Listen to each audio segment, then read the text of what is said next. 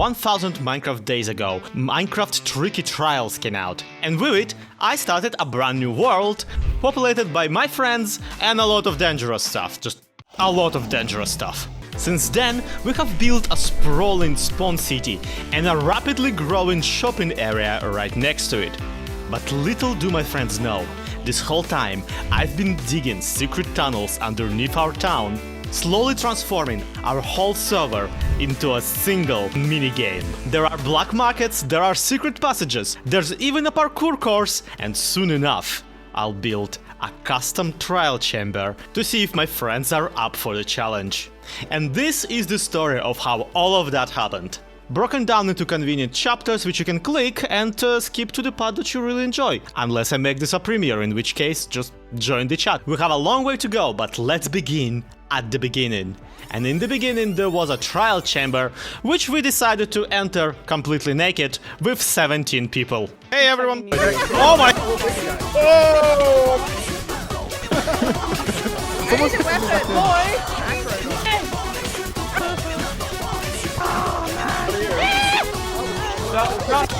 Why did we do this? This was so dumb! So, now that we're not going into a dungeon to die repeatedly anymore, we're here at what may or may not become our spawn town. So what we'll do is we'll take all the building material from, you know, the actual spawn, and we're gonna put it here, but like in shapes. You know, also known as houses. This season, within the spawn town, we're doing what we call Tetris Town. So everybody gets 4 chunks, they can arrange them however they like, but you get 4 squares of 16 by 16. And go! Oh, we're supposed to wait. Yeah, we're already punching trees. Oh god. It's time to craft a load of crafting tables again. In the ensuing chaos, 3 main groups formed. One was Silent Whisperer and a bunch of people trying to get into the mines and get some diamond gear. The other one was Liara and a few people going to the nearby village to try and get control of the villagers. And finally, there was Slack Lizard, who apparently went off on his own and made a guardian temple farm on day 1. What? For the time being, I decided to stick by the villager kind because, well, they are delicious. Village is about 200 by 200. Oh wow, I intuitively swam in the exact opposite direction. That's Yeah, almost I was impressive. following you. Who invited Sloy to join our village? No, but literally, I just showed up. Sloy invites himself. Does anyone besides Sloy need some food? I actually think that it would be a fun challenge to like just build a noise pattern where no just a 100 by 100 block of just noise pattern on a server with a bunch of YouTubers. Sloy, don't stop being you, it's fine. We love Zloy. The court of public opinion may disagree with you. Oh, well, Look, just because you don't love Zloy doesn't mean we don't. Exactly. yes. Come on. You got him speechless there. It's gonna take me a while to get used to playing with you, Zloy. I heard a zombie and then turned around and saw you. And I almost struck. I've done that before. Who even plays with hostile sounds up? Come on. Me, so I can hear them Everyone coming. survived. Weren't you the other person who murdered me because you thought I was a zombie? Like Yeah. during the... Yeah, I That's hit Gotta be you. one of the sound bites. You look like a zombie, what do you expect? I'm gonna go into the under the ground right now. I'm gonna dig up every single diamond on this dance server and have fun staying poor. Okay. I think silence groups mining, I'm so cool. I don't want to interfere with the villagers. What you Find doing my with them village anyway? now that we've secured the villagers. probably setting up a breeder so that people can take villagers wherever they want to. Alright. Soon enough it became clear that Liara doesn't really need my help with the villagers. Not that I was there to help in the first place. But also, the first death message of the entire season popped off in the chat, and I just had to check on Silent and crew to see why they're killing each other. Okay, I gotta check in on the other people, cause there's things brewing. Hey, quick question, why are you people murdering each other? It was an accident! We saw one iron ingot and got Oh, there's more iron! one There's savage. more iron! Can I have my Over stuff back? iron. Yeah. Oh, that was the first death of the server. That was too. the Oh, first no. death on this. Hey. Yeah, there's not been any deaths. There's just been murder. It's fine. Don't worry about it. Yeah, You not had as 10 count. furnaces on them. Smurf, did you have 10 furnaces? We just need to find a surface cave. That's it. There's got to be one somewhere. Yeah, no, there's some good bits in there. You have a creeper following you. Zloy, you Okay. coming? So that's I am staircase not. I was just horrible. found an abandoned mineshaft. What? Well, that's what we need. An abandoned mineshaft and like a very long drop to deep slate level. Well, I guess we're gonna go invade Zloy now. There's even water Yeah. down there. Let's So go. that's I where we're guess. going. It's ways away, but Can we just point out the person that didn't originally come here for mining has found a cave before the people that came here for mining? yeah. Zloy, you were supposed to be doing a village, not mining. I How the world was works. doing a village, but like I don't actually want to do a village. Turns out I see. What are they even doing? Just like re-rolling trades? that they're doing village. Okay. They're found with village. They're doing it. Doing village. Hold up, I'm gonna go into the village chat and tell them that you were digging without like a cave. This whole entire Why time. would you do that? We thought we'd find one. No. Guys, no, Couldn't Zloy, do we have a reputation. You can't go tarnish. Dude, private. yeah, you What- have a what did you- reputation. how did you It's not a grow? good one. That's We didn't. Libel? Yeah. Oh, there you are, Zoe. no, Yeah. it's hearsay. This will be used against you in court. You are posting this to YouTube. It's public knowledge. They don't know that. They will. You posting it to YouTube. No one watches our video. We can just cut it out. There is no amount of DaVinci Resolve that will make you not suck, boys. No, but there is a good amount of Premiere Pro. That is so mean. I'm so sorry. Don't be mad at my diamonds now. These are PvP mine. Wait. No, he might. Slates! I We're almost gonna- had we're it gonna- slates. we're- Guess I what? feel bad for introducing you No! people into the ecosystem. I'm just on half a split. heart. Oh my goodness. This game I is got him. so peaceful I got him. and I got chill. No. three. I was mining. Diamond them. pickaxe. Let's go, boys. Okay, I'm out. I'm out. You guys can fight over the rest. SMH. Oh, I was gonna try and snipe that one, but never mind. Oh my god, guys, there's totally diamonds down by all those mobs. Wow. You should go over there. I got another achievement, stay underwater for 2 minutes. Hey. You've achieved it. You did it. Congratulations. There is Congratulations, you're not about to an drown. actual cave spider spawner in this tunnel. It's just a tunnel full of cobwebs. This mineshaft is trolling me. Oh, are you down there by the portal? You could probably break those beds if you need to. Dang! You remember how I found a cave spider tunnel without the cave spider spawner? Mm-hmm. I just found a spider spawner in a cave. Oh. So like in the middle of great. abandoned mineshaft, there's just like the wrong spawner for the wrong spider. Now at this point I managed to find enough diamonds for a diamond pickaxe and figured we might as well go back to the spawn town and try to stake a claim. Unfortunately on the way there, I made the mistake of finding some spruce trees and bringing them to the public. So naturally Silent had another assignment for me. Zloy, I have some really unfortunate news for you. Do tell what this time. Okay, you're gonna want to take a seat for this one. Here you go. Okay. Okay. Are you sitting down? Do you not see? Well, unfortunately, the nearest dark oak forest is 3,000 by 1,700. I'm so sorry. The nearest dark forest is 3,000 blocks away. Yes. Okay, I guess I better get rolling then. Do you want some help with that, or? Nah, I'll be back in a couple hours. Bye. Okay, bye. I didn't think you would just. Okay, sure. Yeah, that's Zloy for you. I brought you people spruce. I might as well go fetch the oak. It's a shattered roofed forest. Oh my gosh. What? It's amplified terrain. Oh God. I didn't know that was impossible. How am I supposed to navigate this? Or Yeah, they- dark oak? Guess what? Uh, I found the cherry biome as well. Nice. yay! Uncle Zlo is bringing home all the toys.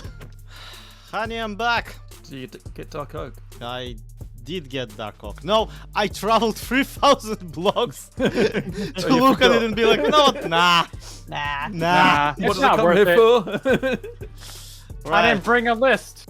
He's He's 1, he's 2, and Wow. just to be a jerk, he's 1, he's 2, and he's a bunch of this stuff. Lovely. We'd love to see it. Thank you for your service. I literally just now remembered. I also got propagals. Oh my god, this trip is about to finance the entire haul of the server for the rest of the season. Basically, yeah. With pretty much every wood type now available on the server, I could finally start planning out my own build. Little did I know, maybe giving this server a bunch of wood was not the best idea. Well, friends, I may want to say that we maybe were a little bit too ambitious with giving every server member 4 chunks of the spawn to play around with, because I decided to put my ones in the most inconvenient shape possible.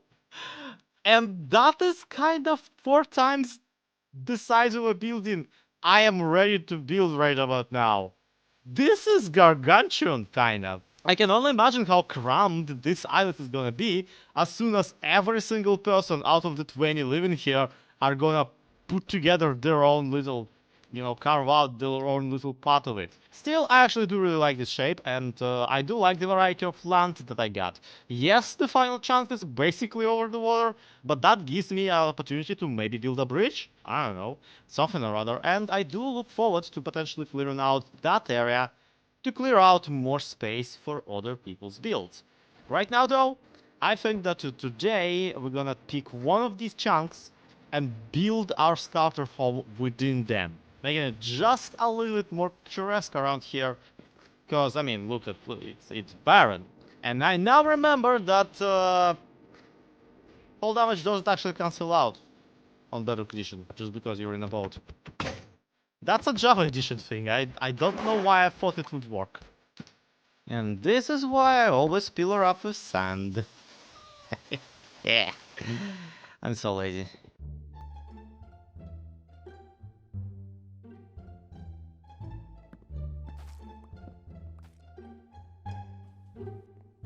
Oh, this is fun. Logging on to the server after a long weekend, and there is this happening to my plot. Is this my plot? This is my plot. This is my plot. Why? Okay, so slates. Slack doesn't do this kind of crap. So it's either slates or Smurf. And I'm gonna bother both of them. I'm gonna try to authority him. Voice chat now. Hello? Hi. Hey, Hello. what you chopping all that wood for? What? I needed sticks to make more diamond tools. I'm running out of durability. Hey, I saw these crafting tables. Oh, did you now? Weird, Yes, huh? I think I saw Tistom doing it earlier. Oh yeah, definitely. That's absolutely What? his MO. It definitely wouldn't. No, it wasn't. No, it wasn't me. So like, if I go into the common base of Team Blue right now, I will not see a bunch of crafting tables. No, you don't need to. You know, like of the people who live under a giant crafting table.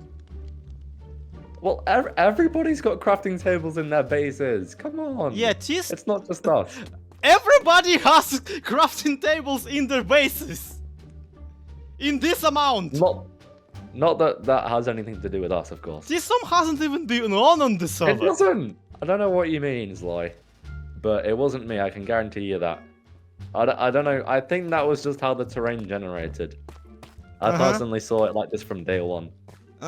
You do realize that like whoever's responsible will see retribution tenfold. Well, I mean, Tistom's gotta watch out then. Yeah, that Tistom's He's gotta be careful. Yeah. Yeah. I mean, this is practically just griefing now. Yeah, Wow. absolutely. Like, I just claimed this area too. Wow. Man, yeah. it's I wow can't base as even well. right That click sucks. anywhere anymore. I'm trying to place a block, I'm just opening crafting benches. You gotta crouch. I shouldn't have to crouch in my own house, Smurf! Hey, look what I can do, Zloy. I can build all I want in my area without having to crouch. It feels so good. Must be nice! It is. You're lucky I don't Well, have diamond gear yet. Yeah. Yeah. Well, I don't know what to tell you, Zloy. It wasn't actually me. So it's obviously Smurf. Like, it's obviously Smurf who did this. My only question is, was he doing this alone? Because this is way too many crafting benches for one person. Yeah, we'll have to do some sort of a revengeance in there. And in the meantime, I was figuring, you know how this season is unique? And it's not just unique because it's unique. It's unique because we have Fire Tick on for once. Meaning that, well, I didn't think that I would have to break it out this soon, but I think I figured out the fastest way to get rid of all of these. Apparently not, so that's depressing.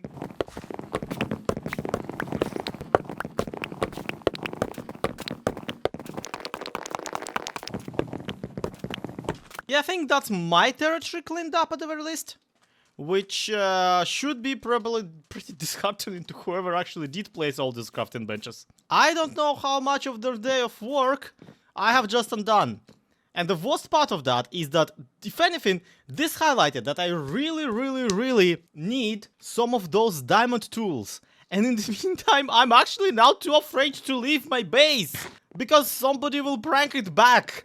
Then again, Smurf is offline, and it's probably not Slack Lizard that pranked me, so, you know, put 2 and 2 together, I'm probably fine. It's alright, I appear to have found a solution. Within the framework that I've been given, oh my god, there's a floating tree here, because of course there is. I actually do have access to the most powerful tool on the server. That, of course, being the written word. I'm not gonna start a currency again, not yet, at the very least. Not intentionally, okay? Ahoy there! Hey, it's Loy. Hi. What's up? Right, so how you doing on diamonds? Pretty good actually. I just scored a bunch with the Fortune Villager. So remember how I said that I'm gonna go into the underground and like dig out every diamond on the server? Yeah. Yeah, there aren't any. It's a weird, weird freak of wall generation. So I still need diamond tools though, so check this out. Uh-oh. Yeah, it's always a good sign when I have a written book, isn't it? Yeah, it's always a good sign. You had this ready in advance too. 1 favor equal to a set of diamond tools. Mm-hmm. I mean, you could just give me the diamonds back later, like. Okay, yeah. You don't have to put yourself through all that. The probability of you still remembering after a while into the server about this IOU is about the same as probability of me actually ever getting those diamonds. But hey, on the other hand, I get to actually show this to my viewers. Well, it's not signed either, so. Well, I'll sign it after I get the tools, damn it. Come on. All right. Pickaxe, axe, shovel, and you won't use a sword anyway, so there's no point. Okay, yeah, fair. that actually. Oh no, I just was gonna say I'll just throw in enough for the second pickaxe anyway. Like. Oh yeah, okay, that works. I'm not hurting for diamonds right now. In fact, here, have some for boots too. You know me too well. Right. Well, you're kind of not wearing any, so. That is all. You got me. You got me there. So yeah, here's the book. You may note that it doesn't say to whom. So feel free to trade it to whoever decides that this is valuable, because that way they will probably forget that they have this, and I won't have to do anything ever. Yeah, you made the mistake of saying that I'm gonna forget something. Oh boy. See, you are also like the least morally corrupt person on the server. Yeah, So I don't expect this will come back to bite me like that hard. Like it's gonna be fine. Don't let me talk myself out of this. How advanced did your villager setup got by this point? So what we've got so far is oh dear. This, which we actually now have succeeded in creating a second baby, but I think that might just mean that a different villager died. Oh. All right. I don't know because how I there feel about was that. one wander. Well, there was one free-range farmer that we just couldn't get to go inside, and I think that he may have gotten killed while somebody else was on. And your one-priced pig is this Nitwit over here, huh? I came to you because I thought that you already had like all the blacksmiths. Oh. Yeah, no, I can't get them. I need to move them so that I can actually get them to breed. Oh. So I need to get the Yeah, whole thing set valid. up over there. We're gonna get the first shop set up, hopefully. Impressed to see that the villager project is going about as well as the mining project did. Yeah, I mean, it doesn't help that I've been distracted chopping a lot of mangrove. Thank you for bringing those back, by the way. Yeah, no problem. Kind of beat myself on the butt with that there, but it's fine. At least you got your favorite wood. Okay, I'ma go try and build my house before my plot gets pranked even further. And this is where I was planning to do a real quick starter build, maybe a tiny house or like something to fill up one of those chunks. But unfortunately, as you can see, the landscape here at the spawn town has shifted. And it's not just that all of the crafting benches have been, still spreading.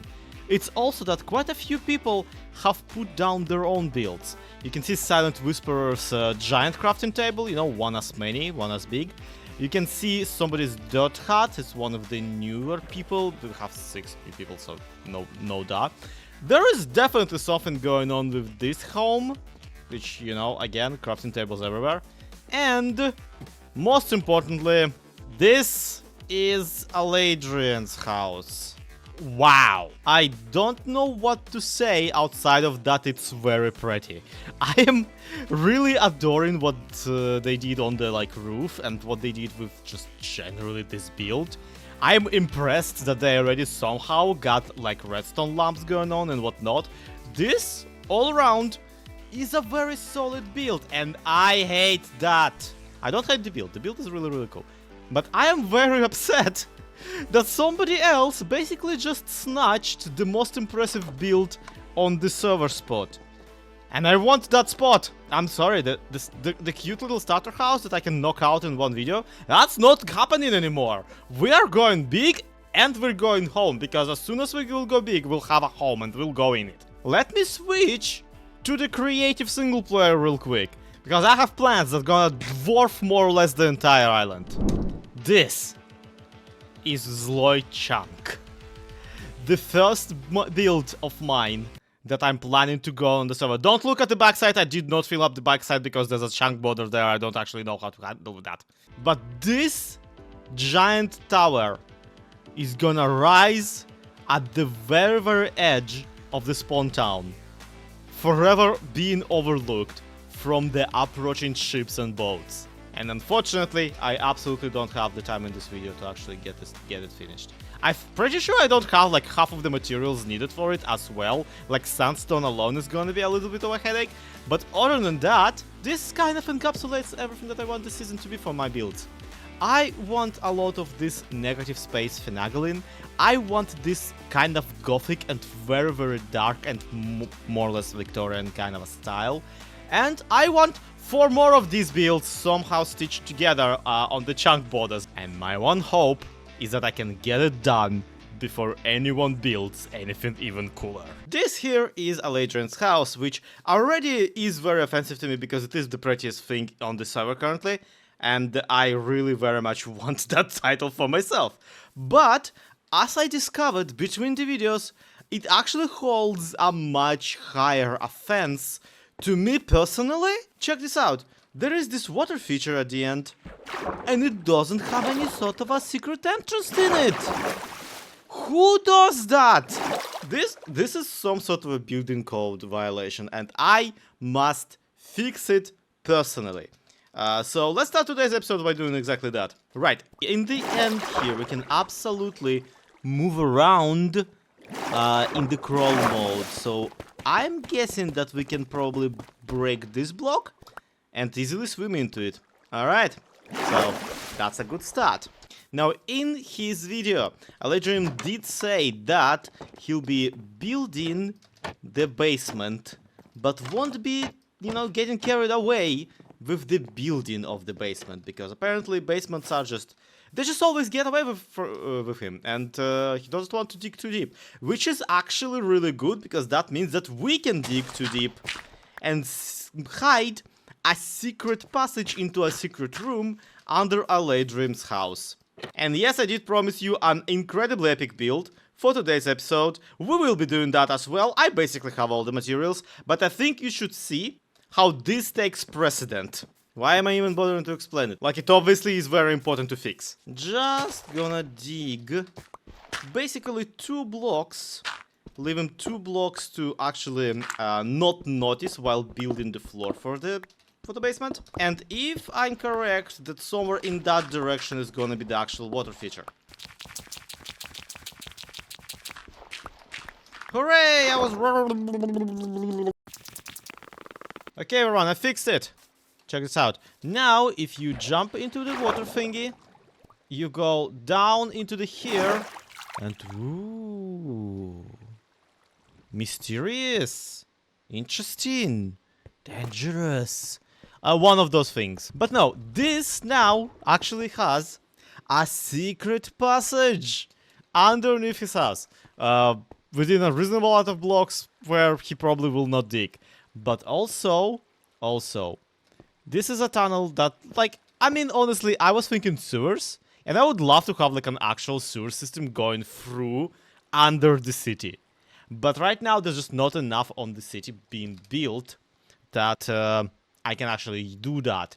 Instead, I'll limit to this one tunnel for now, and at the end of the tunnel, I want to put this chest, now that you've done it, and inside, I'm gonna put this.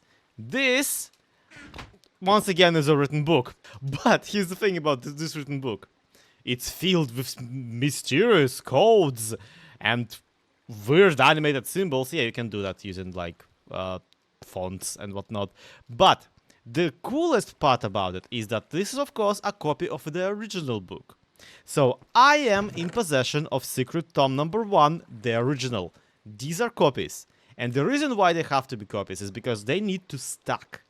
So here's my idea. And this is something that it's long running, and I don't quite know what I wanted to do. So I'm hoping for, like, some of your comments to help me figure exactly that out. My thinking is that whoever will actually discover this, each of them will grab one of these secret tomes number 1. And then, somewhere else on the server, I'm gonna hide secret tome number 2, secret tome number 3, secret tome number 4, 5, I don't know how many I want to do. But point is that different secrets will reveal different secret tomes. And then, somewhere, like, I don't know, maybe in a month, I'm gonna hide a super secret area where if you input all of the secret tomes, you get a really cool reward. What that reward is gonna be, I got no idea. Maybe I'm just gonna put another IOU in there, or maybe you folks are gonna tell me in the comments down below.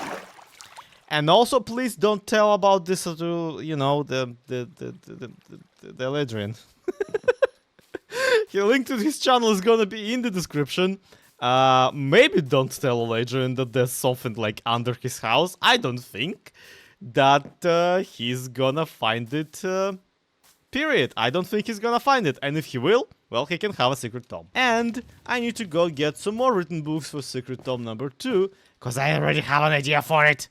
I already know approximately where to hide it. But first, I'm afraid we'll actually have to get to work. So here we are at my plot.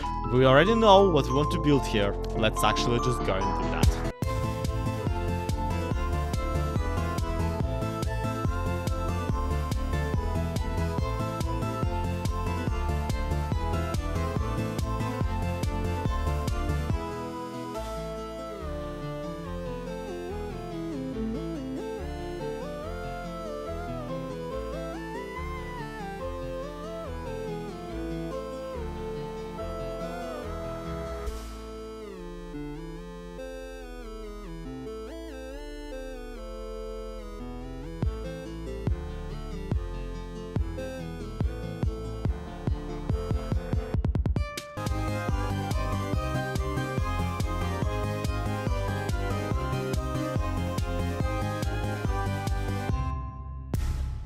I have built it, and honestly, even look at it on the server, I cannot believe that it's actually here finally.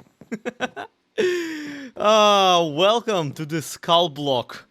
the one and only and the tallest and the best and everything building on the server at the moment. If you still like Eladrians more, it's okay, it's fine. Now, let me give you a little tour of my humble abode. You can go into this room, there's nothing in it, and you can go into this room, and there's a ladder in it, and there's nothing in here, and nothing in here, and ooh, this window is double-sided. I wonder what's that all about. So yes, I will obviously be moving in, I will obviously be moving in my resources, or maybe not, because the other 3 chunks that I've not occupied yet are also still very much available, and I may wanna build some sort of storage in one of them. Because this building, well, I mean, you could complain that it's not really functional and stuff, but the truth is you'd be wrong. So let me just quickly walk out of this window right. Here's the thing about this building right now. It is actually harboring a horrible secret, and I love it. So check this out. Imagine you're on Truly Bedrock, right? And you're just walking around and you go, huh, this is interesting. I wonder why Zloy did this thing. Although I wonder, and you do this, and you kind of like, huh, that's interesting. It's kind of fun that I can do this. And then you do this, and you're like, okay, at this point I'm pretty sure that he's doing it intentionally. So you walk around the corner, and you're like, oh, there's trapdoors. But how do I navigate the... Oh, I can navigate the trapdoors. And then you see, well, obviously there's a ladder on the opposite side of this. So, and then you go, this texture looks familiar. I wonder if it's a minecart. And it is. And you press shift, and it turns out, there you are, in that double-sided window. But you can't leave, not unless you go into the open window here, and there's a glass panel, and there's a glass... Yep, I was stuck at that jump. And there's a... there we go. And there's a... Oh no! And then, you're like, huh... These glass panels are all looking very, very suspicious. I wonder what I'm doing in this one room, why they're all leading here. So yeah, that's the idea with this building beyond just, hey, Zloy needs somewhere to live for a while. I want this entire incredibly vertical, almost as if it's vertical on purpose, structure to be, in reality, a secret parkour course. All the way to the top. This idea came to me when I was building this part of the building, and I realized that it's like, because I added this little slope to the roof down the middle, this part of the roof is actually kind of really fun to jump on. So obviously I want to incorporate that into like what the actual point of this building is. I want at some point the person to start down at the lamppost. Yep, lip, jump all the way here. Maybe there's some sort of antenna that you can like also leap onto, and finally make their way all the way up to the skull area, where there's gonna be a secret room with, you guessed it, another secret tomb number 2, and probably also a money reward, because if you flipping tolerated this whole course all the way up here, then in my opinion you deserve... And the parkour doesn't need to be like super hard, don't get me wrong. Like, you obviously saw how much I personally suck at just jumping, so I absolutely get it. I want this to be at the same time accessible and also fun. So this is less of a parkour puzzle and more puzzle parkour, when you have to figure out that, hey, that is a minecart I can right click, hey, this is a trapdoor that I can climb. And yeah, in a lot of ways it is also inspired by my favorite early access game right now, Gloomwood, where you can climb basically flipping everything, and climbing and like getting into places you're seemingly not supposed to be. It's actually really, really fun, even in Minecraft. Bear with me, because a person who's not that good at parkour right now will have to develop his own parkour course. I failed at this jump more than I have ever succeeded at it. And I'm the person who made this jump. Quick progress update. We are essentially Well, we're on that roof. We're more or less halfway up the up the tower, and I have hit a little bit of a snag in this. That very clearly, I myself am very much failing at getting up to the spot where I'm supposed to build stuff. Every time with this jump, I swear. Okay, I do have a maintenance ladder right now. I will be getting rid of it once the entire course is complete. But this is the room in which you end up after doing successfully doing all these jumps that I've been failing to know. But you sneak in here, and you are in a room, and there's a locked door, and obviously, you need to get into the room and through that hole somehow. But how? Well, the answer is, yeah, you obviously can fit in this. Starting with like a couple of Minecraft updates ago, a player that's shifting can get under a slab like this. So obviously, a player that's shifting can also get over a slab like this. And the trick here, like, very much is that I tried to, at the same time, provide myself with a nice shelving unit here that I can put some mushrooms on. But also, this part, this opening, immediately reminds you that you can do that before throwing at you a puzzle that utilizes that. So what you're supposed to do is obviously get on top of this, leap here, shift, so you are on top of this mushroom, and I'm a level with you. This jump just doesn't work half the time. The only way I myself can do it if I just like spam spacebar. But hey, that does seem to work, so it's fine. Originally, I was planning on getting some sort of a crawling exercise down here, down there, but I ultimately decided against it. I just feel like I had enough of the crawl space, particularly because, yeah, in this room, what you're supposed to do is you're supposed to quickly realize that there's a wardrobe and there's this. So you walk in, right-click this to get yourself into crawl mode, and voila!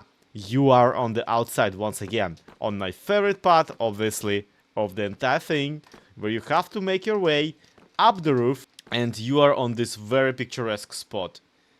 Oh, I love this so much, but also it feels much more dangerous than it actually is, but at the same time, it is just very exciting to be on a roof of a house. What we got here is we have the lightning rod, which is actually the functional lightning rod. I hope that fire can't spread if this gets zapped by lightning, but even if it does, I'm pretty sure that like my deep slate roofs can withstand enough of the fire. Obviously, you need to jump onto this, carefully maneuver your way up here, and oh no, where are you supposed to go next?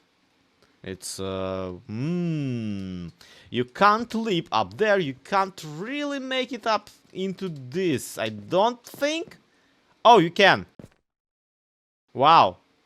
I did not mean to make it accessible, huh? No, my idea was legitimately that you would go and then, see, I marked out these red bricks. And this is honestly like a much more exciting, much more dramatic way of doing this. Like, check this out. You are now on this tiny ledge, and you can't really even move anywhere. So you're like, oh no, where am I supposed to go? And where you're supposed to go is like, you're supposed to go up around this edge, or just immediately directly drop onto this balcony. Walk through this, and this is where I am stuck at the moment. I've not come up with a way to wrap around from this balcony and up into the higher levels in an exciting way. But honestly, right now, looking at, you know, the fact that you can actually sequence break and go from the antenna here directly into the window, well, if you are better than me, I mean. But I just might do an alternative route where you can jump into the window and then immediately, ow, have a different route. No, I did it once, right? Like, I'm not hallucinating, right? And I'm pretty sure that you can even do a jump from that antenna directly onto this balcony, which is pretty epic as well. Either way, you know, there's a roof underneath you. You are actually fine, but it feels so epic and dangerous.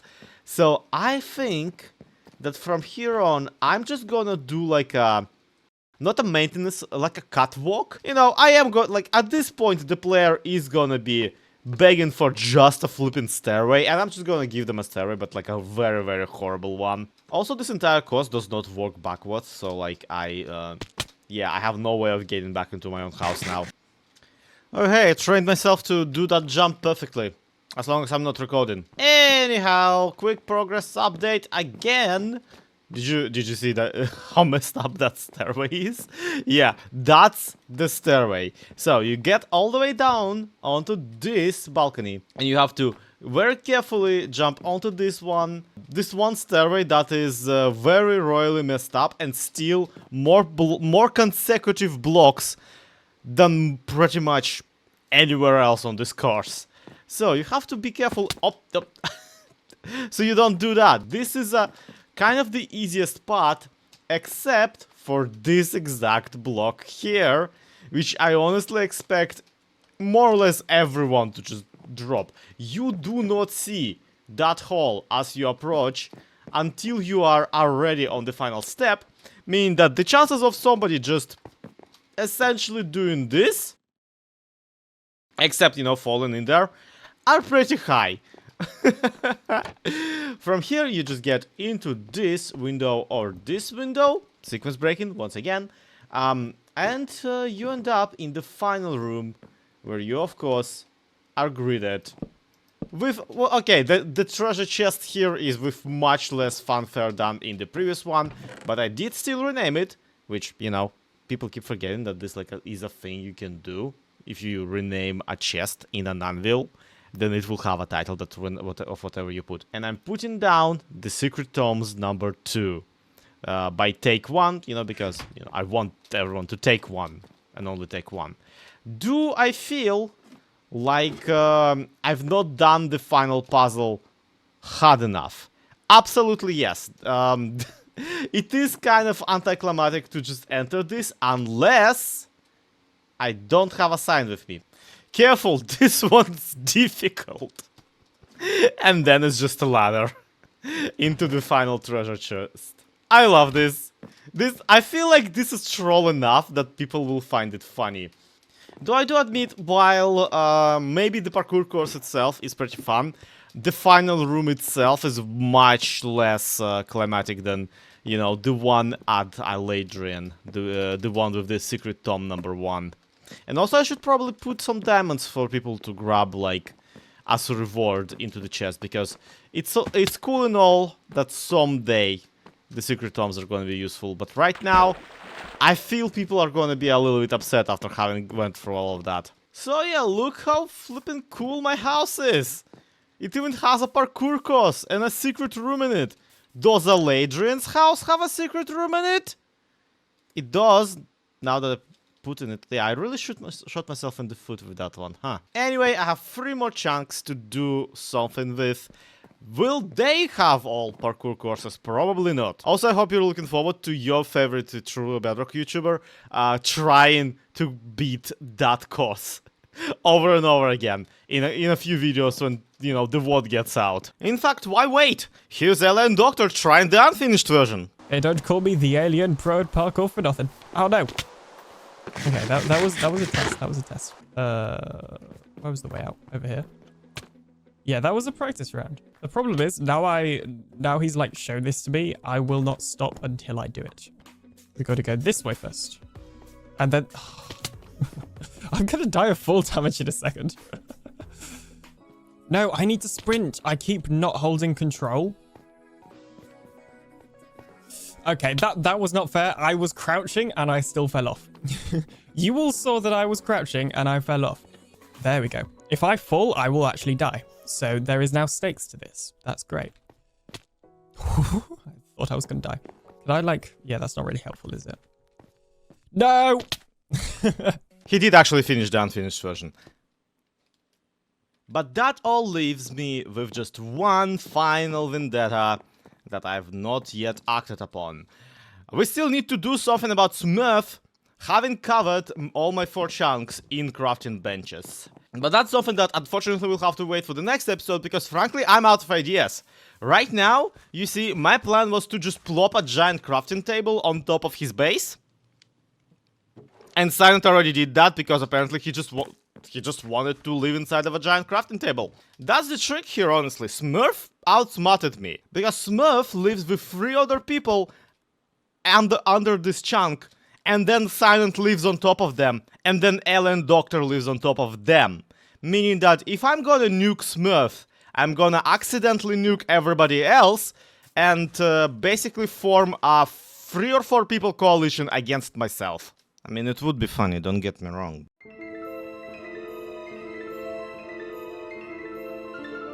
A great writer, Dostoevsky, defines crime and punishment as I don't know how because I haven't read the book. But I do guess that he thought that both crimes and punishments are pretty flippin' cool if he had decided to write an entire book about it. And finally, to quote a poet of our generation, let's go, gamers. One of them probably said that at some point. You don't know all the poets, okay? So this is the blue HQ, and you will note that it is hilariously not blue. It is very much green, if anything. So let's fix that, shall we? I've been gathering up some clay, some terracotta, some sheep even. We're gonna do a little bit of a little bit of a renovation here, real quick. I hope Silent's AFK account doesn't mind. Because it's actually actively there, scaring the crap out of me, fishing or doing whatever. 15 years of the Minecraft game, and we still don't have the blue stairs, so I will have to substitute somehow. Everything else, though, absolutely doable. So we got this much concrete, this much wool, and this much of terracotta of all kinds. Let's see what happens.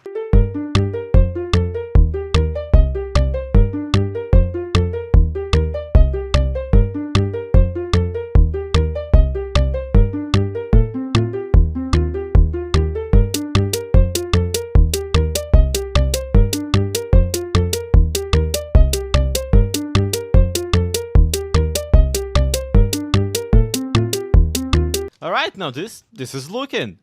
Ellen Doctor is online, so I hope he's not looking, but this is kind of a... Oh god! Oh crap! I honestly can't even be mad right now because there's people sleeping. Wow, he's just not looking at me. Okay, cool. As I was saying, I have repainted the entirety of Blue HQ to its true color. Except obviously for the stairs, because there's no blue stairs in the game, so I had to compromise and do the teal green of the warped wood. I actually completely forgot how, like, just awesome warped wood is, because it's such a nice, pleasant color. And even still, I do think that we need to add some, like, blue stairs into the game, because come on, guys, this is just not it. Point is, I look forward to when Smith logs in and discovers that he is indeed blue dabba-dee-dabba-die, because from what I hear, Smurf is basically the only person left living in that basement.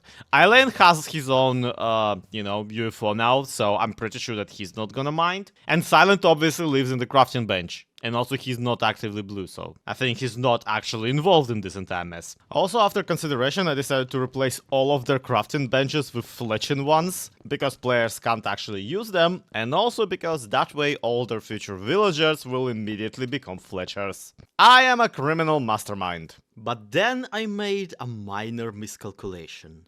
Smurf sometimes plays within my time zone. Looking kind of suspicious, jumping around. This is... Sir? Hello?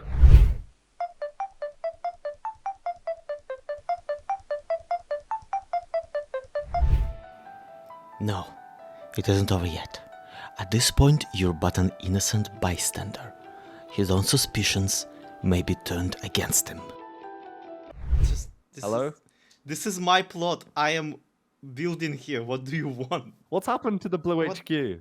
Okay, what happened? What do you want? What are you? Come to the Blue HQ. Alright. Do you happen to know anything about this? Remain cooperative. It is within your character to make fun of him for a prank made by someone else. Laugh at his peril to be annoying, and be ready with a distraction to provide an opening to live. Does this involve you? Is this some sort of prank? Am I missing something? Why is every single block different? I'm pretty sure you people live here. I kind of try to stay away from here, to be completely honest. Though I like the fletching tables as a design. That's definitely not gonna mess with Silent's secret iron farm. Silent has an iron farm? No, he doesn't. It's secret. Are you sure this wasn't you, Zloy? I mean, I don't know who else would do this. You're not out of the woods yet, but he's doubting himself. Keep pushing. You placed crafting benches in basically every single house on the server. I also am not sure who else would do this, but only because there's too many suspects. I mean, yeah, I kind of have developed beef with pretty much every single member on the server due to those crafting tables, but it seems like... Oh no, if Seems like I've these developed aren't quite a rivalry with consequences you of in my particular. actions. Oh my god. Well, I mean, I'm pretty sure Alien was planning on redecorating this place anyway to make it a bit more blue because it did look, I guess, grey before, which didn't really fit. So, I mean, if this was you, thank you very much. I appreciate it. You are most welcome. So it was you. I know, but you know, I'll take credit. I'll steal credit whenever I can. Alright, fair enough. I'll see you later then, Zloy. Stupid blue crew already wanting to repaint the stupid headquarters. I spent an entire morning on this prank. Well then, I guess we'll have to do a little more personal. Now, because I'm a responsible YouTuber, I decided to take some time and do some due diligence on this topic. As such, I took a few hours and sat down and watched every single theatrical Smurf movie. Here's a quick overview of things that I found out. Smurfs 1. Kinda garbage. I don't know why they decided to set it in real life. Neil Patrick Harris has nothing to do in this movie. I don't care about your marriage or your babies. Grow up. Smurfs 2.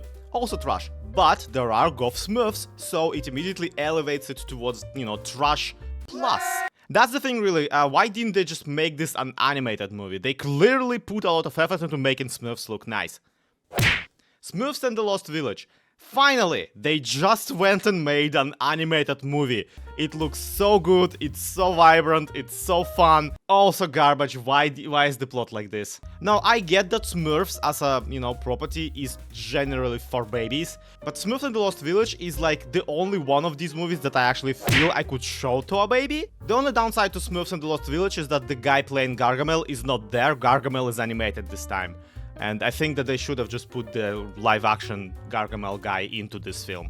He looks like a cartoon enough. Trolls 1 and Trolls 2. These are not Smurf movies, I don't know why I watched them. 1 star for music having killed that guy's grandma.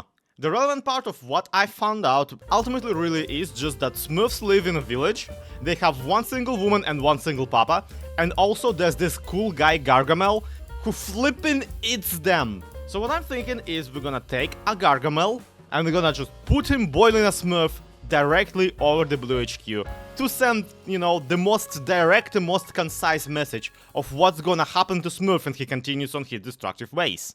Also, can we just talk real quick about how Gargamel is like living his best life? He's a wizard, he has a cat, he makes his own home-cooked meals, he makes his own women. The guy's a role model.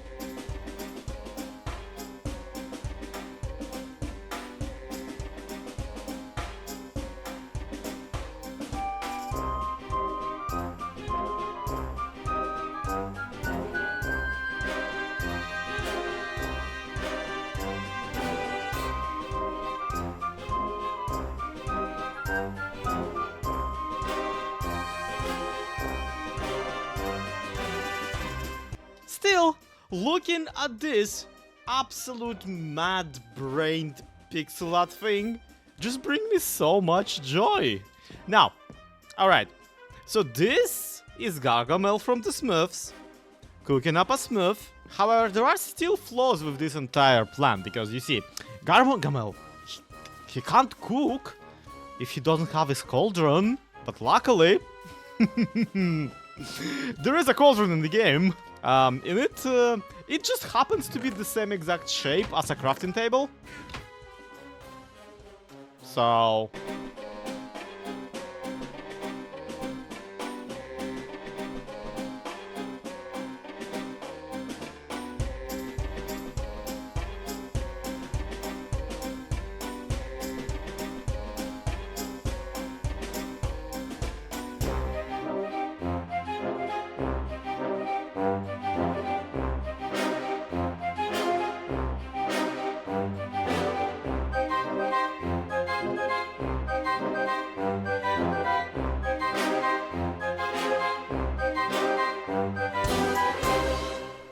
You know, there's something about alien doctor's UFO also being there that at the same time subtracts and adds to the overall composition.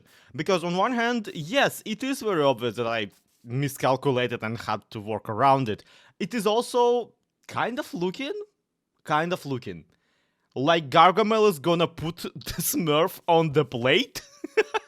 Because this is a flying saucer. Either how, I surrounded Team Blue's base, or rather Silent's crafting table, cyan terracotta, to mimic the color and the shape of a cauldron. Mind you, only on 2 sides you really can't see it. I also did another thing that we never see in the time lapse that I'm super proud of, because oh god, that pillaring is hard. Because the first chance I get, I went also to the nether, grabbed some soil sand, and now, look at it, it's boiling! The cauldron is boiling, get in the soup, Smurf!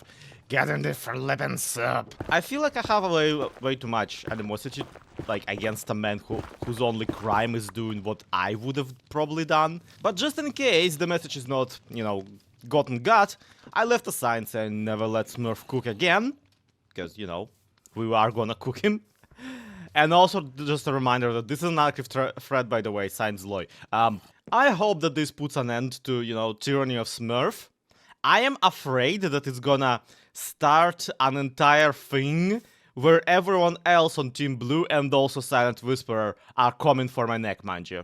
But Minecraft characters don't have any neck, so it's all fine. So that's a nice fun prank that we did on Smurf. And we did get our revenge, and that's, yeah, the end of the video. Don't look at the time, on the runtime. Don't look at the runtime, it's fine, it's fine. Okay, anyway, now that the cops are gone, this video is about me starting a flipping black market on Truly Bedrock. I told you they were gonna crime, this is only punishment. We're about to do the actual crime. So, you can see that I already have dedicated, off camera, because I'm just incredibly smart like that, my last chunk of my area to a bridge leading over all from that island and to this area. That is because this area right here is actually our shopping district for the season. Right about there you can see everybody else's shops. That's Liara's iron one. That's the public bot where Genfire is currently gathering material for the Nether Hub. Oh, and obviously there is also SloyXP's, you know, rocket shop. That's popped up because everybody has a Lytra now. Except for my bipedal butt, because of course my one is broken and I ain't got mending yet. Point is, there are shops popping up left and right, and I am really happy about that. But what I'm most happy about is these 6 shulker boxes filled with valuable contraband. Yeah, remember how it's like 3,000 blocks towards the nearest dark roofed forest? Yeah, not anymore, I chopped it all down. I now have 1, 2, 3, 4 shulker boxes of dark oak, and 2 of those shulker boxes of dark oak are actually spruce ones. So we got 4 shulker boxes of oak, 2 shulker boxes of spruce, and hi Artemis, aren't you asleep? Are you a cop? Maybe. Okay, I ain't risking it. The sleep police. Anyway, I've not slept for like 25 hours or something. Point is, today I want to start a wood shop, but with a twist. Because you see, I can't just do things normally. I'm pretty sure that by this point you should know that. My plan right now is this. We're gonna have a regular wood shop on the server. Probably make it something really silly looking like a stump. But then we're gonna make a secret underground, literally underground wood shop. Under the ground. Where prices are gonna be way cheaper. Meaning that if you found the lower one after the prohibitive, you know, bigger price, you're gonna be all over that. Now, why would I wanna do this way? Remember the secret tomes that I promised I'd be working on this whole time? Well, people have been finding them already. So much so that Merely Adequate has at this point confronted me about what is it they're supposed to do. Okay, I found this the other day in your tower. Oh, yeah. Did you grab the diamond as well? I did. Yeah, I have the diamond over here. Actually, also, you know, Ladrum and I are really good friends. He also showed me where to find that as well. Wow, that's niche. do you want to explain yourself, sir? Well, so this one's is for chicken dumplings. Chicken dumplings? And this one's for beef stroganoff. What's their recipe books? I can't. No, I Yeah, can't it says read one, this. 2 to 3 pound whole chicken, 2 cups of all-purpose flour, 1 teaspoon baking powder, 1 cup hot chicken broth, 1 egg. I'll have to take your word for that because I can't read it.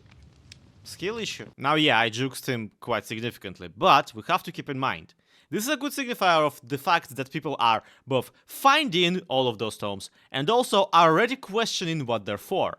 So they may not have the patience to wait for me to implement an actual use, because remember, I wanted to do like 5 of them or something. So what if one of the secret tomes you find in the spawn town was the thing that would be the key to the black market? This is actually inspired by Liara's idea of her shop, because she wanted to have like a season pass for her villager trading hall, where you can just pay a diamond every time you come in, or you can just buy a pass up front and use the pass to enter.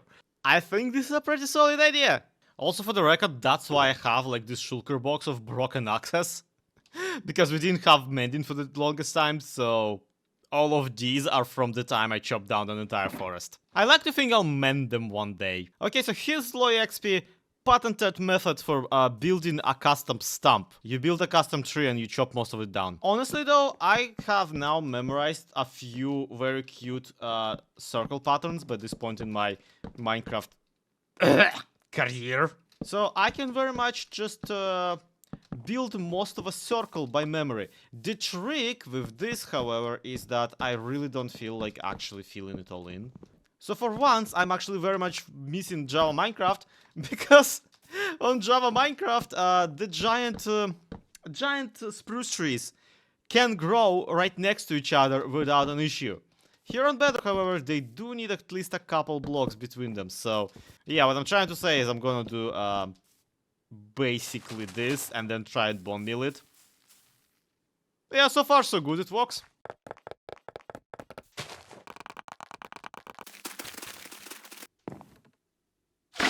I am a master builder. I have accomplished tube. Now my actual plan is not to just, you know, get a tube and then put a shop in it. We actually want a kind of a fairy house stuck midway through the tree stump. As such, I have already decided that this whole thing is gonna be 1, 2, okay, that does not work on this type of dirt.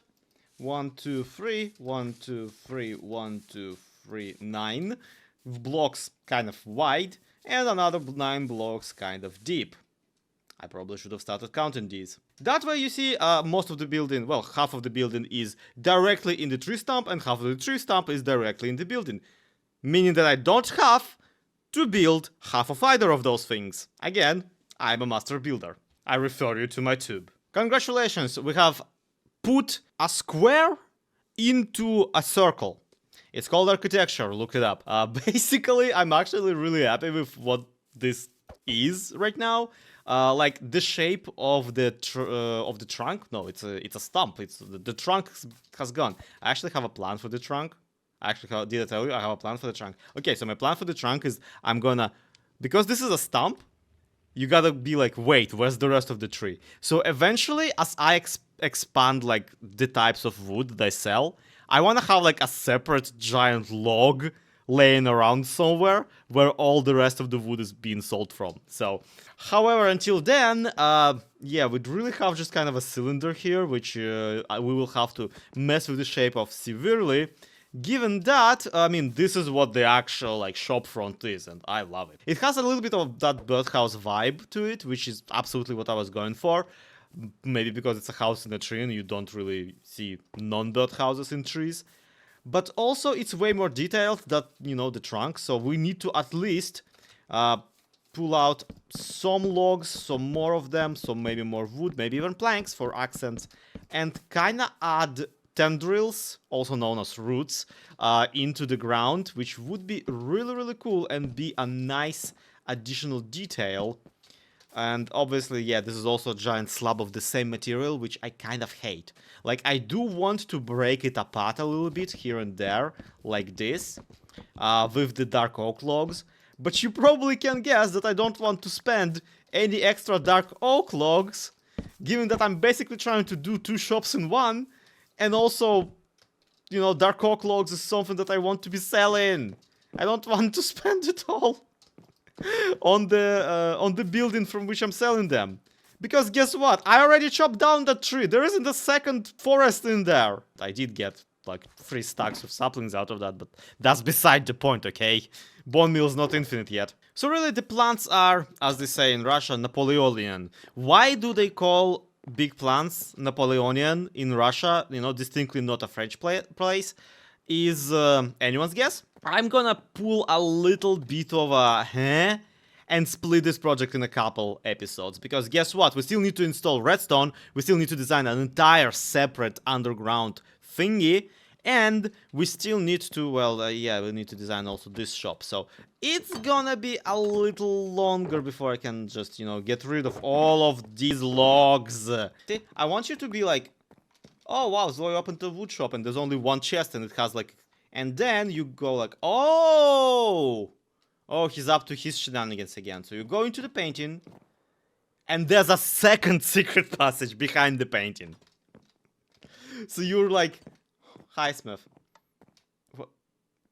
Every time I see Smith, he's in, see this, like it doesn't take, there is an open door here and he still took the painting immediately. People aren't stupid, people know that there are secret passages in paintings. I like the idea that you come in and you go, wow, this shop is way smaller than I thought it would be. Once again, planting the idea that there's a secret passage somewhere in here.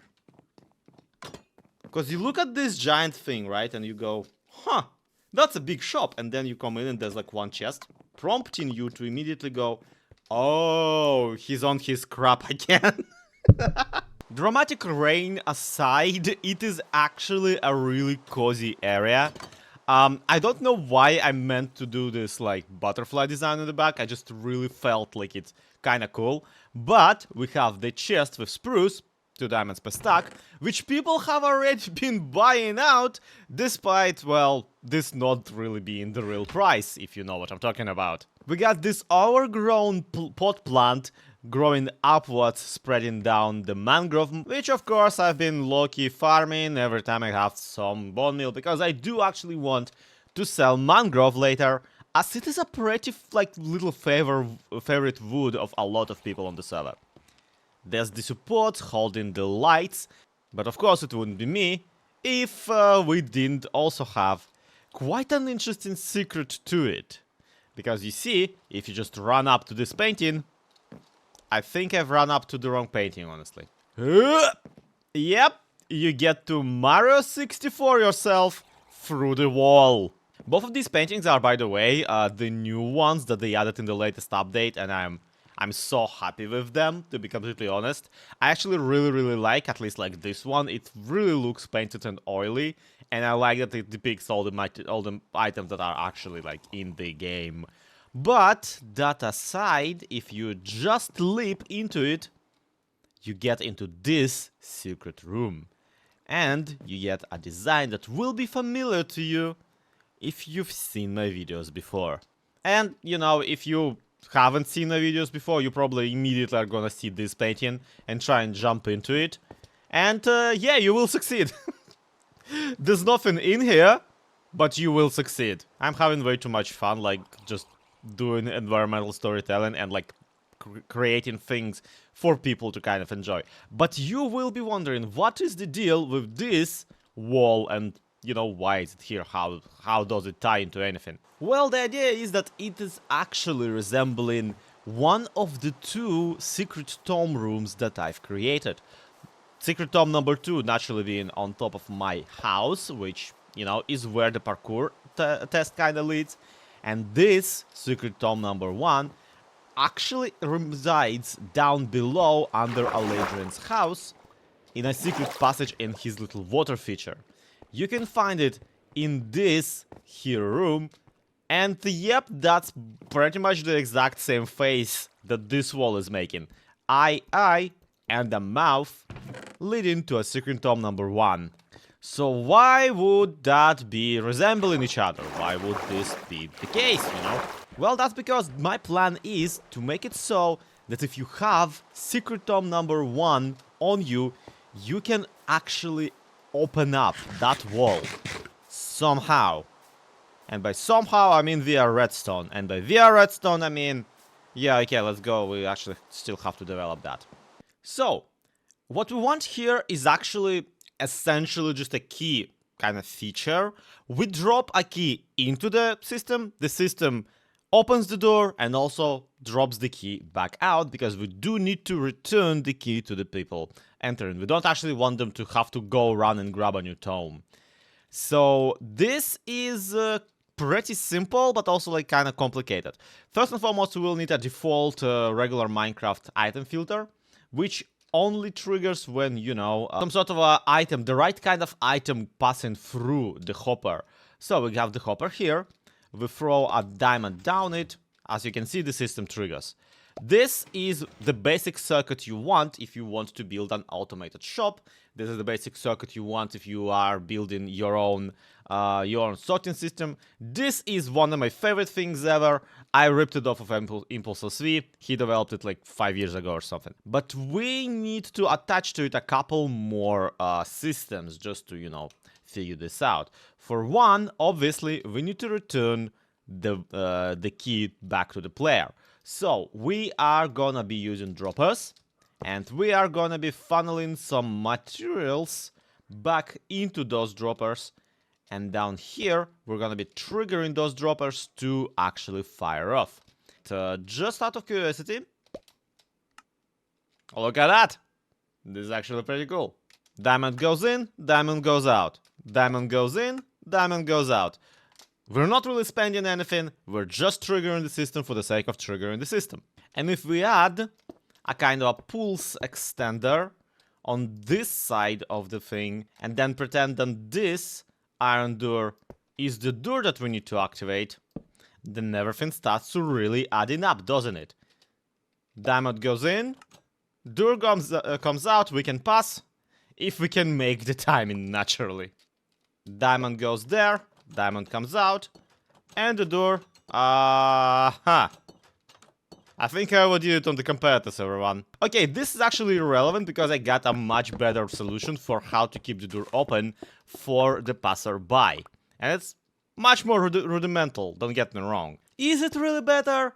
To be frank, yes. I do think that what I got here is gonna work times better. And what we'll be using here is, well, the most basic mechanic of the game, and that is just items. Items on pressure plates, everyone. Everybody knows how to do this. Basically, key comes in, diamond comes out, door opens. Wow! But, more importantly, the door will remain open until this diamond is picked up.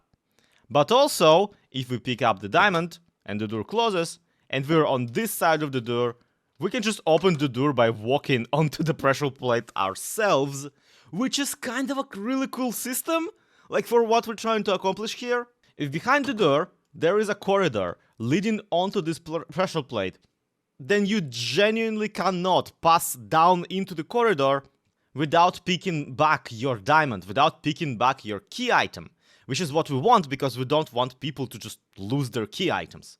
And the best part really is that if you do just open the door and then leave without picking up your key items back, that means that in 5 minutes the key item is just gonna despawn right on the pressure plate, locking the passage back up, meaning that more than one player can discover the passage. Yes, the key item will be lost in that case, but at least the system automatically resets. And hey, to not pick the item back in 5 minutes, like, you would have to do that intentionally. Now, we will probably need a much fancier door, but that's what sticky pistons are for. We're just gonna do a little door, see here, you know, the basic jab door or whatever it's called. People have been building this since, you know, the entire redstone thing started. It was a whole thing. And also we don't have quasi-connectivity on this version of the game, so I'll need to also continue this downwards, huh? You just have to add this appendix, like, down below to activate this part of the door. And on this side, it's just a couple repeaters. That's it. This is what the entire redstone community has been fighting about for like 5-10 years. Okay, for the record, this is the door, this is the key. Yeah, yeet. And look at that, I messed it up somehow. How did you miss the pressure plate? Come on, dude. You're embarrassing me in front of the entire whole audience. Okay, take number 2. Yeah, yeet. And it opens. And I pass. And while I pass, I grab the diamond and it closes behind me. If you don't understand how any of this works, long story short, pressure plate, go burr and door open. I mean, honestly though, the most complicated part is that we will be using books here, not actual diamonds or actual items or whatever. But truth be told, books don't really work that different. Yes, they only stack until like 16, the written ones, but that doesn't really alter redstone that much. If anything, the books actually give us a little bit more to the narrative, to the storytelling, to the explaining to the player exactly what they're supposed to do. Because throwing down here, like any amount of anything, would be very confusing. Like, if that's just a hopper, you either gonna right-click to find out what kind of key is in there and just hack the entire system, which you don't want to be happening. Or, alternatively, if there was just a chest on top of that, you have to be a real big brain to figure it out. However, if there's just a chiseled bookshelf on top of the hopper, then obviously only a book can go into that chiseled bookshelf. So if you already have two secret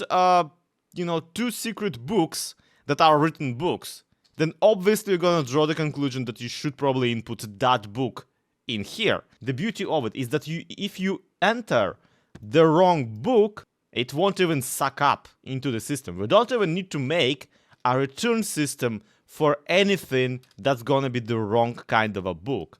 The person who inputs the wrong material will just be able to grab it directly from the bookshelf back, and that is just so convenient.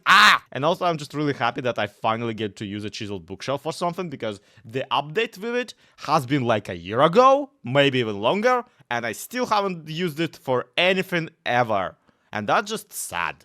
Anyhow, in practice, here's what we got. Doop-de-doop-de-doo, I sure would love to buy some wood that's not spruce. Oh well, I guess this shop only has spruce. Oh, wait a second. Haha, there's a secret passage. Well, there isn't anything in this secret passage because, you know, who would even put another secret passage into a secret passage? That's just like secret passage inception. Unless... Aha! And do you hear it? I absolutely added a musical tone before the door opens. Because I decided to have the book return spot like really far down on the stairway, and as a result it was taking forever for the book to get processed, which I don't mind mind you. I actually kind of like that. I find it funny because as you enter the book, check this out, you basically get just enough time to be like, wait a minute, is it doing anything at all? Like, you get just enough time for doubt to set in, and then it finally opens. Which is kind of why I added the musical tone. It's just taking its time because this is a ZloyXP redstone. It's always gonna be slow, just like most Bedrock Edition redstone. Anyway, now that you know how to get here, where is it we're getting? Well, check this out. Going down the stairway, you open this brand new secret world under the pavement. Now, right now we are just below my own shop. We're not really in the community territory, yet. This is the community territory, and I don't have anything built for it yet. This is where I want to put the larger sewer. As soon as I get more wares, as soon as I get more materials, as soon as I get more patient, and as soon as I get more zombies, because yes, the zombies are not here just for giggles. The zombies are here just for giggles. They're all renamed. But, before we get to that, do we have this? We do have this. Dark Market Wood Shop, where obviously you can buy dark oak, or as I like to call it, dark spruce. You can also buy regular spruce in this barrel right here. And this is something that just like tickles me so much. The price down here is 2 stacks per diamond. The price up there is 2 diamonds per stack. Because we're here in the little upside down of the shop, the prices are all reverted. So the prices are also upside down. This is actually a really like insanely good price for wood because I don't have a wood farm and I have to chop everything by hand. But I honestly think that if you jump through all the hoops, if you found the secret tome and if you gotten to actually, you know, get in here, if you gotten into the secret area, then you flipping deserve it, honestly. You can save up some money. Anyway, yeah, the lore of this place is very much that this is a sewer system under the spawn town that got hijacked in a few spots by the local zombie population to have their little black market selling unlicensed wood and other unlicensed things. Yeah, the joke is absolutely that it's like dark oak because it's dark market. You go onto the dark web to buy the dark oak. I also want to sell dark prismarine at some point, and I think it would be very funny to sell blackstone down here as well. But that narrative is only supported by just all the merchants being zombies. Like this guy here. And yeah, you already see the thing that I did here with the name tags. The name tags here are not actually meant to be names. They're meant to be voice lines. So you walk up to this guy, you look at him and he just goes, "What are you buying?" Or you get to this guy and he just goes, "Take your pick, tourist." Do you walk up to this guy and he just, you know, eats you because, well, clearly he's a cannibal. Yeah, I've not built the shops with them and I will be probably blocking off this area until I do. But also I don't really have the stock for their shops. I will have to go and actually chop down some more wood. I actually have been in the process of... Hi. Okay, bye. See? Customers, eh? Anyway, I was in the process of like chopping down a local acacia forest to put together enough wood to dump onto this youngin down here. So I wanted him to sell the acacia logs. And that's where this project has been just absolutely grindiest. It's getting all the material to sell. Less so all the material to build, because... And this is delightful, by the way. I got a silk touch pick now.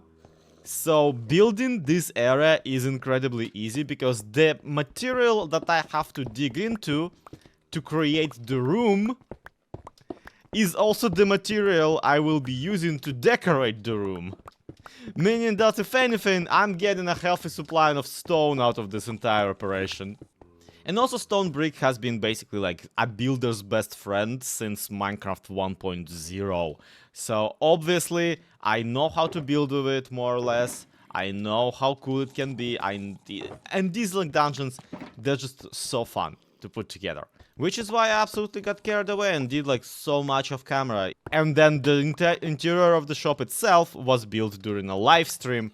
It did make me want to start streaming on a regular schedule here on YouTube, mind you. Because, yeah, we had quite a few people comment, and it's been just really fun. And that's the story of why the shopping district streets appear to be growling at you. Oh, and there's, of course, my favorite part. Zloy's wood shop. No illegal activities here, move along.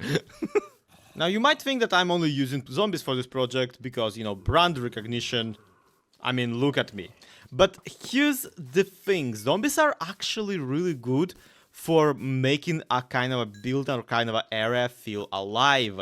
They are not just mobs. They can pick up items and can be given those.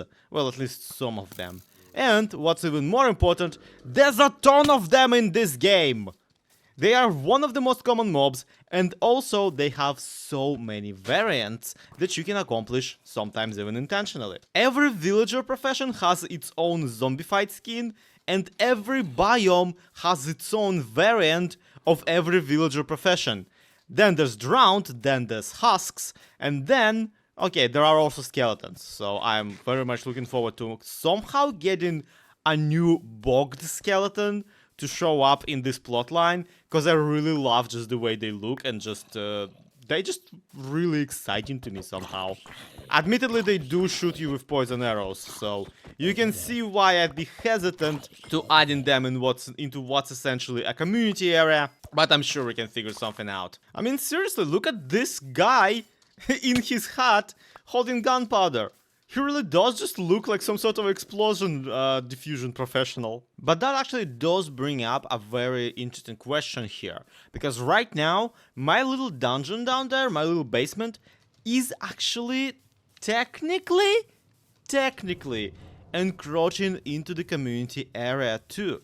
You see, yeah, most of it is underneath my own shop, but then the expansion that I planned is here under the pavement. And yes, it's the pavement directly in front of my shop, so I should be able to maybe I should be allowed to customize it. Maybe it's still my area, you know? In a truly libertarian world, who does own the roads? But the thing here is that someone still might take offense to that, or maybe somebody also wanted to expand their shop and have a little basement going into that area. And whoa, oh no, there's zombies there, Zloy, damn you.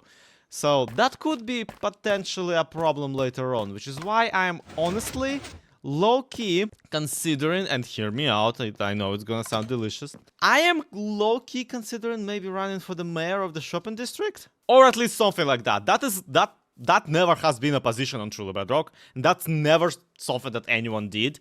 But right now, with how just utterly unlit with torches or otherwise the shopping district is, with how the roads are still regular like grass paths and all that, this place really could use some love. And truth be told, throughout this season so far, the shopping district has been basically my baby. There has been a jungle here. It's gone now. I wonder where it went. There was a birch and oak woods down there. I also chopped that down. All of these lanterns is something I placed, trying to just make it a little bit nicer here. Oh, and also I built the only bridge that, you know, lit up. The only bridge that's not constantly bombarded by the creepers is down here. So I do actually have some ground to stand on, which is ironic because I am actively digging under it. Oh, and also I might have lost some votes with the entire Gargamel prank.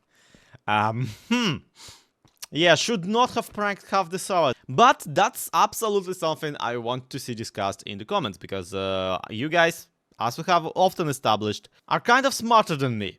You actually really do want to discuss that in the comments. Because while I wasn't looking, Liara has brought back something I started as far as Season 0. This right here is the comment library of Truly Bedrock. If you don't know, the comment library is essentially a community building where we as YouTubers will be able to write down and publish just our favorite comments from our comment section. And it's not filled in right now, so you have quite a bit of time to post something. But as soon as this place opens, we will absolutely be filling it in with comments from all our videos, with things you've said or, you know, advised us as we so please. And then I got this comment saying that we should just put the bogged into a soup. And I really like that idea. I think it would be very funny. So I want today to not only go to the mangrove biome and just kind of decimate the, you know, the ecosystem, but also I absolutely would love to return with my very own bogged skeleton to put into the soup, because like of course we're gonna put him in the soup. I got my name tag, I got something resembling an anvil, I got my axe, and if I can find at least one empty shulker box in this household, then I should be golden. Let's go grab ourselves a bogged skeleton. I cannot emphasize this enough. They shoot poisoned arrows at you. There's no universe where this doesn't end badly immediately. Here it comes! Actually, no, that's not the biome we're looking for. The one we're looking for is even further. Oh, here it comes! No, this one's too small. There it is. Absolutely massive. Filled with frogs, skeletons, and of course, the man who growth. Naturally, I could just, you know, farm out these trees back home, but that would require bone meal, and also I really don't want to have to clean up all the roots and all of the leaves, because mangrove is just notorious for generating however it flippin' feels like, except in a way where, you know, it is convenient to actually chop down. Well, it's finally getting dark, and outside of some heavily breakdancing fish, I really struggle to see any bogged skeletons, you know, walking around. Ah, never mind, there's one. Oh, cool, wonderful, great, amazing.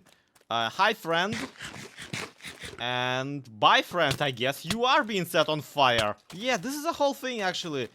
even now that we found a skelly like this, yep, cool, wonderful. It is up. There's two of them. One, great. These skeletons do actually have like a lowered fire rate, from what I can tell. Because as a person who died to skeletons one too many times, I know exactly the fire rate at which they're firing at me. Bringing a skeleton home and over so much ground is not gonna be easy. We can't just trap it in a boat and drag with me. I will need him to follow me. But skeletons don't quite follow players. They do chase them if they can't really aim at them, but they also kind of it's unreliable. They try to strafe you first and foremost. Which is why I'm gonna try and use that exact trick that I showed you in the beginning of the video. Ow! Stop it! That guy was actually our best bet at like getting a skeleton that can pick up stuff, but oh well. Right, no, stay in the water, buddy. And here we go. Grab it. This is actually pivotal because, again, I want this skeleton to be in a pot. I don't want the skeleton to actually hurt anyone, which is why I'm giving it a weapon. Yes, I know, I'm contradictory that way. It's called duality of man. But the trick is that skeletons can actually pick up weapons, and not just bows either. They would prioritize an enchanted bow over their unenchanted one, but they also are not above grabbing a sword if you give them one. The trouble is that naturally on Bedrock Edition, the monsters generally try to not pick up anything unless they are not already targeting you, which is why we need this fella to get in a hole. Yep. How? Wait, are you all... can you swim? Doesn't seem like it. I guess he just stepped over that pit. But I think it wouldn't hurt if first and foremost we at least made sure that he can't escape us by trapping him in a boat. Can it be a sunken one? Oh no, nope. You better be worth it, my man. All I'm saying. And he blew up. Wonderful. Back to harvesting mangrove, I guess. And of course, I have to clarify that after I become king, I probably will get myself some sort of a wood farm, because I heard Silent say that this is possible actually to automatically farm mangrove. And mind you, I wouldn't even take the wood shop on the server this season if Mojang hasn't changed one particular thing about the game. You see, it used to be on Bedrock Edition, not on Java, not for a long time, that TNT doesn't blow up everything that it blows up. Like, it destroys the blocks, but they don't drop as items. And now, starting this update, that is no longer the case. If you blow something up, you actually get all the blocks that you've earned. It would be possible to make a TNT-powered tree farm, and it probably would be nicer than having to chop it all by hand. That's all I'm saying. But then it's me, so I probably would add like 5 Ravagers into the system somehow anyway. Okay, buddy, wow me. Ugh.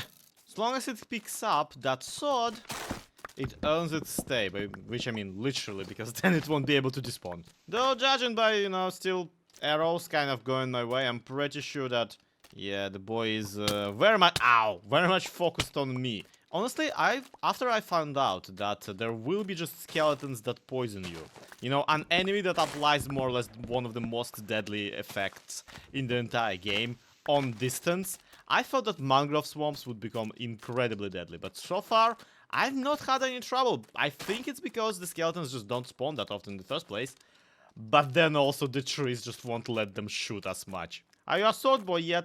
You are! Ooh, that is fascinating. And it's fascinating for like more than one reason, okay? Check this out. Now, I'm wearing all diamond, so I think I'm gonna be fine if I go hug him. Hello, friend. Yep, there you go. And see what happened? I didn't actually get the poison effect. Now, I was very curious about that. I was very curious about what's gonna happen if a skeleton with a, with a sword will try to attack me. Will it just apply poison effect anyway? And apparently it doesn't. It instead just gives you slowness for some bizarre reason. I don't know what the logic here is. Maybe the game is just now kind of confused and going, this is a stray, obviously. But I'll take it.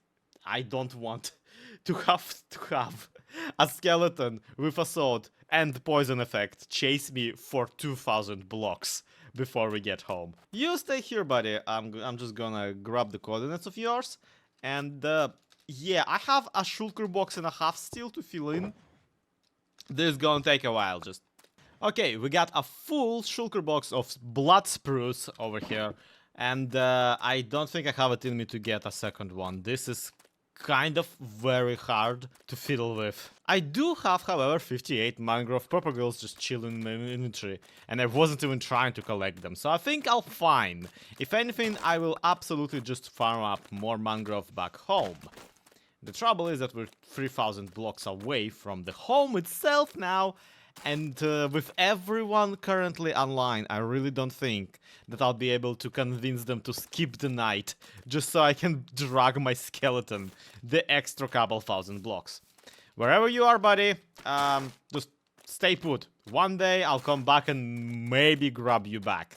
In the meantime, let's try and pick up a skeleton from one of those 2 swamps that we found that were much closer to the spawn. I only have 2 firework rockets.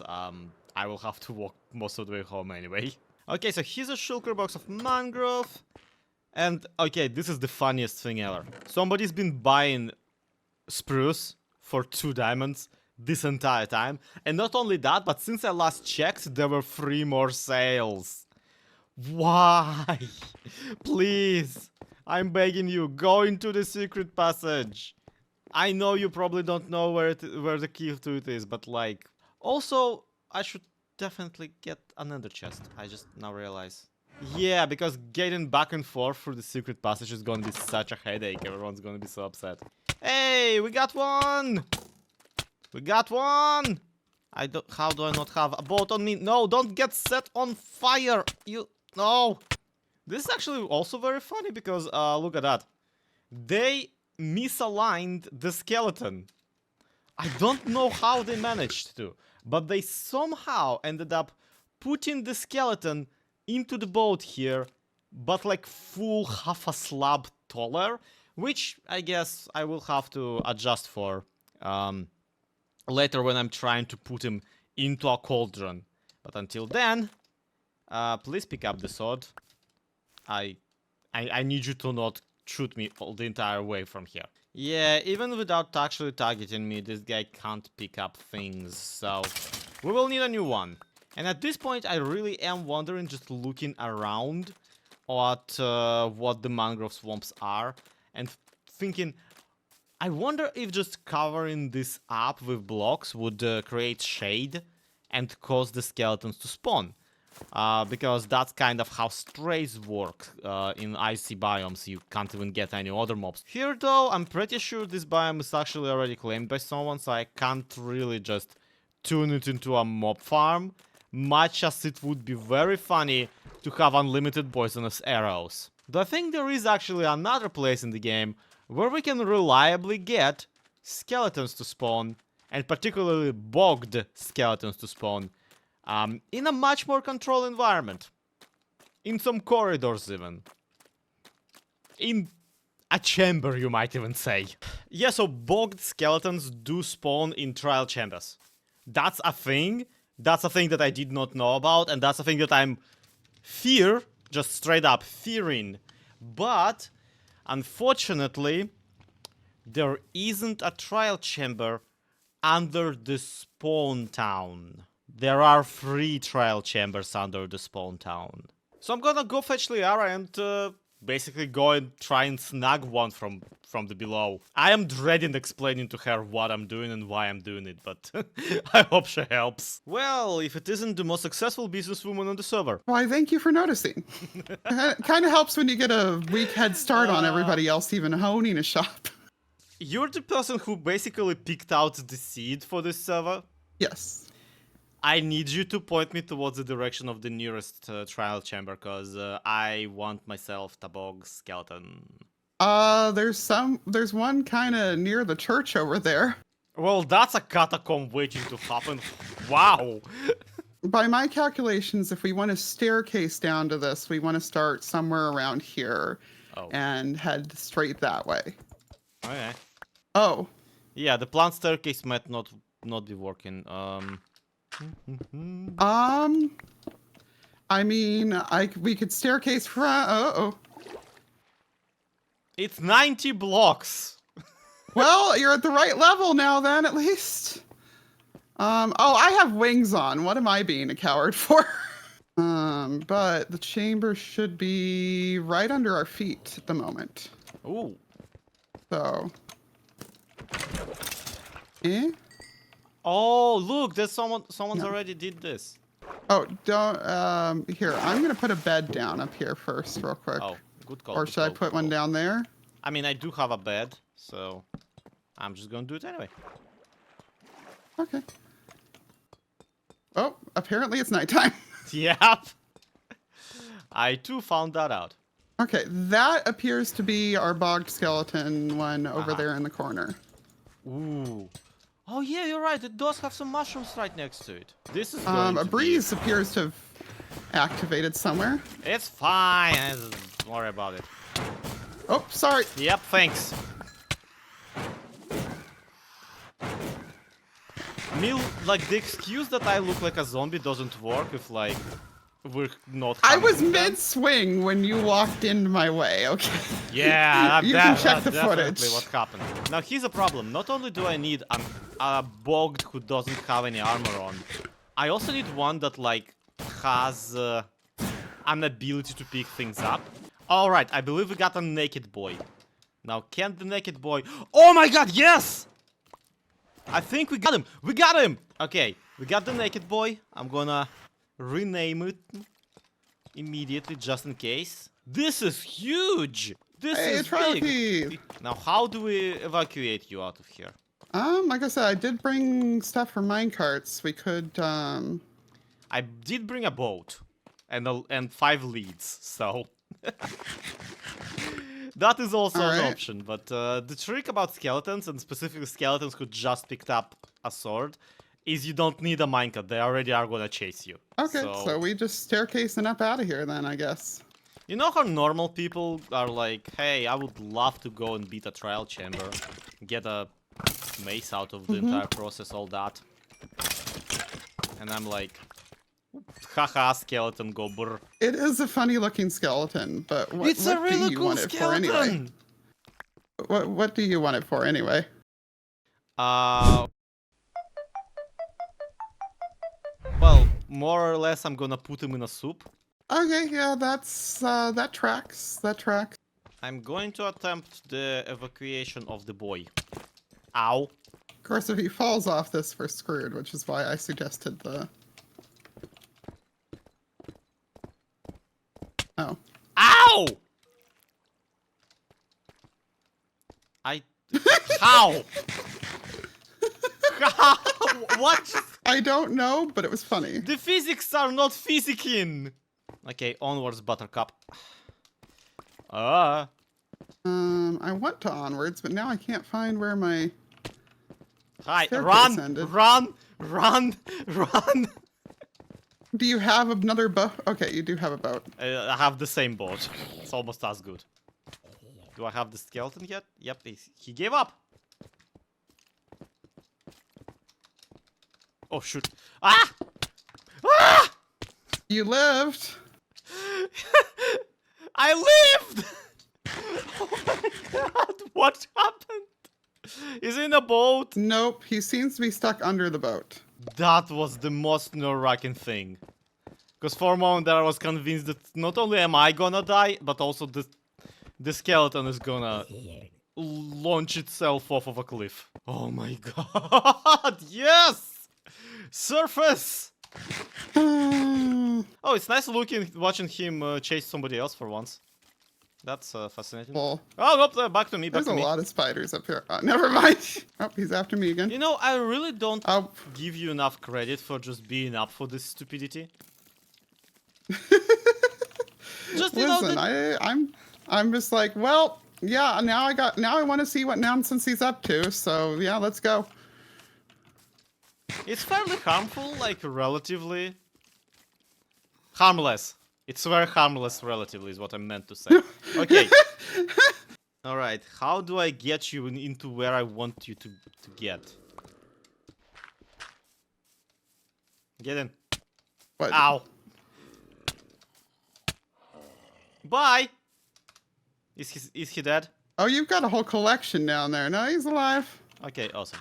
Well, thank you for your service. I'd say I owe you a big one, but you do know it. You already have an IOU. So, Yes, I do. You know, I should have charged for this too, but I mean, here's a diamond. My inventory's full. Well, thanks for your help. Oh, shoot! Oh, no!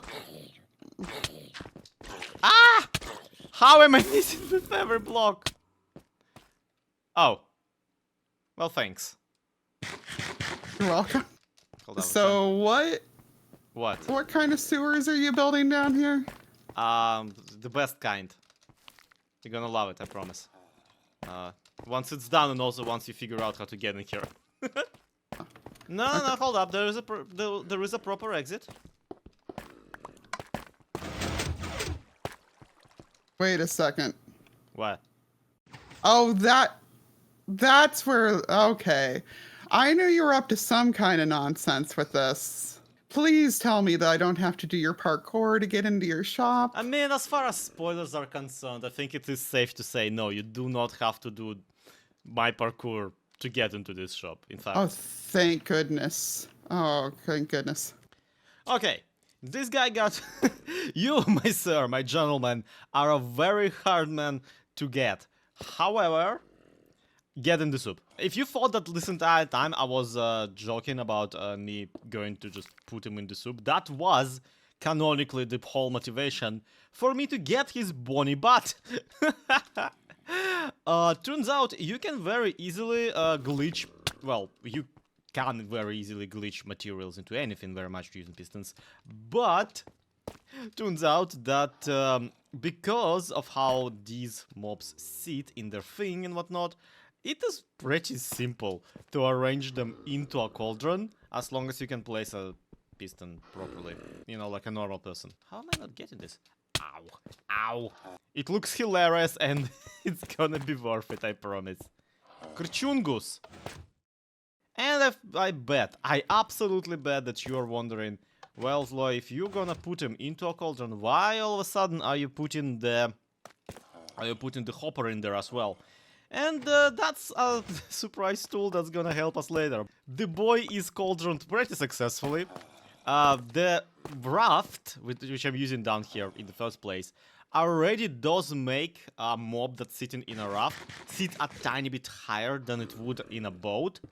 But then also the extra height that, you know, the bogged have for whatever reason when they're sitting in a boat also helps a lot in here. So I'm just gonna nudge him a tiny bit backwards.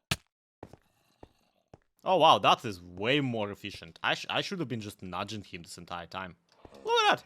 He looks ridiculous, and I love it. Also, and this is something I absolutely did not expect, I can just put slabs around this raft and nothing happens.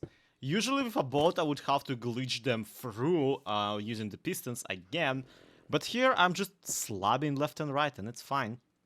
Can't slab down here though because the skeleton's in the way, but still. And now the finishing touch. There we go. The bogged has become the souped. He looks so annoyed at me, it's hilarious. And really just the mushrooms on the head add so much. My guy is getting mushroom stewed. It's amazing. Okay, now what would also be perfect is now if I could get a zombie with a shovel. Standing right next to the guy, holding basically a ladle. Yep, did not work. That nitwit does not pick up anything. Luckily, I already have a friend with a bone that I kind of saved up specifically for this reason. There you go. Now we have the cook. I intentionally put the white hat, like a chef hat, and, you know, some pantaloons to resemble an apron onto this boy. It does kind of look like he's cooking the friend. And the friend himself needs to be renamed as well, but I don't think I have a name tag in here. And also I need to think really hard about what I am naming him, because, well, there are shenanigans afoot. Also I managed to glitch out the number 1 out of the sign somehow. It's hilarious. I don't know how I did it. I wish I could do this on purpose. Oh, and also this is actually the, you know, the Blood Spruce shop, which I consider an absolutely amazing name for mangrove, frankly, so I will be keeping it. I am seriously at a point where I should be buying the name tags just in bulk. The amount of things I'm renaming and renaming over for this project is kind of ridiculous. Now here's why I really need to think hard about what to rename our Bone Bro into.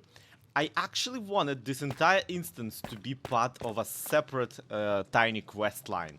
The plot very much is that, yes, the boy is cooking the boy, and as you approach, he's just like, it's not borshin right. And you're like, what? This, I don't...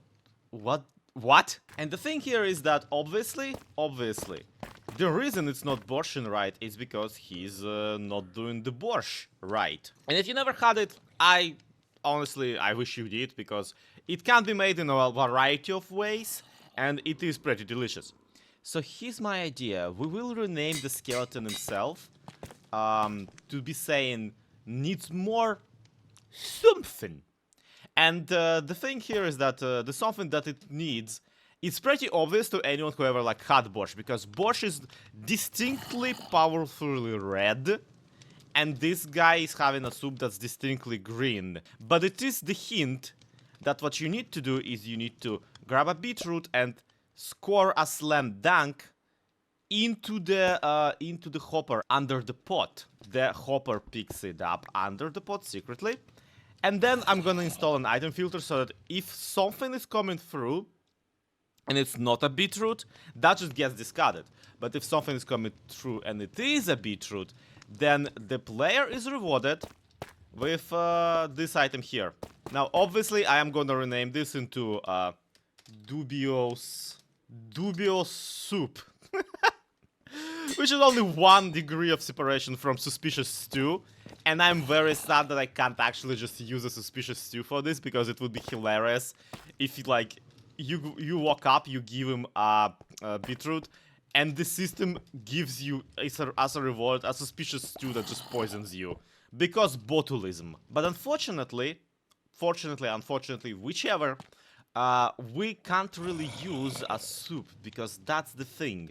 Suspicious stew, or stew in general, does not stack together, which not only makes it painfully unusable for anything, but also that means that we can't actually use it in an item filter later into the game. And I really want the dubious soup to come up somewhere later, somewhere else, where you have to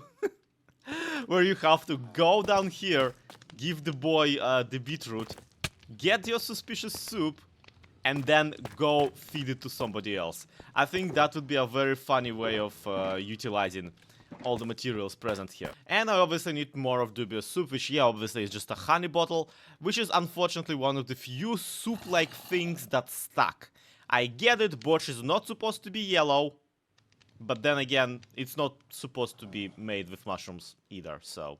I mean, we scoured the internet, we did find a borscht that does get made with mushrooms. It's just not how I ever had it, so that's something for me to try, I guess, sometime. So here's the gist of it. You discover these boys just kind of chilling, and you figure out that the reason it's not borscht right is because, well, it needs to be red. So you throw in the beetroot, get a ding, and get a piece of dubious soup out of the dropper. Wonderful. Except I still need to cover up the dropper, so, you know, nobody can tell that it's there. Also, I made it so that, like, if you drop a material that's, like, not supposed to be there, it does give it back. So, if somebody drops their something by accident, it should immediately return, no problem. So now I just need to waterlog this whole tunnel and pretty much finish decorating the entire place. I like the idea of putting more of these NPCs just kind of standing there for no particular reason. Having flavor text, but unfortunately trapping them in a way where it's not super conspicuous is gonna be a kind of a challenge. Although I did realize just now that just having one of these two on a boat in the channel down here would be pretty hilarious, so I guess I'm gonna have to try and wrangle one of them into doing that. Come on, bud. Oh, crap. Can I even place this? Is that a thing I can do? Oh yeah, check this out. They can't actually get out of the channel either. I don't know what's about it, but something is tricking these zombies that they can't do this jump. And like, obviously they can. So, no. This is actually a really helpful little bit of separation. Hold up, I should give you a chest bolt. On the other hand, technically, if he can't get out of there, I can just trap him down there forever. And he won't bother any of the customers. Here you go, we have now accomplished the worst of the traveling merchants. You can actually access the bot with chest from here. Which I think is pretty hilarious. Yeah, this looks populated, to say the least. I like how many NPCs I ended up fitting in here, especially, you know, with the kitchen and whatnot. And that's actually another thing. I given this zombie over here with the sword a kind of an anvil to imply that that's why he's like holding a sword. He's like the local blacksmith or whatever. But I also was considering maybe I should move the shop with the blood spruce to here so that people don't have to, you know, risk getting hit by the bogged and the zombie and everything. Except I really don't want to do that because I do think that I want to drag the players in here to get interested in the, you know, what's going on with these two. Because, well, just the visual might look like simply decoration. But hey, if they actually have a reason to come here, you know, to buy the mangrove, then they will probably check them out and actually get thinking, I wonder if these droppers do anything. But I did promise you to expand the sewers into general dataway, and well, I am a man of my word. So I'm just gonna grab this map and very carefully carve out exact amount of distance to reach the kind of middle circle down there. Now, me even having this map is actually very, very important because you see, in the previous seasons, you might have noted we haven't had maps for a while. And that is absolutely intentional. Maps have been notorious for one interesting thing. We don't been known that there's only a certain size of a world that a Minecraft Bedrock Edition server can handle. And at some point we found out that yes, maps count as like actually existing borderline JPEG files within the server network. As a result, when we found that out, we decided to unilaterally to just ban maps on Truly Bedrock, and we haven't had any for quite a while now. Now, however, we kind of dug deeper into the issue and realized that that was kind of silly, and, you know, having just a couple maps, as long as we don't map out an entire whole world, is actually going to be perfectly fine. But that, if you know me, means way more than me knowing where I am. Because you see, maps in Minecraft display areas with blocks on them. And I can put blocks wherever I want. Meaning that if I would want to build a giant horizontal pixel art of Smurf with the words "wanted dead or alive" on it, well, I sure can do that. And then grab a map of that area and essentially have a custom texture that I've built in Minecraft in my hand. Long story short, map pixel arts are back, baby! And I think we successfully reached the community center little square that is actually a circle. Now, while this tunnel is really nice, I don't actually plan on making it as detailed as that one just yet. I simply don't have enough shops and enough wood to make that a reality. But I did want to establish at least a couple things. One, I want to drop it by one block to create an illusion of actual water flow within the sewer.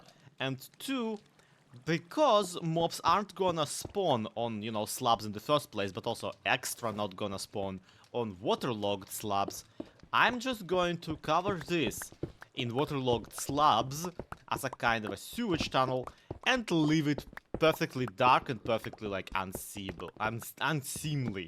That is actually how sewers more or less are. They are not supposed to be this spacious, like spacious enough for people to live in them. Apparently sewers mostly are just one teeny tiny tunnel, if that, with a tiny catwalk as well. It makes sense, but unfortunately it doesn't help with the narrative I'm trying to string together here, so... You know how it is, I'm a little bit upset with the realism of this. But then again, real sewers don't have zombies in them, I hope, so... I think we can be forgiven for a few creative liberties. Another thing is that, well, there is not a single toilet or a single sink in the entire city, so it's not entirely clear what these sewers are doing in the first place. Seriously, at this rate, the only function of these sewers is specifically to house zombies, which I am perfectly fine with. Which, you know, valid, we do need to put zombies somewhere. Also, I say all that, but there's apparently a giant network of tunnels under Paris and London, so, you know, what do I know? There's no giant network of tunnels under the city I live in, I think. Yeah, I'm definitely putting something down there, but for now, this will absolutely suffice. Okay, that's not true. I need to put something in here, just in case somebody does in fact decide to explore all the way here. Nosy one, aren't you? Behold, game design. And that's what this entire project at this point feels like. At some point, it stopped being a shop for wood on a Minecraft server and became an underground MMORPG for my server mates. Or at least that's what I hope it's gonna become, because so far, we ain't got any players. But with how creative and also curious everyone on the server is, that is a temporary issue. In the meantime, I really need to put the souping of the bogged comment back into the comment library. Nobody actually claimed any, so I am just gonna grab the very first one and be a jerk. Congratulations, Scott Nothing. You are now part of the Truly Bedrock, well, map, if not history. And if you want your comments in the Truly Bedrock map, if not history, then please do leave them down below in the comment section. I am always looking forward to ideas and feedback concerning this project specifically, because, well, as you can tell, quite a bit rides on it. I've put so much effort into it. I want this to be as good as possible. And today, we will finally finish the Black Market project. Okay, now that the cops are gone, no, today we are expanding the Black Market project to the scale it has never seen before. In secret and under everybody's nose, I am going to continue the sewer system from the furthest part of the shopping district and all the way down into Spawn Town. I have a lot of ideas for what to do with this project. But first, unfortunately, we do actually need to finish the wood shop, so let's go do that. Now, honestly, this is a pretty epic occasion because we are finally finishing Black Market's wood section. Check this out.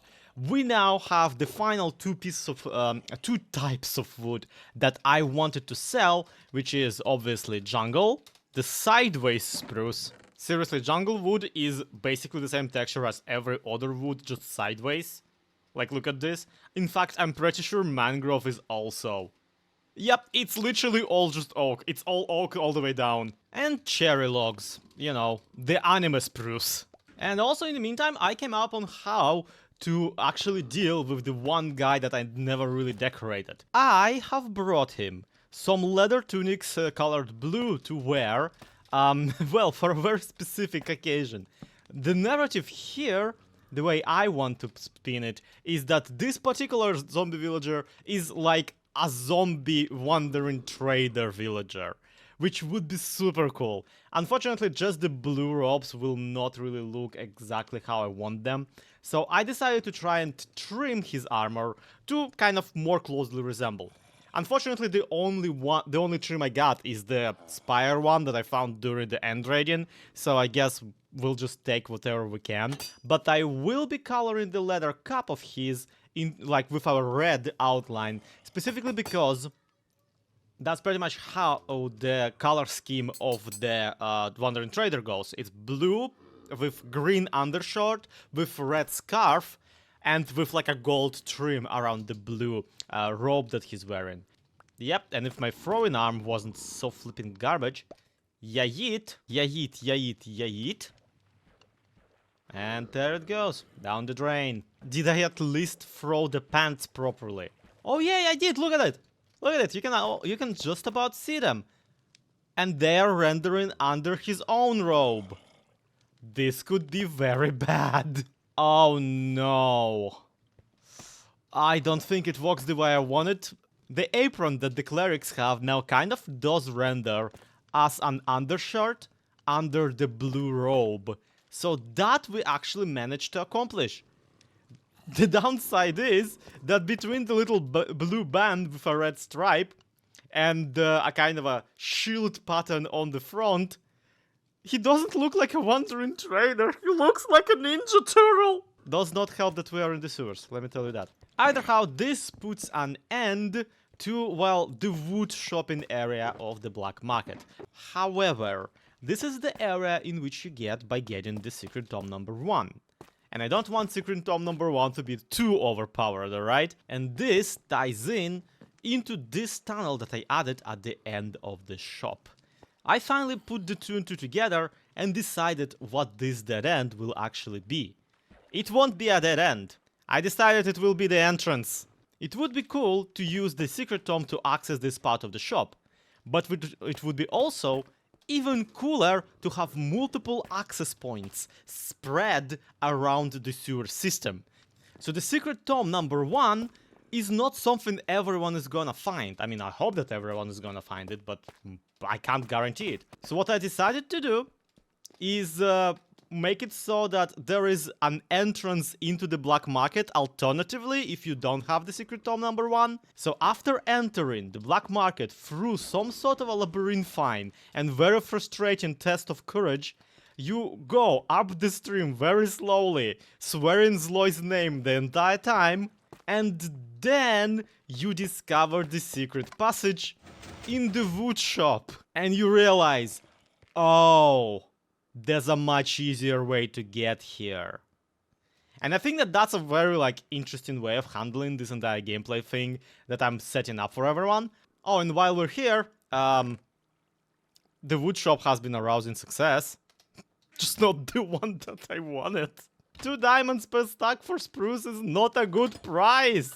You can chop down so much more spruce by just using 3 diamonds to craft an axe. And no one bought anything else except somebody bought some awful spruce, which is birch. Do either of you have an explanation? Because I'm very confused right now. Another interesting thing is that somebody clearly has been here and put this bowl of what they call a real borscht into the item frame that I had laying here. I guess to kind of hint and remind people what color the real borscht is supposed to be and what it's made of. Which, you know what, is fine, it's valid, but at the same time, I honestly just take offense to the idea that the beetroot soup in Minecraft is a real borscht. Because there's one thing I know about borscht, and that's that it's supposed to be fatty. And Minecraft recipe for beetroot soup is 6 beetroots and a bowl. That will be the right color, I'll give you that. It will not be delicious. I'm actually going to break out the elytra again because, well, I need to show you the actual scale of what we're working with. I want one of the entrance points into the sewers to obviously be in my basement because I want a convenient way of getting there. And then, also, we need to go and have another one under the bridge. Then the sewers need to spread all the way through this road to this here point, to this here point, and then maybe not even go through Liara's area, because Liara's area actually has its own basement that we can't really dig into. So we need a tunnel all the way through here, all the way here-ish, and then only around here is where we can finally connect to the path that we already have. And all of this, obviously, I want in the same level of detail as the black market already is. And first and foremost, this is gonna be a lot of digging. And second thing second, this is gonna be a lot of shenanigans. One of which I have already planned. Yeah, if you already noticed these 2 boys over here, then I can't wait for you to truly meet them. Because, yep, one of them is renamed to Please So Hungry. And if you guessed that this is where you're supposed to bring the forbidden borscht from the sewers under the woodshop, then you are absolutely correct. The only reason I've not set this up yet, because that's what I had in mind the entire time for it, is that I don't really have a kind of a reward item for the players yet. I don't want it to be a secret tome because I don't want a secret tome to be gated behind another secret tome. I think this should be more so just a souvenir for completing a side quest. If you have any ideas of what that should be, I would really appreciate it down in the comments below. In the meantime, neither of these hungry boys are actually gonna be the hungry boy, I have decided. I got an even more convoluted plan for that, but I need a thunderstorm for it. Needless to say, road work ahead.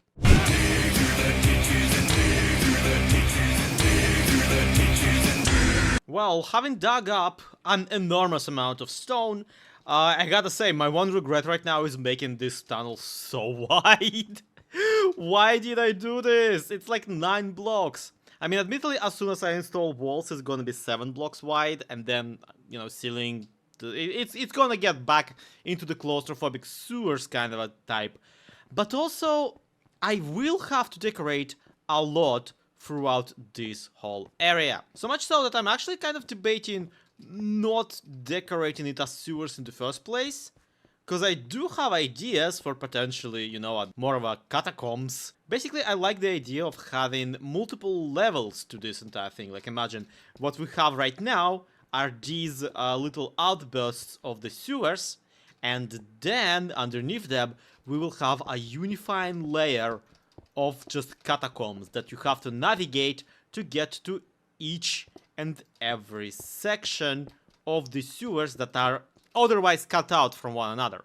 Now, I like this idea a lot, and I like the idea that the catacombs themselves are kind of a troublesome to navigate. What I don't like is that this is kind of the opposite of how sewers are. They are interconnected. That's the entire flipping point. And once again, I will love some information on that in the comments. But in the meantime, what I definitely will need is access points into these tunnels. I already know that I want one access point over here under the bridge, and then I probably will want another one under the other bridge, just, you know, to be consistent. And it will be neat to have other access points across the shopping district, like for example a manhole cover that you can bypass or otherwise open and jump in and navigate your way in here. Another cool thing that may potentially help a lot with this project is that at least here and in one other place in the labyrinth itself, I have now seen slimes spawn. And that is actually really flipping good, because I would love to have some sort of enemies that you can fight in these catacombs. But if we make a general like spawning spot for mobs, we will not really be able to separate creepers out of the rest of them, or prevent them from spawning. Meanwhile, slimes have a unique spawning condition where they're the only mob that will spawn during, you know, broad daylight. And not only do we have this area where they appear, but also somewhere in the tunnel, yep, there it is, somewhere in here, there is just a spot where slimes happen, which is perfect for the sewers! Like, you expect a slime enemy in the sewers. Also, according to the extra resource pack that I'm currently having on, they're just straight up a zombie spawner in there. What? This is not something I planned for? And I think I've discovered... Yeah, I definitely discovered this spawner before. I just never realized that... Oh wow, if I did this on purpose, it would have been so smart of me. But we straight up have a zombie spawner basically like 5 blocks away from our actual catacombs. Oh, we could do something with this. We could so do something with this. I mean, at the very least, it would make for an amazing chandelier. So before I commit to any single way of making this long and low-key winding tunnel actually decorative and pretty, I want to start with the access points first and foremost. And of course, that means that we need to get back up and have a chat with the, you know, the drowned brothers. The chat may or may not be that I don't actually need them and I will be replacing them with someone else. Oh yeah, now you spawn in this tunnel. Of course now you do it when I'm not actually recording. Thanks. Could have demonstrated people that I wasn't lying about there being a slime chunk, but no, just show up now, don't you? Ow. Anyway, this entire project so far has taken a beating on my tools, so I need to actually go up into the shopping area and bother Liara's villagers until my tools are fixed. Because there isn't really a community XP farm on the server, not yet, so I've been just trading with them to level my stuff up. Good thing I have plenty of stone to trade with them, huh? Hey Nosworth, what's cooking? Oh. Oh, this can't be good. 1 diamond per visit or use your season pass. Huh! Well, look who's not allergic to making money all of a sudden. Oh, nice, you're online. Hi. Yes, hi. So, you appear to have installed a door. And the item hoppers are mercifully far away removed that I can't actually just hack it. Yeah, I'm a little sad that this path is here. I think I might have to design the path if somebody else doesn't soon, just to go ahead and cover this up. You could put some, pods all down here. Or gravelly dirt or something like that. Point is, it appears that I can't get into your shop anymore. Yeah, no. And by your shop, I mean villager's shop, because they're doing all the work. Yeah, no, you weren't supposed to be accessing it to begin with. But yeah, now you have to pay to get in. Oh, yeah, that is why I'm here actually. You are selling a season pass for 32 diamonds. Correct, yes. And that gets me in like just on forever. The entire rest of the season. And you're not gonna just arbitrarily announce that the season has ended like in 10 minutes. No, I'm not going to. I wrote it the way. Even though it would be very funny. Anyway, okay, so I'm gonna pull the trigger and just hit you. Basically a quarter of my overall income. Well, I appreciate it. And so how does this work? Do I just... Obnoxiously similar to how your stuff works. Well, yeah, I did actually mention that in my own video. How, like, you told me about this idea before I actually had my version done. And you wrote in the approximate cash value 32 diamonds. Yes. I also like how it says no unauthorized copies may be made, as if an unauthorized copy would even work in the first place. Yeah, but just in case, you know. Because, like, not only did you block out me falsifying these, you also immediately prevented me from making a, second-hand market of these. I mean, if I run out of them or something, then I can see people needing to buy them secondhand, but hopefully I won't run out of them. I mean, I honestly don't see people buying them, period, because, like, who needs to go into this shop more than 33 times? That was my logic, too. I figured that was probably going to be around the even breaking point on it. Yeah, because, like, I obviously needed one, but I only need one because I use your villager trading as an experience farm currently. Yeah, and at the moment, this is the closest thing that the server has to a public experience farm. Exactly. But, like, most people are just, better than I, and they wouldn't do that. So do you plan on, like, just dealing iron out of a double chest for the rest of the season, or what? No, I am planning a very large build for it. I have been waiting for there to actually be other shops around before I built it, which there are now. So I don't feel as bad about building something about the height of that spoiler wall. And do you plan on digging under it later?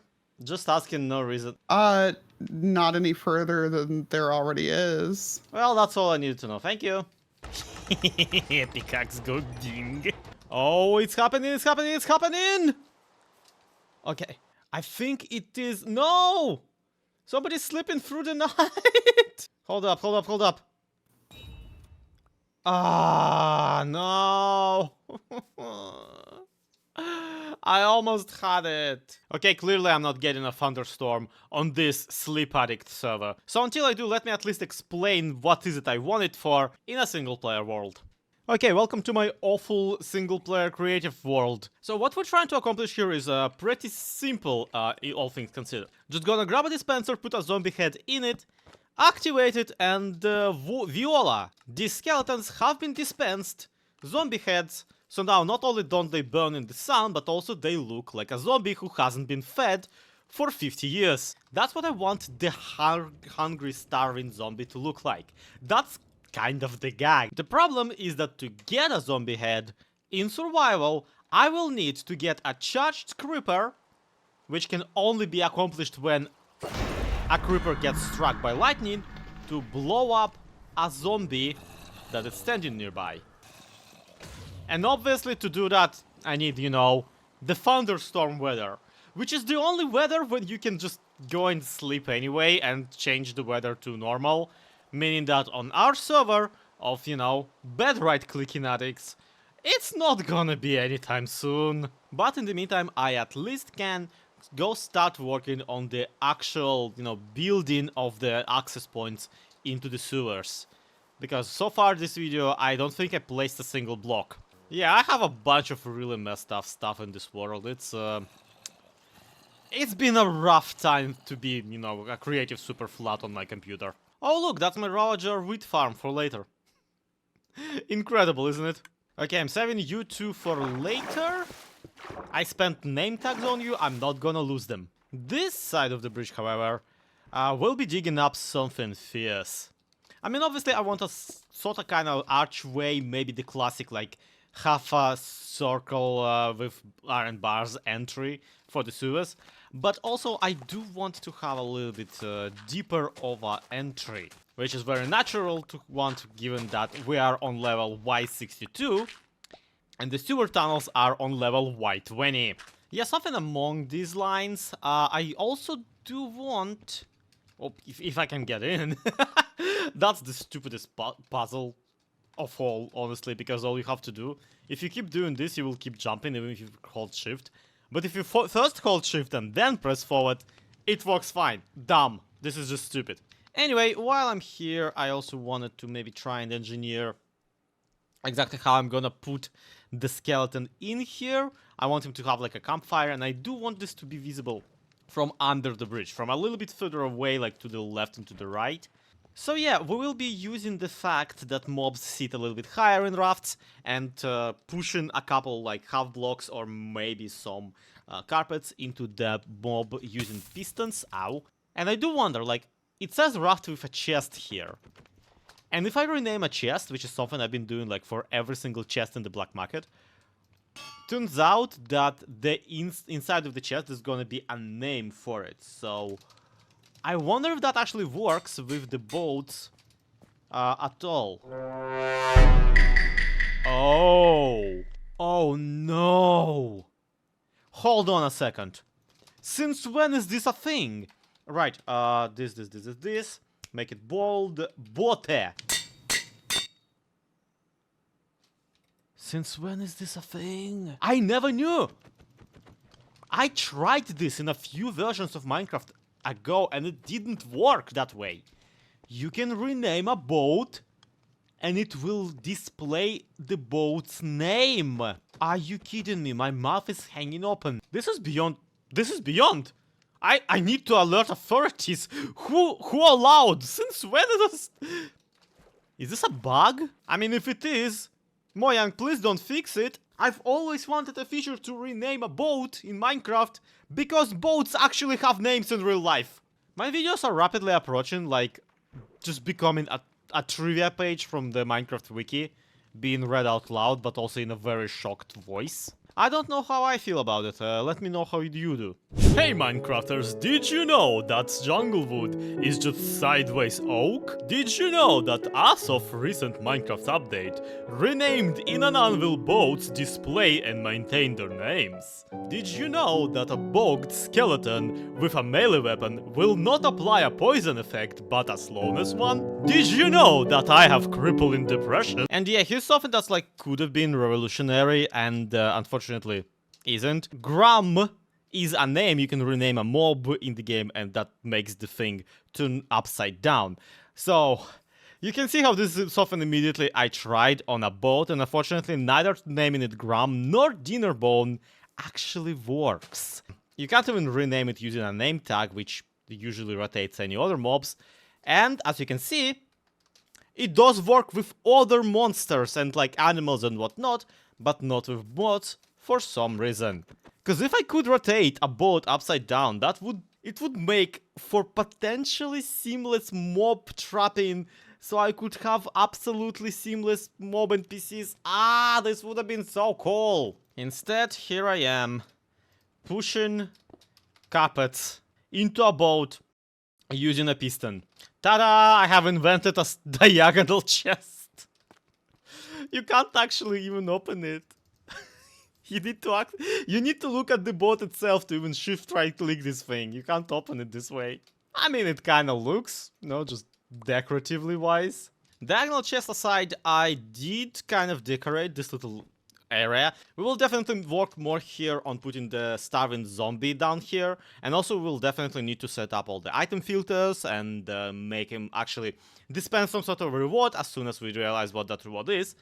But right now the most active component and the most interesting element of this room is the giant hole in the ground. So yeah, the giant hole in the ground is how I decided to avoid having to build a giant staircase all the way to level 20. Basically, the idea is that this is kind of a variant on an old Minecraft game called the Dropper. Except in the Dropper, in the Dropper type of challenge, you usually are supposed to just try and fall all the way down without hitting anything. Whereas here, the goal is to do the opposite and drop down while hitting as many things as possible. Because that way you will take less fall damage and not die immediately upon hitting the ground at the very, very end. Which, yes, is how I died here just now. It hurt a lot. There was a lot of fun. Nevertheless, navigating all of the little like debris and like clogs up in these things in the tunnel, you can very easily actually make it down here as I just demonstrated. So I think that's a really like nice little subtle obstacle course.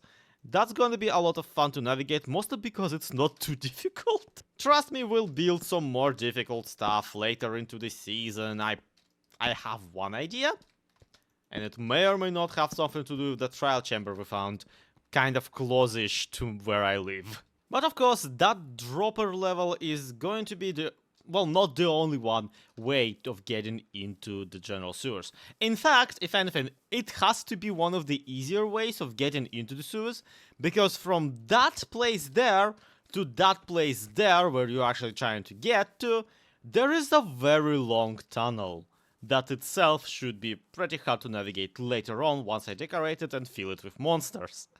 Right now though, I do want to mark out an area for another place where you maybe will have an access point or maybe will have a target or a destination, because this will be another shop that I want to do. Right now, I am not quite sure of how I'm going to, build it, what it's gonna look like, but I am sure of one thing: it will probably have another black market underneath it.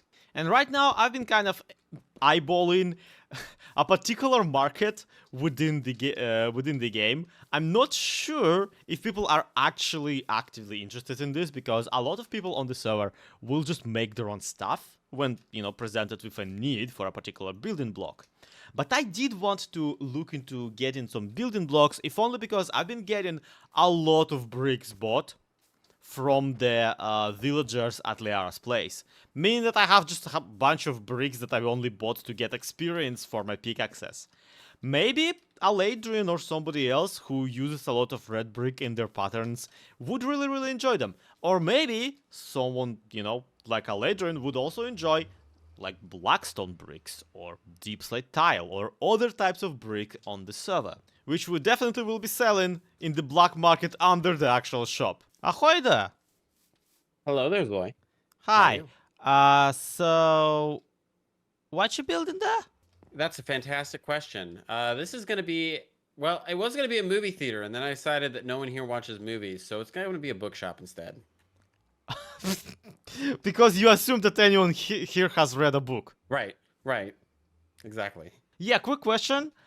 Are you gonna dig under this? Like put a basement in it or something? No basements. No basements. Oh, awesome. Not even cool. A fake basement. Just, not no reason those radon poisoning levels have been like, a menace on the nation and all that. Oh, and also, do you need some bricks? Nether bricks, maybe. Nether bricks. Nether bricks, yeah.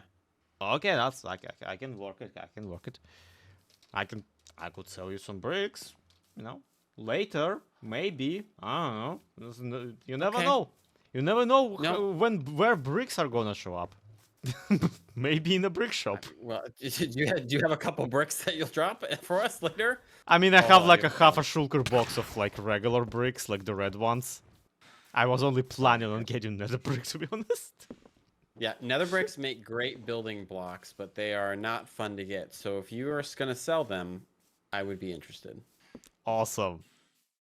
That actually, like, that is like legitimately something I wanted to hear because I was under the impression that people hate getting the red brick themselves, and actually would be okay getting nether brick themselves. If it's the other way around, that actually plays into my hand quite a bit. Thank you. Okay. Bye. Yeah. What kind of books are you selling? Every book. Books you can read. Books you can write in. Books you can bathe in. Books you can Any of enchant the in. enchanted ones? Yeah, we're gonna have most of the enchanted ones, if not all. Between Moss Logic and I, we should have the whole set. So you were just joking about like selling written books, though. No, I might sell written books too. Why? Do you have something you're wanting to publish? Well, I mean, I'm yet to write down any of my slander, but as soon as I do. Well. So if you know, I saw you had secret tomes. So if you want to like sell a decrypted copy or anything, I can make sure you get a expedited publishing slot. Well, to be frank, I have no idea what are you talking about. So, yeah. As soon as I find out, I will probably tell you. Goodbye. Okay, great. Bye. It would actually be pretty cool to put secret tome number 2 in like a secret compartment in a library of sorts.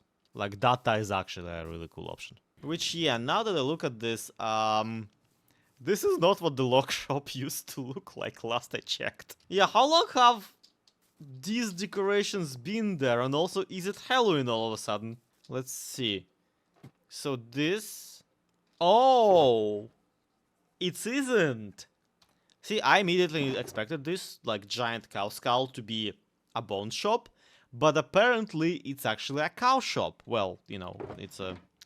some assembly required. Fascinating. I mean, I'm glad that we're getting fairly inexpensive, like, source of food on the server, but I am kind of weirded out that people just decided that my shop's sides are plain enough to build their own shops on.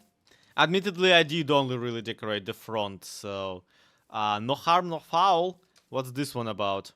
Oh, this is a bone shop! Well... okay, fair enough. I actually been itching for some bone meal because, well, you know, I own a wood shop, so obviously I could use some sped up saplings. What's they're selling? They're not selling anything. But they plan on selling bone meal. And for some reason calcite? Are you sure about that? I mean, it is a hard block to get, so a lot of people would love some calcite to buy. At the same time, it is a hard block to get, so it's hard to get to sell to people. Yeah, I am so utterly befuddled by apparently Chaos Mountain 2.0 just randomly unfolding on top of my shop. I'm just gonna see what happens, cause why is any of this? And for the comment of the day, for the comment library, I'm just gonna put in Narachi's comment that says, you know, if you put a door on that soup, you will get a skibidi toilet. Referring, of course, to the skeleton who got stuck in a cauldron.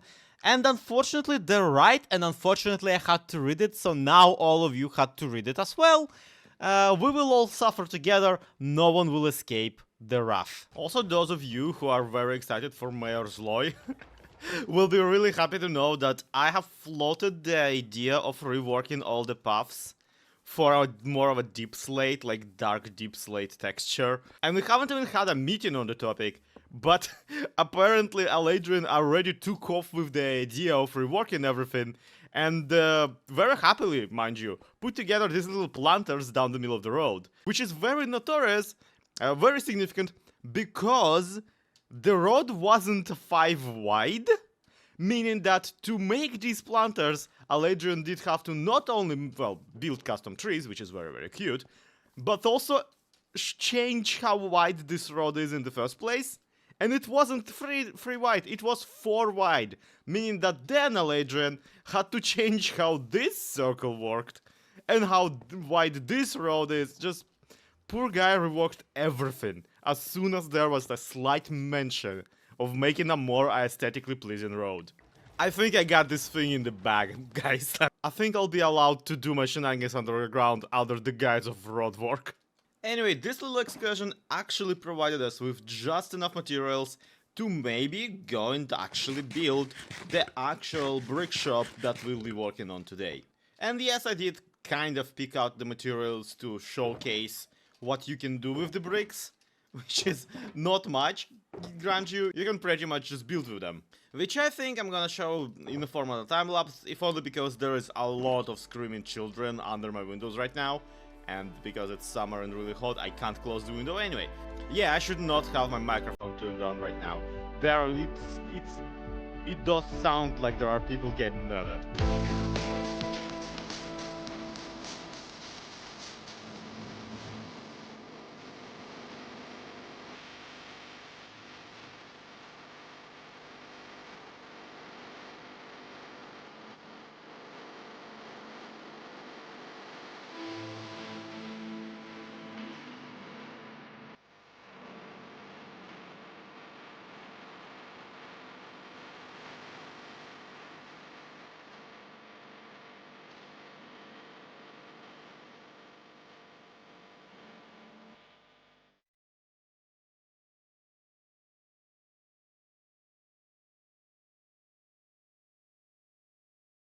And here it is, my little brick shop, and little is very much the word.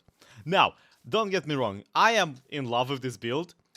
Basically, the story here is that I was building, you know, Zloy house number 5, the usual stuff, and then kind of got bored and decided, what if I just bent it? What if I just, like, slammed the roof a couple times with a baseball bat? And out comes this pretty entertaining shape. Like, it is very much more witch house than it is like a quaint pottery shop or whatever.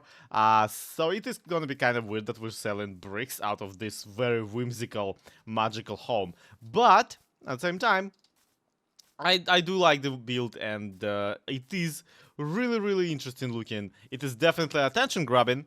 And it only comes with one small little problem. That is that once you actually enter it, there's not very much space. It's literally just a 3 blocks wide.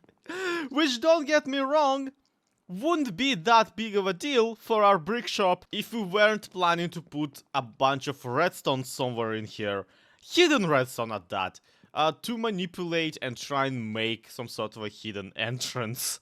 Dude, I can't hide a chair in here. What hidden entrance? This is kind of embarrassing, honestly. Now, one thing that I realized midway through building, and that is just kind of a small note in the, you know, in the pile of ZloyXP tells you obscure or otherwise interesting Minecraft mechanics, and that is I just genuinely missed building with nether brick. It is a very, very fun material to be building with. But also, it is a very interesting material in that it has one unique property that the other ones don't. Nether brick is literally the only block with a wall variant that is cracked nether brick, it will not craft that way. Nether brick is literally the only material in the entire game that has both the wall variant and, look at that, a fence variant. Meaning that it's the only pretty much block in the entire game that we can do something along this line without having to fungal either the top bit, the fence post, or pick out a different material for the wall. Now, why is that this? Well, it's because pretty much historically nether brick fence were introduced back in the nether update, like not the big one, but the original one, the adventure update where they introduced the nether. And then Mojang just has a thing about never removing stuff that they already added into the game. So when they added walls for everything for consistency's sake, they wanted all the brick types to have their own wall variants. So obviously they had to add one for nether brick. It is a uniquely pointy block, and I love it for it. And also it's just deep slate tile before deep slate tile. It is one of the it used to be one of the nicest blocks before the entire cave update and cobbled deep slate and stuff. Regardless, we now have pretty much everything that we need to open our brick shop. There you go. 256 diamonds are stacked. You think anyone's gonna buy any?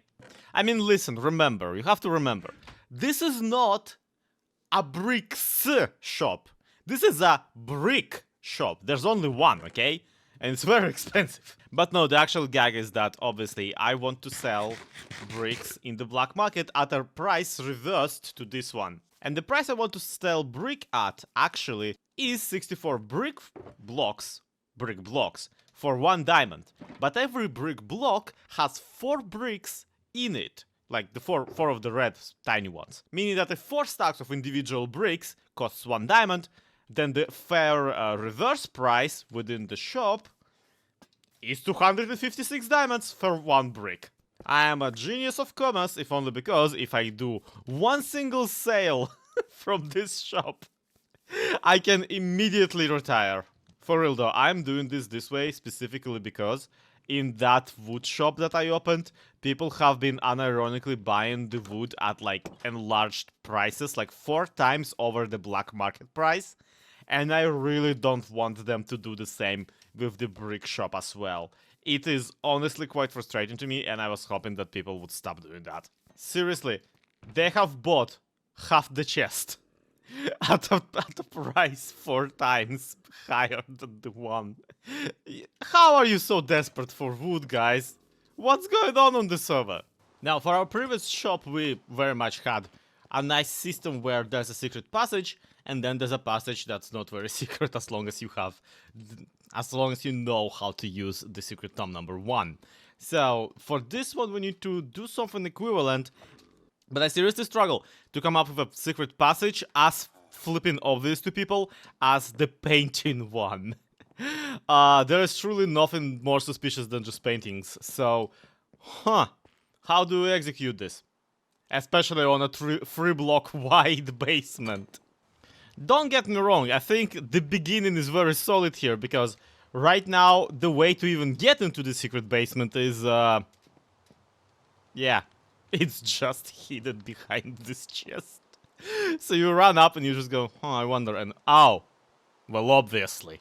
But here, down here, I need something else. For 1, something blocking the path, and for 2, something leading into the deeper, where we will have the actual key part. So, what I'm thinking, and this is kind of silly, is I want to have maybe a boat entrance? A lot like we had with our parkour back where we did the parkour course, you know? So, basically you see this and you go, wait a minute, that's not a spruce plank texture. I mean, it is, but it doesn't line up. So you walk up to it, you right-click, and voila, you are on the other side of some sort of a secret wall. There we go, basically a teleport glitch. And then on the way back, we can put together some sort of a piston opening sequence where it's like, shook, and just lets you through. Look at that. You go in, and you step on a pressure plate, and you go out. Just an amazing system I got here running. Please don't pay attention to this random piston extended and sticking out of the side of the building. Shh, it's just a flower box. It's just a flower box. Don't pay any attention. It's just a flower box. Nothing suspicious going on here. Anyway, let's check out all the suspicious stuff going on here.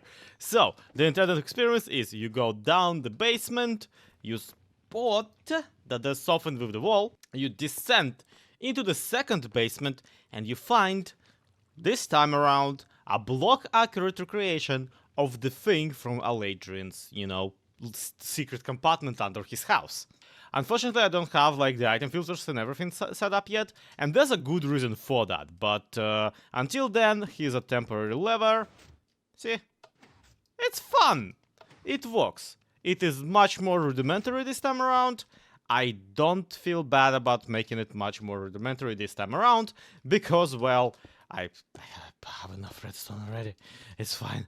Don't worry about it. And obviously beyond this little gaping mouth is where you're gonna pick back up your book, and it's gonna close behind you, leaving you in the black brick market, let's put it that way. And last time we did something like this, we used a kind of a unique way of inputting the book, because it was a hint that it was a book.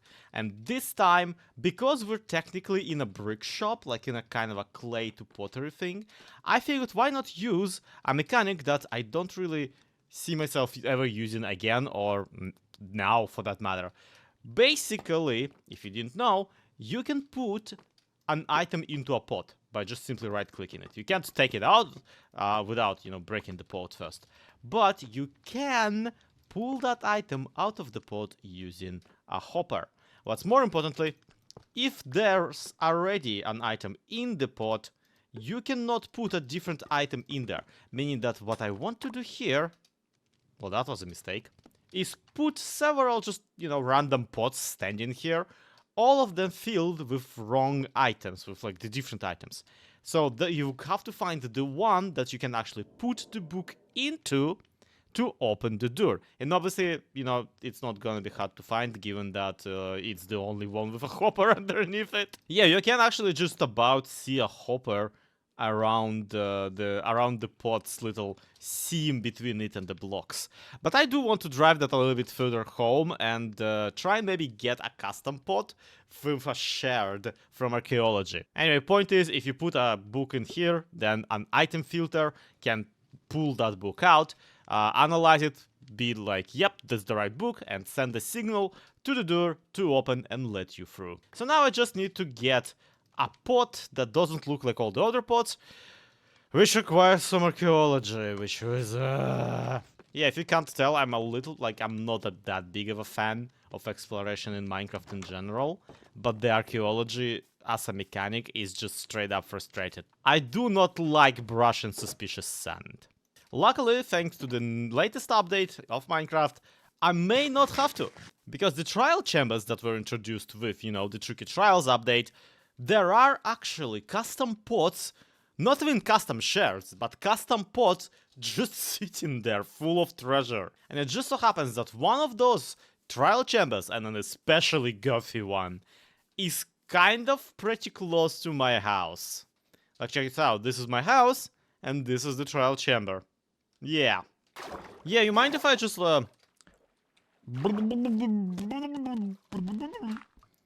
And that's how it's done. I now need to dig to the level, to the Y level -3 or something. Oh boy, this is gonna be a lot of work. Ooh, I see the tough brick. And I see it. Oh, and I'm oh, nope. Okay, I thought I was on a wall and not on a ceiling. I was wrong. Alright. I actually do have a little bit of reason to be very, very confident in what I'm doing. And that's because I brought a bed, first and foremost, so I can respawn somewhere in here as soon as I establish myself a little base place. I brought an axe. I can shave the lights for them to be brighter. So that's a thing I can do. But also, here's the thing. My axe has Smite 4 on it. I keep putting proper Smite 5 on this thing. And I really should, because that would help a lot with fighting zombies, skeletons, you know, those things that are pretty much 90% of what spawns in a trial chamber. Especially the bogged, because they, guess what, are also skeletons. I mean, this whole thing is not helped by the fact that, well, I am basically also not only coming here for one of them's delicious pots, and absolutely not for any of the actual combat or treasure. So I need to just quickly investigate. Oh, nope. Ah, there are things. And I just broke a pot, and I'm poisoned. All in all, this is a great operation so far. Yeah, and another cool thing about my lightning trident is that while it definitely doesn't work here under the ground, and also not during a thunderstorm, but it's still a trident with return on it, meaning that I can basically have a lot of bow. Okay, I see a lot of pots down there, and I really need to get investigating. At least one of them should have a custom design on it. Which, again, is probably the lamest treasure I could get out of one of these trial chambers. Ooh, look at that! Okay, I'm stealing this one. Oh, yep. Nope, too late, it's mine. It's mine! You don't get it. I do think... Ooh, look at that! This is great. See? Thinking. It helps. Okay, I was gonna say that I do think that when... And at this point, it's a when, not an if. When I ultimately decide to try and domesticate one of these dungeons into something, you know, into a dungeon of my own design, I will probably be taking this particular one because, again, it is pretty close to my house. And, oh my god, it's so beautiful and so big. Ow. Okay, I'll get going. Shut up. Ooh, I straight up get a trial key just out of a chest. Wow, that is awfully generous. Okay, we got 2 custom shards. We got twice the pots that we wanted. And I figured that we should probably get going, but I do want to try and actually apply that that key that I just got to a mysterious vault. I am very much panicky and I am super run away, and I am very much speedrunning about this, but I gotta admit though, it is a lot of fun to just run around in a dungeon. These things are actually like rather well designed when you get down to them, and that's why I'll be demolishing at least one of them and trying to design something of my own. Like, it's the biggest anxiety of the entire season is can I even make something better? Then again, it's running around, stabbing mobs with variety of weapons. I'm pretty sure it's gonna be fun no matter what. Oh, shoot. Ooh, another one. Okay. I keep promising that I'm like, I'm gonna get one more of these pots and I'm gonna leave, and then I just keep going deeper. It's an empowering and engaging gameplay loop of like, I want the things that it has. Oh, it's powdered snow. Oh no! Who allowed? Since when? Powdered snow in this amount. That's so much pranking potential. Like, I'm not even kidding. That would have been so funny. Okay, I guess this spawner just defeated itself while I wasn't looking. Admittedly, mobs also take damage from powdered snow, so I'm not surprised. Alright, I'm officially out of here. We're not doing the ominous trial, and it's pretty clear by this point that a non-ominous would very much be very, very dull and boring. Even though I am a coward and make funny noises when shot at. And here's an interesting thing about these pots that, well, I kinda just realized. I know that for most people who are redstoners this is probably not news, but you can only put a material into a pot that's already in the pot. Meaning that for once I don't need to make like an entire hopper filter for this. I can just put one of the books into the pot and draw from it with a comparator, basically adapting a regular Minecraft redstone hopper filter into something resembling this. As soon as there's gonna be more material in the pot, the redstone line, the redstone length is gonna increase thanks to the comparator, but can actually detect through blocks, by the way, and activate this block and deactivating the storage, allowing this hopper to pull whatever is in there and also, you know, trigger something. So if we just get a node block to, you know, have an audible confirmation of something actually happening, like this. So now if I try to put a different material in there, that doesn't work, obviously. I can't look what's in the pot, like, without breaking it at the very least. But if I put a secret tome in there, that's gonna stack up with the secret tome already inside, and... Did you hear that? It dinged. Now imagine that instead of dinging, it opened the door. Voila! This redstone stuff's easy. Everybody should be doing it. Please ignore that I've been basically doing the exact same contraption for like 4 videos in a row now. And honestly, at this point, we just need the shopkeeper. And we'll be golden. Oh god, this is perfect. Perfect! No, not you. Not you. Although, I mean, you do kind of look really cool. No, I'm gonna take the mason though. Let's go. Let's go, buddy. You are literally the best possible zombie villager we could have gotten for this particular profession. And get spliffed. Oh, heck yeah. Oh, crap. Okay. There's, of course. Of course. You now have the bricks. Can I convince him to jump into the honey trap, though? Nope, apparently I can't. Seriously, I'm at a point of maybe dying here. I probably should start punching the guy. Get in the... Oh, there we go. Oh, you got a bird now. You're a bird. And also you... Oh, bye. Okay, I guess you don't. Okay, now check this out. So you come in, obviously you're like, I'm not buying the single brick, and you go down into the basement, you find the secret boat, and you descend down here. And you go, oh, this reminds me of Aladrian's home, I should probably use the book I found in it.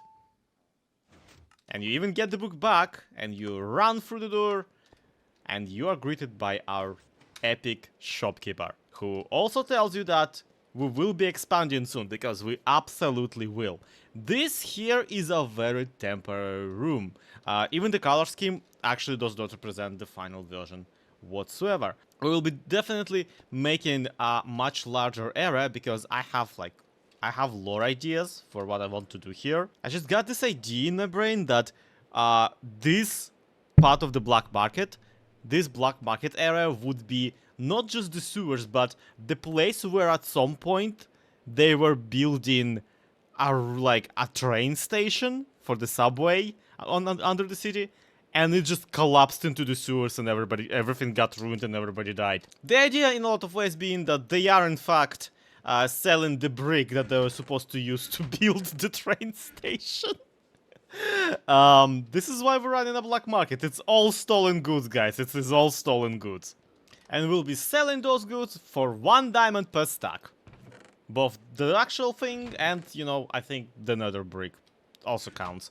I don't think I need like an extra sign explaining this, especially because I already spent it on the joke about stone brick, some assembly required. And it would be really cool to get this entire project done just for today's video, but unfortunately, I looked it up and turns out there's so much flipping brick in Minecraft. There's stone brick, there's red brick, there's nether brick, there's red nether brick, there is quartz brick, there is mud brick, which is an entire giant rabbit hole of just processing and farms and everything. It's actually gonna be quite the challenge, so I'm gonna leave that be for today, especially since I actually do have a really interesting thing to put into the comment library. See, last episode I mentioned that I would love to have like a zombie head, but you need a charged creeper to that, so you need a thunderstorm, all that kind of stuff. And both Buzzy and Crazy Old Man in the comments were kind enough to point out that no, on Bedrock you don't actually need a thunderstorm. It is enough to just have a rain and stab a lightning rod with a channeling trident. So, yeah. That's something really, really cool that we should absolutely test, because I really would like to have that zombie head. Oh, and it's so lucky, here's in our world, it is actually raining. You can just stab a lightning rod with a lightning trident, and that will call down the storm. So, okay, this is cool. This is super convenient. This is honestly something that should be on Java Edition, because waiting for thunderstorms is, you know, absolutely insane. An insane thing to have a player do. And luckily, I did stash away a charged creeper over here. So we will just quickly attempt to zap him. Oh, heck yeah! Alright, so now we just need to get him to kill a zombie. Or a few, actually, because on Bedrock Edition the creepers don't necessarily... Don't know that they're only supposed to make one monster drop their head. Seriously, we have wither skeleton farms based on this exact mechanic. But I do think that since getting a charged creeper is actually fairly, you know, easy, especially for me who lives in a time zone where nobody else does, no one else is online, so it is pretty easy for me to get rainstorm, I'll be fine, I think. Let's soften him up real quick.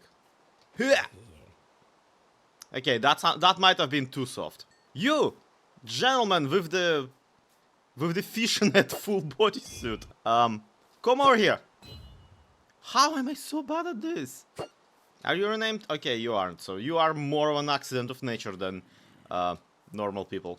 I like how he's holding the spider eye like a monocle, just covering one of his own eyes. Like, get in the boat, get in the boat.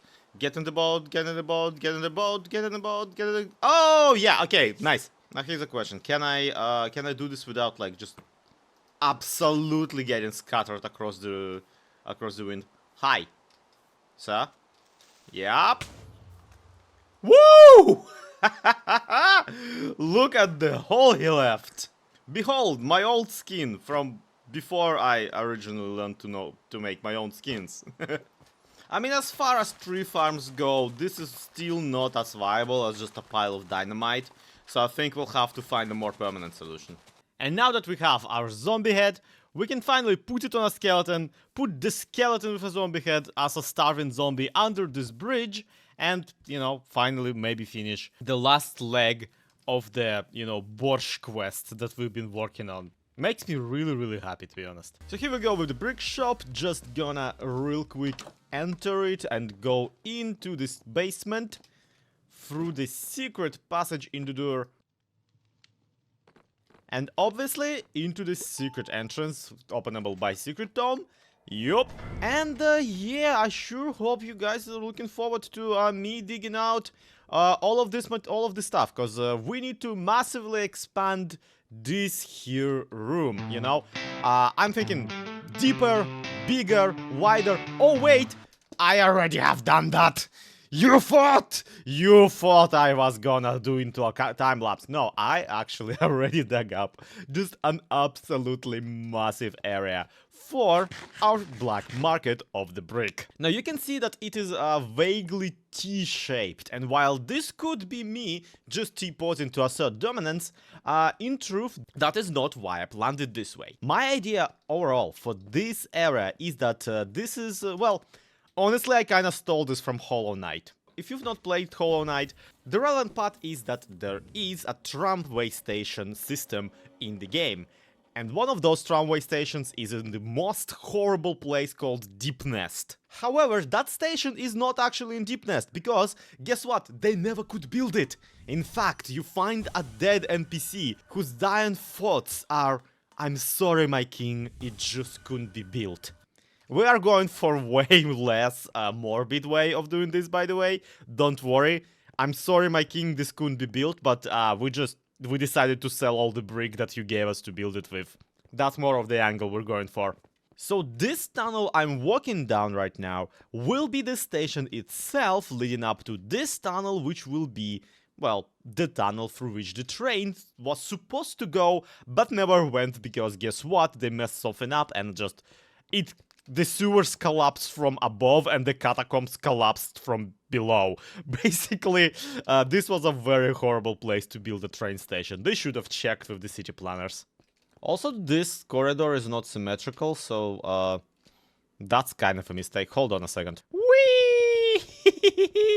So, what are we doing here architecture-wise? Well, I was thinking, which can never be good, that we would go with a 1, 2, 3, 4, 5 segments divided by kind of pillar, column, some sort of a support structure to support the ceiling. In between, I want to go for a polished granite lining at the bottom, and then using brick blocks to fill in the gaps in between. But maybe we would like these brick blocks to be actually inset by just one block, because I don't only want arches to be like support pillars for the ceiling, I also want maybe some sort of a archway structure going whoop over the segments themselves, kind of separating the higher part from the brick part.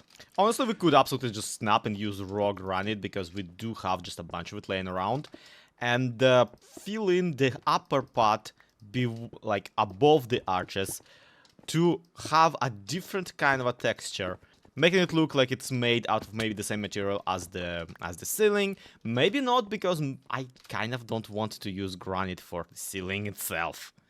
I mean, obviously I don't want it, because it's not really a material I have a lot of. Then again, the alternative is probably using sandstone, because sandstone is actually a really good block to go with both granite and, you know, red brick. There we go, something like this, and just continued all the way throughout the length of the train station. Though maybe I should introduce stone brick for the arches, because it just has more variants, as in, you know, slabs and stairs, and not just slabs. And besides, we do need to get more actual brick into the design, because, well, yeah, again, we're selling brick, we need to advertise how much you can make with it. Dang, it has stone brick walls as well. We're eating healthy tonight, we're eating good. Don't get me wrong, the support pillars, like the main vertical ones, are really good as this like smooth stone material. It's just a really nice brighter color to go with a kind of a darker reddish shading of the red brick. But having walls for materials is so good though! Ah! Maybe this whole wall should be made out of like brick wall. We can't afford it. And yeah, on one hand, if we want this to be flat, then we'll have to make the, you know, all the wall behind the brick wall disappear. We just need to create like empty openings. But on the other hand, these walls, even on Java, I'm pretty sure, actually just let light through like glass doors. So we can put a torch and create some hidden lighting in here. Like it's a little bit more volume. It's a little bit more bang for your buck. Is this too much? Have I duped myself into only ever using stone brick again? Again, it's such a cheap and available material. It's just hard to talk myself out of it. Okay, I promise I'm done fiddling with the design. Probably. Because obviously the plan here is that this is an abandoned train station. Not even abandoned, but like half-built one. So we need to build it first and foremost, and then we need to mess it up. Just mess it up royally. Just completely, just devastate the thing. So I'm not done fiddling with design, but let's at least try and build something before we start destroying everything. Whee! Yeah, okay, you're never gonna guess what happened. You know how I said that these are gonna be 5 blocks apart? So it's like 5 blocks, 5 blocks, 5 blocks. Oh no. This is why you count! This is why you count with your brain, guys! This is why you plan things in advance, because here there's also only 4 blocks, and I could make it into 5, but that would mean that I would have to remove the middle support pillar, which I don't know if you know anything about construction, but that does sound like a very bad idea for something being built underground. Okay, now looking at this though, I honestly like could just remove this pillar and expand that bit just into the opening that I've dug. So it's actually perfectly fine. That there, no, that there's kind of like off center and not perfectly fine, but we can always blame the whole entire situation on the construction crew that was, you know, building this in the lore. It's not a building mistake, it's lore. Yeah, looking at the more or less finished version of this, well, the finished version of the non-broken version, I am really getting the impression that this is less of a we couldn't build this and more we just built it anyway. This is kind of... I like this area. This area makes me want an actual train station somewhere within Truly Bedrock. We gotta get some sort of a minecart-like railway system set up around our town. I mean, at some point. Preferably at a point where it's not gonna immediately run into all my secret tunnels under the ground. Speaking of secret tunnels, I especially need to be careful around here with the ceiling because I can't actually make it any taller. There is my redstone up there. That right there, that chest, is actually part of my item filter for the book that we will be using. So you can see, oh, this is a little bit precarious. Also, I'm now realizing that I never actually figured out, never actually planned how am I gonna get the players who entered the shop up there all the way down here.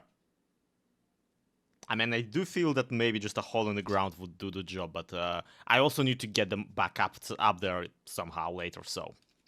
There's a few questions. Now, what material to pick out for the ceiling?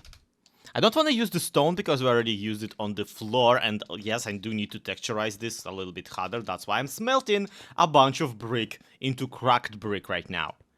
I don't want to use the granite because it's, you know, it's a little bit too noisy, and I already used a very plain texture up there that's lighter than here, so it would work really well. And I do have all this quartz laying around. Oh, I was planning on selling it.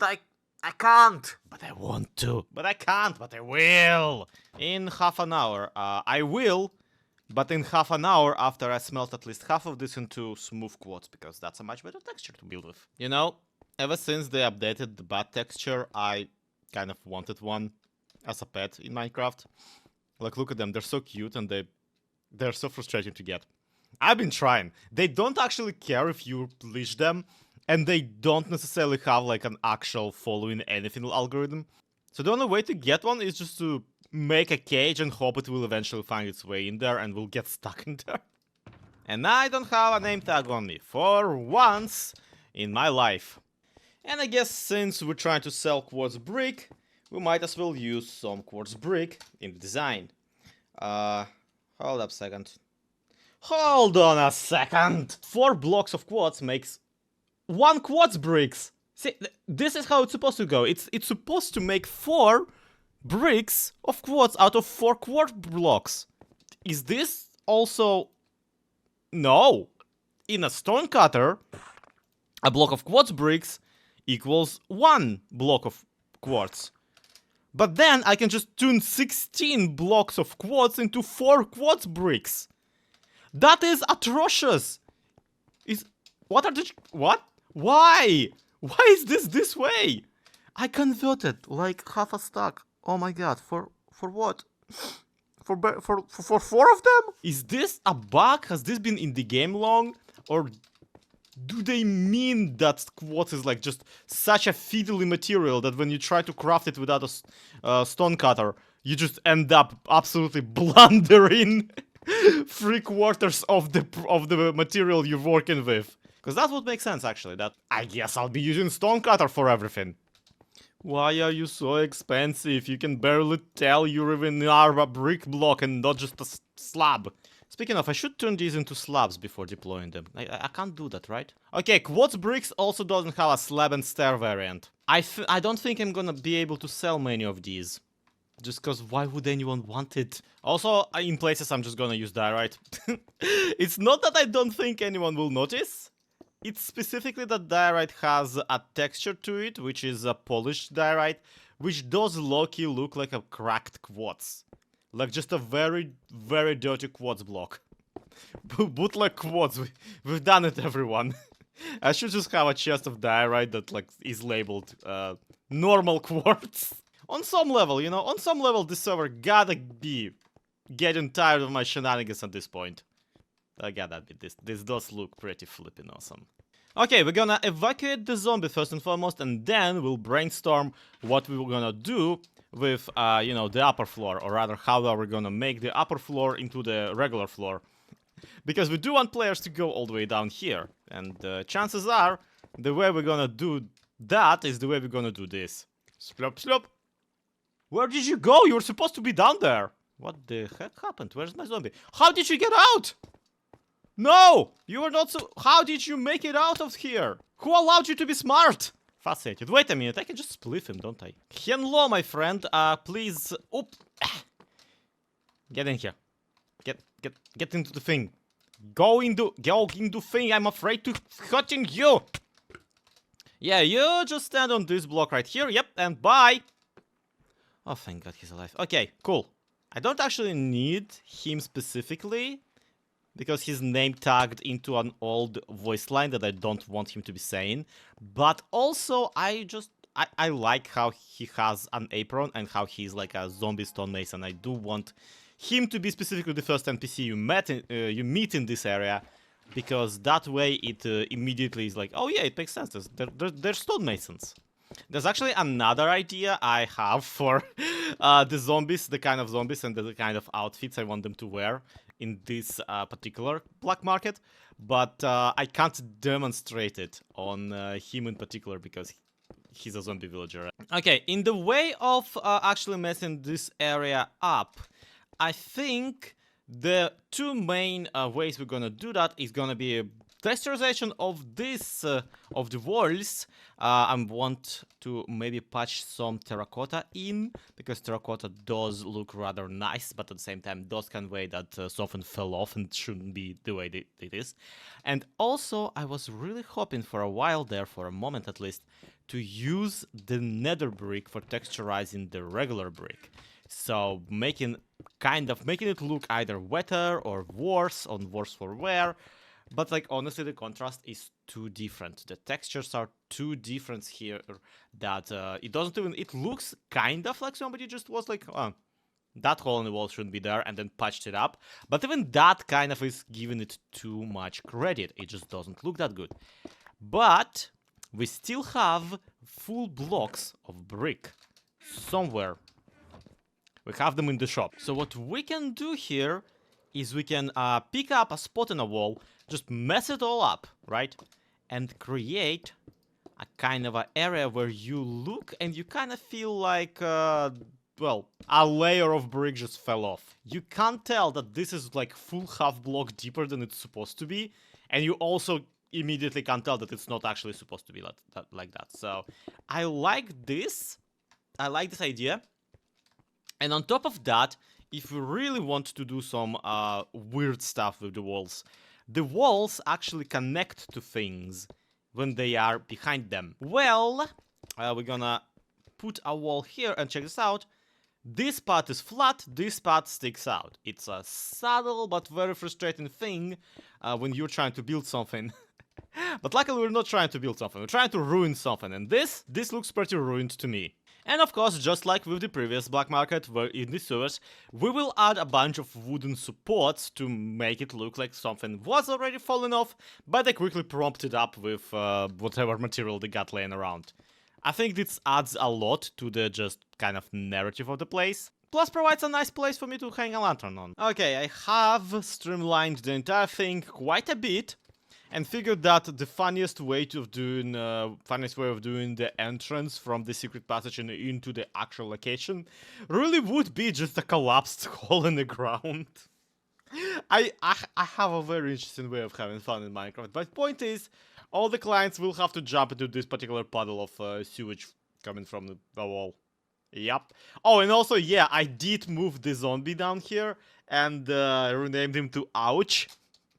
Because the implication, if you haven't figured out yet, that the guy who was up there telling you we're gonna be expanding soon, tried to dig into a wall, having the entire floor collapse with his shop. So he's just in the ground now.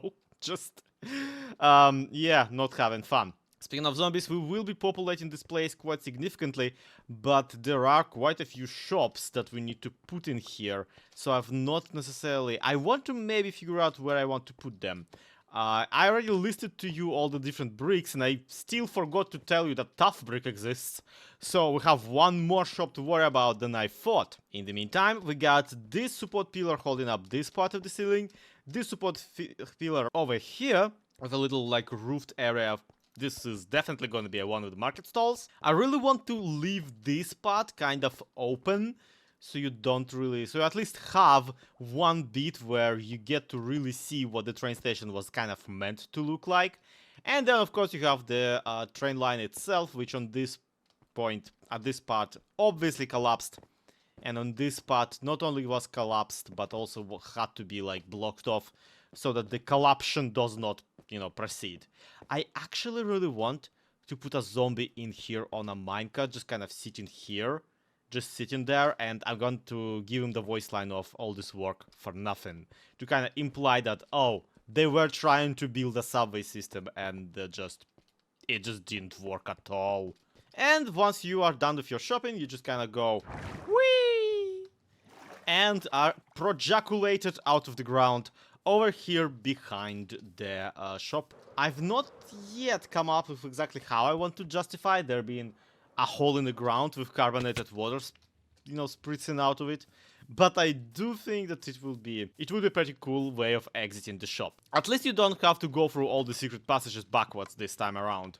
This is really like a way more streamlined experience of a secret passage kind of shop this time around. Because for once, my goal was not necessarily to make the shopping experience as annoying and funny as I wanted. The wood shop was really like a strong opening statement that we don't want people to have to absolutely suffer with every single one of those secret black markets. Okay, I'm gonna do a hilarious thing here.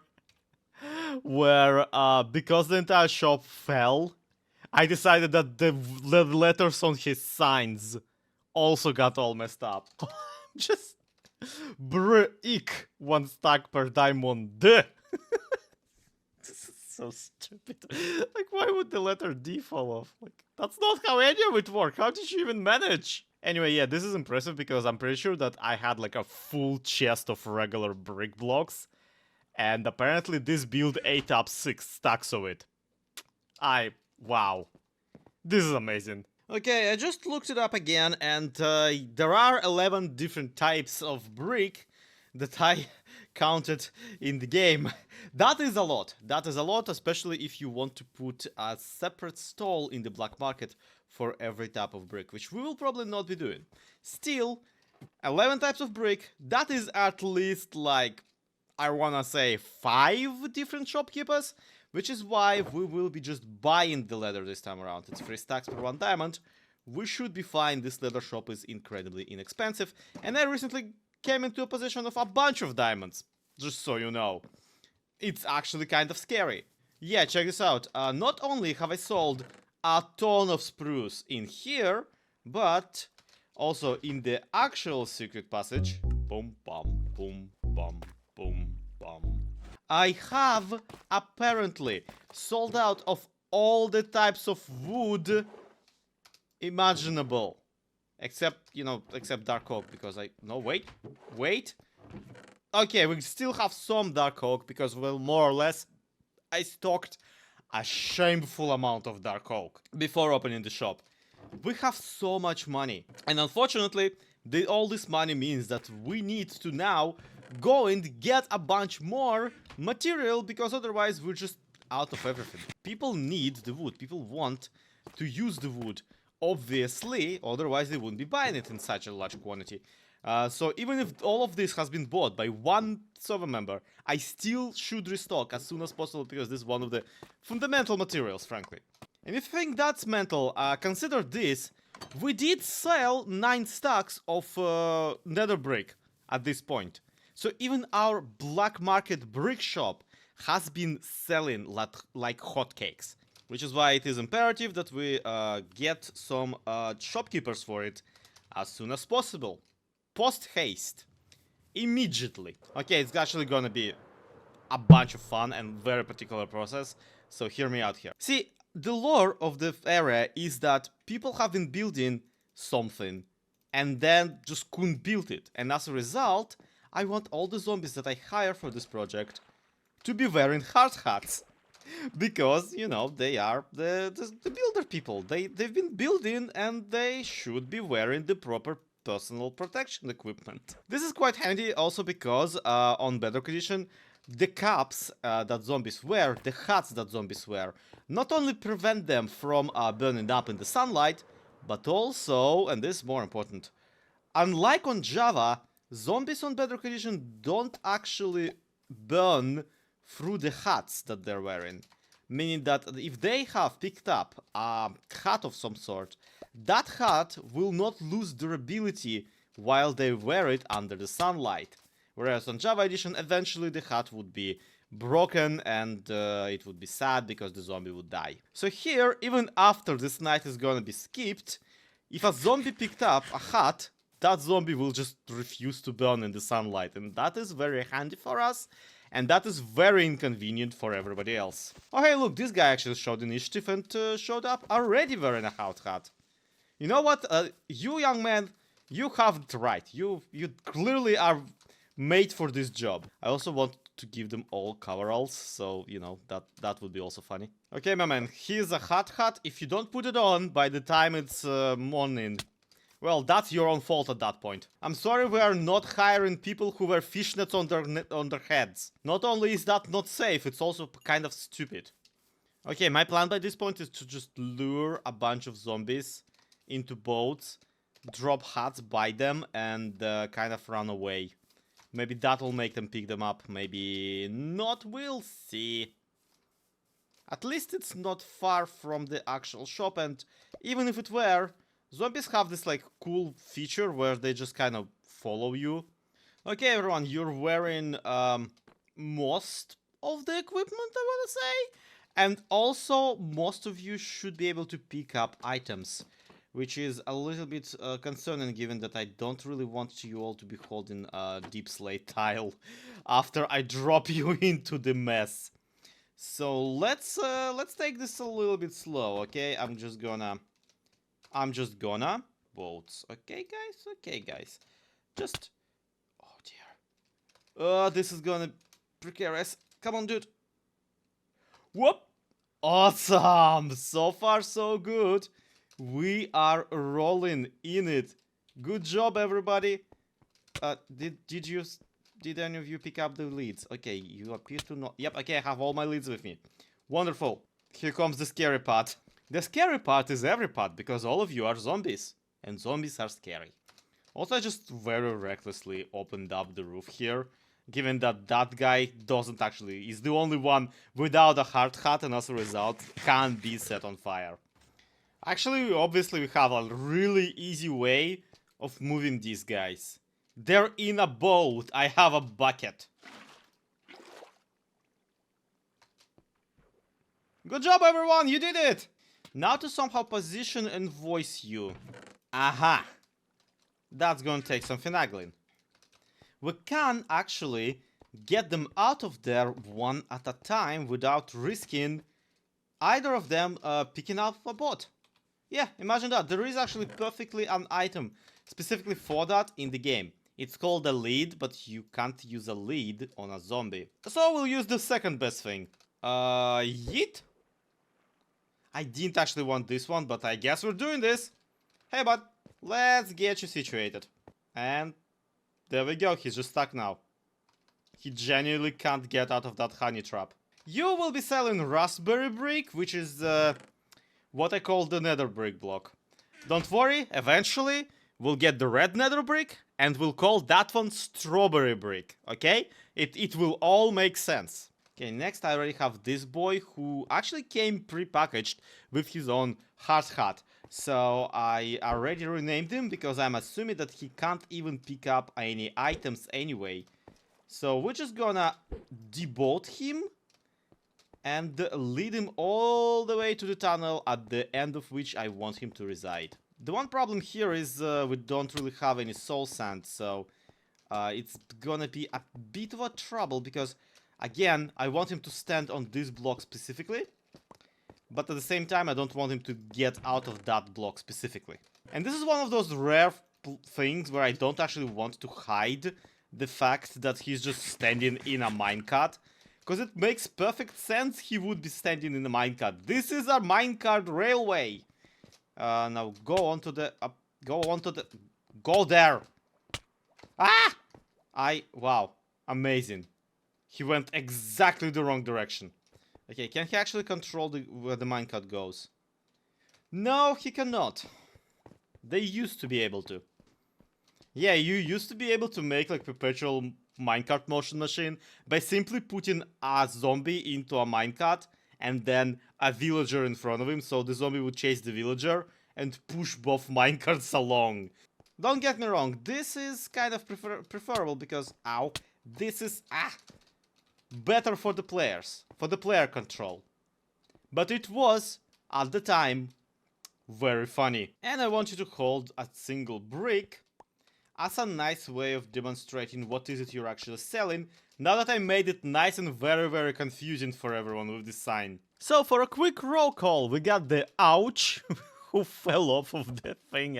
I'm sorry, that's still so funny to me. We got the ceiling keeps falling, which is, yeah, you can tell why he's saying that. That's because the ceiling keeps falling, and he keeps selling it! 2 diamonds per stack of quartz, that is honestly draconian. We should probably raise that to 3. And then if people complain, we're gonna drop it back to 2. It's fine, nobody will notice. And of course, for those who can't afford that, we have normal quartz, 1 diamond per stack. Which of course is not quartz, it's diorite. But you know, the ceiling and all that. Then we obviously have the raspberry and strawberry brick vendor called over here Stranger, which yes, is another quote from the Resident Evil 4 trader. A game which I know entirely too much about for the person who has never played it. And last but not least, we got the persons whose shop I've not built yet because, well, obvious reasons in a moment.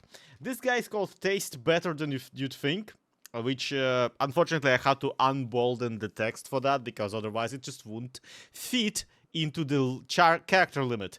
But yeah, the reason he's telling you that they taste better than you think is because, well, one, he's holding a spoon. That's why there's a wooden shovel. It's a spoon. And for two, what he'll be selling to you will be this packed mud made into bricks. And the joke obviously is that the recipe for a packed mud requires you put wheat into regular mud, which is why, in theory, to a certain degree, mud bricks are gonna be edible.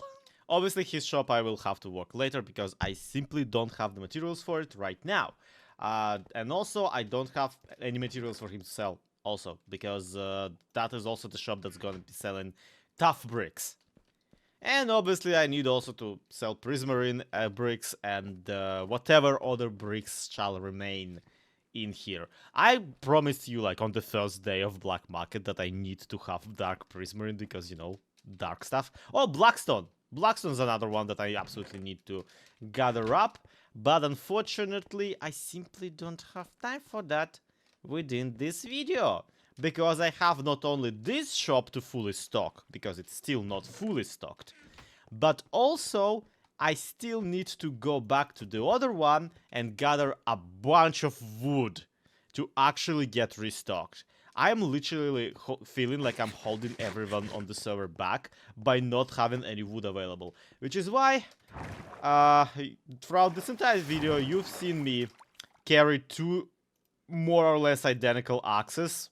For no good reason. I already did a livestream gathering materials, gathering wood, so I guess we'll either do another livestream of that, or I will seriously have to invest into some sort of a automated wood farm, which definitely is a video in its own. I'm saying there's a lot of grind to be done, which is unfortunate because I remembered that Hollow Knight exists for this video, and I really want to go play that now. At the bottom of the world, just under the spawn of our Minecraft server, lies the biggest trial chamber dungeon I could find, filled with treasure, monsters, and forgotten ominous worlds, and I want it. Oh, I don't want the treasure. I don't even want the monsters. What I want is the dungeon. I mentioned this in my Truly Bedrock series before, but my plan for this trial chamber that is suspiciously near my house is to not only defeat it, but also excavate it entirely and build my own one under it. One that the other players in the server will not be prepared for. Whatever treasures we find here will be wildly overshadowed by the amount of diamonds I'm gonna score when I sell all of the copper that this place is made of. But of course, before I can do any of that, I would have to actually clear out the trial chamber itself, beat every single spawner and secure it so it doesn't obstruct construction. So I grabbed Liara, one of the best PvP players on the server, and went down for the last time this dungeon will be played the way it was generated. Thank you so much for coming. I would rather not do this alone, to be completely frank, even though I know that like having extra people in there makes this even more difficult. No problem. I'm always up for a challenge, and was a little sad we didn't get to actually like fight the other one, so might as well. This one, the entire goal is to fight the whole entire thing. Okay. Oh, and while we're here, check this out. I got a Steam Josies. Oh my goodness. We can put can put banners on shields now? Ah! We can put banners on shields now, and this was supposed to be a glob pattern that shield compression absolutely butchered. So, yeah, I was trying to make like the broken moon, but it didn't work out. That's what you're going for. You ready to get this party started? Yes, I went ahead and put a bed down, so... Welp. This is Bad Omen 5. This is literally the highest I've ever seen it. I don't know why I own it. I found it at some point. So... Okay. Bottoms up! Now this might seem like a very stupid thing to do here. When you enter a trial chamber with a bad omen effect, basically the trial chamber becomes much more difficult. But here's the thing. Ominous trials also provide better loot. So if this is the only time I'm gonna run this gauntlet, I want to run it on the maximum setting. Also, during an ominous trial, there's a very small chance that you can get a unique weapon called the mace. It has some incredibly epic enchants and deals a lot of damage when used properly, so obviously I want one. But it's extremely rare, so we'd have to get really lucky. Why did I agree to this? I actually genuinely have no idea if the level of Bad Omen actually does anything. But it's in the game, so I guess it does. Well, let's come in here and find out, I guess. Alright, now remember, the spawners, I'm pretty sure they activate on sight, or something like that. Yes. So we do need to block them off, he said, having not brought a single block with him. I mean... Oh. Seriously? Was there not a bougier block to bring with you? Huh? The frog lights. It's so bougie. Well, I mean, we need to light stuff up too, theoretically, so... Okay, fair enough. Oh, boy. Oh, shoot. I remembered now. Oh, dang! Baby zombie. Children! I'm being besieged. Who gave children knives? Why do all of them have knives? I have a smite axe. boy. Why am I not using it? I don't know, but I am low on health. Yeah, I'm regenerating. Oh, yep, there she goes. The child has my stuff. The child has your stuff. He looks so cute with your shield! Oh, shoot.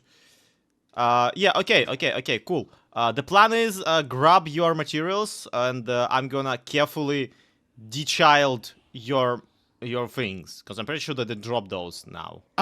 Yes, they should. Look, the amount of children around me is only piling up. I think this is what Beatstone felt like on TwitchCon. It didn't get my sword, at least, so I can help. Oh, alright, cool. Well, that solves everything. Ah! Nope, it didn't drop it. Seriously? Oh, no, it did. It did. Awesome. Grab it. I'm gonna go and try to de-child the rest of the spawner. See, I was thinking that we're gonna defeat it and get some treasure out of it. Well, I mean, I think we are defeating it too, right? I have no idea. Block off it? My logic would be that the blocks would not prevent you from, you know, things. Oh no, wait! It already dropped some emeralds, so I guess it's defeated already. I don't know. They all look way. Or those could be my emeralds. Or those could be. Your emeralds. Nope. There's still. There may still be another mob or two around. Oh, this one did definitely drop stuff because I did not bring beef in with me. I mean, I did, but I've not died yet. Sure. So. All right. Oh, hey, look! It's my bed from the other time I went raiding this place.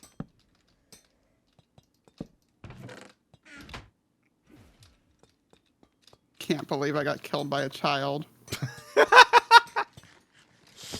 Okay, you might want to move because there are definitely potions spawning around us. All right, so that's both of those completely covered. The other reason why I chose the frog lights, by the way, is so that when you come in here with a pickaxe, you're not going to accidentally knock out whatever block we surrounded it with. Oh, yeah, that makes sense. See, that's smart. That's smart. Anyway, yeah, if we go up here... Okay, there's breezes, there's children, it's fine. Okay, so far so good, and there's... Oh, crap. I am pretty consistently taking the children out in 2 swings, so... I should not be as concerned about this whole entire situation as I am. Well, where'd that breeze go? Uh-oh, there's bogged down here too. Awesome. Yay! Okay, this spawner is defeated successfully. And it gave on 2 ominous trial keys! Okay, hold on. I should be way more excited about ominous trial keys than I am about this one pot. I'm sorry, hold on. Dare I ask? It has the axe shard on it, and I really like that shard. Oh, nice.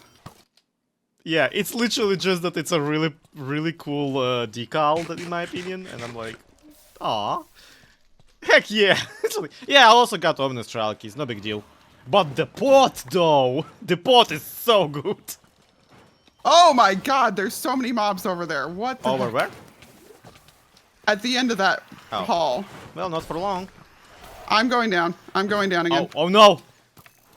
Yep, that's about what I expected. Why did I agree to the ominous chamber? Yeah, so now when you there's a whole pile of mobs on my stuff. It's fine, don't worry about it. Oh my god, there's so many. There's so much of everything. Well, you're not going to be able to lure them away from the stuff that they put on already. Yeah, true that. Luckily, murder is an option. I did get my bow back at least. I will attempt. But that doesn't. Oh, help I with the attempted. breezes. Dude, I attempted so good. Oh, good. Yeah. Done. All your things. All your things under the stairway. Come get it. Trying to, but lots of things shooting at me when I come down there. Yeah. Actively getting knocked back up the stairs by a breeze. Dang it. Okay, right. Still a war zone. Still a pretty horrifying place to be. God! I couldn't figure out where my sword was in my inventory. Yeah, that sucks. This was just a plot to make my death count match yours, wasn't it? Bold of you to assume that there was a plan. Of any kind, really. Ow! I would. Ah! No, let me finish getting my armor back on before you knock me down the stairs. Okay, the breezes being really hard to actually aim at is very You frustrating. cannot shoot them. Well, I cannot shoot them primarily because I don't have a bow. They are very hard to like get with a sword. Oh, even what? Okay, I don't know what happened, but the game just forced me to open inventory. Can I have some food, please? I yes, don't know where my food went. absolutely. Probably into me. I don't need that much food. I just need food. Stuff it in your gob. I don't care how much you need. Oh, dude. Oh, there's my food. Okay, we have four ominous brand. keys That's now. a brand. Can you get up here and block off the second spawner real quick? When I'm not being chased by stuff. Yeah, sure. Do that. There is so many mobs down here still. Yep. Why? I just. Yeah, I don't have the frog lights anymore. Oh, I have them. Why haven't I just done it myself then? I'm stupid. I don't. Okay. You didn't know you had them, so. I do want to emphasize. I don't know why every single animal in this damn place decided that it hates you so much more than it does me. Well, I keep getting attacked by things with enchanted swords. Also that. They successfully identified you as a primary threat. I don't feel like much of a threat today. Yeah, that's because they identified you. It's the identifying. That's the problem. I would feel much better if my health came back at a reasonable rate. Thank you, Bedrock. I know, right? Bedrock Edition is kind of doesn't deserve to live for that. It is the one thing that I will perpetually get angry at Bedrock for. Well, I mean, they made TNT drop 100% of what they drop, what it blows up. So I don't really have anything to be angry about. My being angry about constantly slot has been freed up specifically for this now. You okay up there? Yeah, my health is finally coming back. There seems to still be things below me from the sounds of stuff. Ack! Where did you come from? And why did you Oh, you're who poisoned me. That's where you came from, that doorway. They'd left the room. I was in that doorway just now, and there was nothing in there. So. Well, they came out of that doorway somehow. What? I am again. They are just straight up targeting you for some reason. Oh, is there? Okay. So there's a diamond, a block of iron, and cake. Do you want any of that? Not especially, but you know. So behind this like little blocked off area, there is a ominous trial thingy that we can cram a key in, and we have like 4 keys by this point. Yes. We can, but I mean, we'll have to get the loot back out of here somehow. Well, there is a chest right up opposite it. I don't know if we. True. I don't know if we wanna. Just go ahead. That's a god apple. Yeah, that's the applest apple they can do. Okay, do you want to move over? So my mom said it's my turn on the mysterious vault. Okay, I got a god apple, 3 diamonds, and a block of iron as well. Nice. All of this will never be recovered. We are leaving it all here. Well, I was tempted to just take the god apple, but honestly, yeah, grab it. There's an look at this. Hey, bud, you're not supposed to be here. There's one passage from here, and there's one passage in the door from whence a bunch of zombies came one time. Okay. What do we want to do? I Because this guess room, this way. like, look at this. It's like a death trap, but a very interesting one. Well, I'm just eating that god apple, like I said, so. You're like, I don't care. I'm here for the little snack community. Yeah, I'm just like, no, I don't care how rare these things are. I'm eating one and blasting through this place using it. Nice. One spawner done. Stop running away, you stupid thing. There's so many like weird traps in here. It's so strange. Yeah. Are we sure that spawner was done before? Well, it probably, if it isn't, it would just keep spawning, won't it? I just don't know if it keeps spawning without the light of sight. Okay, I unobstructed it. Oop. Yep, there we go. It put out its stuff. Awesome. And I will get the bottom of this one as well. For how much I expected this room to suck, it sucked way less. I have over a full stack of breeze rods at this point. Dang. Looting sword going hard. There's so many vaults in here. I should bring the keys that I have back here. Oh, we missed Oh, we missed a spawner marking and off it of- has a whole enough whole reward in it. Onion it! Put it into the onion! That's one way to describe it. I really don't need to loot all the pots and pans right now, mind you, because ultimately I will be demolishing this place, so it really doesn't matter. Okay, I remember walking into another room somewhere in here, like, if we can backtrack real quick. There was the room with all the... Yep, there it is. I love it.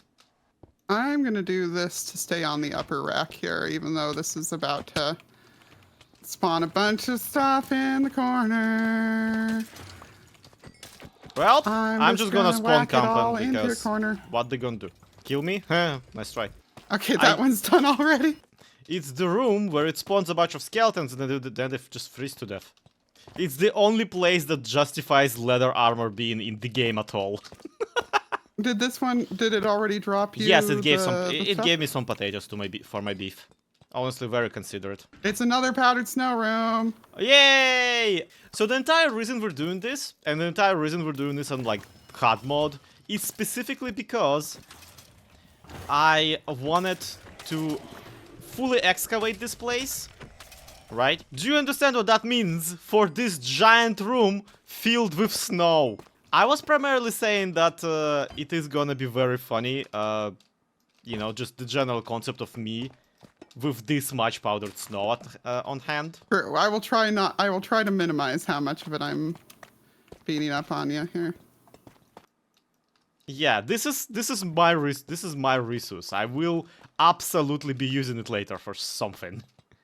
So, and remember how I said that this room is so flipping big that it just randomly barges into a regular skeleton spawner? Yeah, that's there. That's up here. If I can, yeah. It's just regular skeleton dungeon. Horse armor and everything. Dude! And there's an ominous vault right on top of that. I was gonna say. That basically makes this entire room into a stray farm. I now realize because there's a spawner up there and they immediately fall into the powdered snow. Come on. And look, there's like a floor of the next. Oh, and there's a Okay, this doesn't really lead anything, that's just like a corridor. This is the floor of another trial chamber area. And there's just a hole up here. There is. This is just straight through to a vault. Yeah, and to a vault too, so there's treasure in there. Amazing. At this point, with so many rooms cleared out, and even the secret extra regular skeleton spawner discovered, obviously we're feeling pretty good about this expedition. And then, something completely unexpected happened. We can each only use one key, so one key one time, yeah. Which is sad because I have 8 of them. No! Do you see this? Oh, did some of it go? No. Yes. Okay, hold my emeralds. What's this book? Density 4 and the heavy core. Oh, yay! Hell yeah! Oh, Can I pick it back up? I can. Awesome. Wonderful.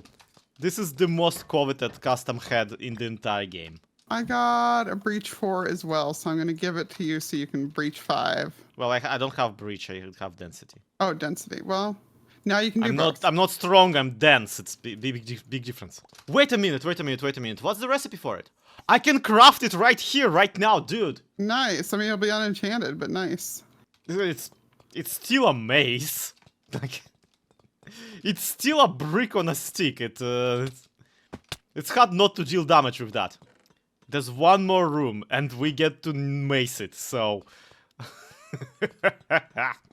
Now with most of the dungeon under our control, and with a flippin' mace with us, obviously we're feeling absolutely invincible. After all, even if one of us manages to die, the other one will just protect the area until they recover. The only way for us to actually flop this is if we get an absolute total team wipe. Apropos of nothing, foreshadowing is a literary device. Baby zombie.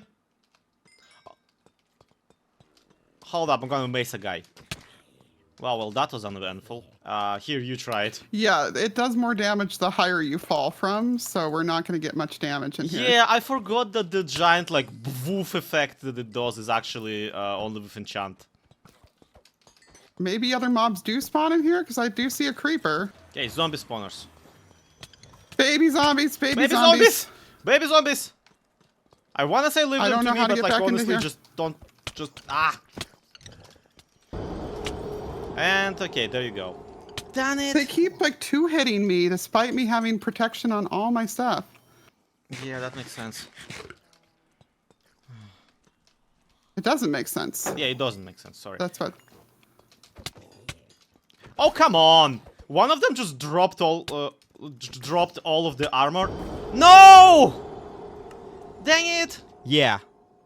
We managed to flub it. At this point, we only have 5 minutes to get back there, get our loot, and prevent it from disappearing. Luckily, some of our loot has 0 chance of disappearing, because zombies who pick up items from the players don't actually despawn. Unfortunately, the reason they don't despawn is because they're wearing all of our items. Meaning that while all of our treasure is just laying there on the ground, waiting to disappear, there are now 2 baby zombies outfitted in full diamond with sharpness 5 swords. And there's only 2 of us, butt naked, trying to deal with the situation. Okay. As long as they didn't pick up my axe. One of them is now 1-hitting me because it's Yeah, it has my sharpness 5 sword. No. I'm less frustrated by the fact we died, and I'm more frustrated by... Oh, this is a completely different room. Where did I walk? I was gonna go buy another sword, honestly, but I guess we need to get our stuff back, but... There's gotta be a better way, come on. We're gonna have to stand here punching stuff for like 2 minutes straight. So if I just haven't died, we could have definitely gotten all the stuff back. And now I'm just kind of running around here, like, lowering our chances of ever getting stuff back. Yeah, I would say... Yeah, okay. Basically, the situation is that one of the zombies with all my gear is just standing there on a grate. So as long as we can kill him, we get full set of diamond gear and a shield. I'm coming with a sword and with a bow. Awesome. Ah! Here's a sword. Let me for lure you. him in. Well, take this. What? I tried to give you a sword and you just kept running. Yeah, I don't have anything on me. I'm gonna lure them out on here so you can shoot them. Strategy. Currently, my biggest enemy here is the spiral staircase. Oh, shoot! Right, I got a little bit too excited because there was all my gear. Hup. Whee! It's wrong one. I shot the right one. Well, I missed both of you entirely, but I think I can tell the difference between you and a baby zombie. I said it was the wrong baby zombie. Because again, okay. there's 2 of them that just picked up all of our stuff. Ah! And one of them just found me. Hold on, I can crack it. Nope, it's too one-shotty for me. Okay, you know what? Give me the sword. Oh, here, let me shoot that one before. Put on that armor. Yep. Oh, they're dead. I got my smite axe back. Okay, good luck. Yep, thank you. Thank you. This I'm gonna need it. Yep, I think the right one is chasing me. I got what I could back, which wasn't much, but... No. Shoot! Ah! He's upstairs. He's on the top of the stairs.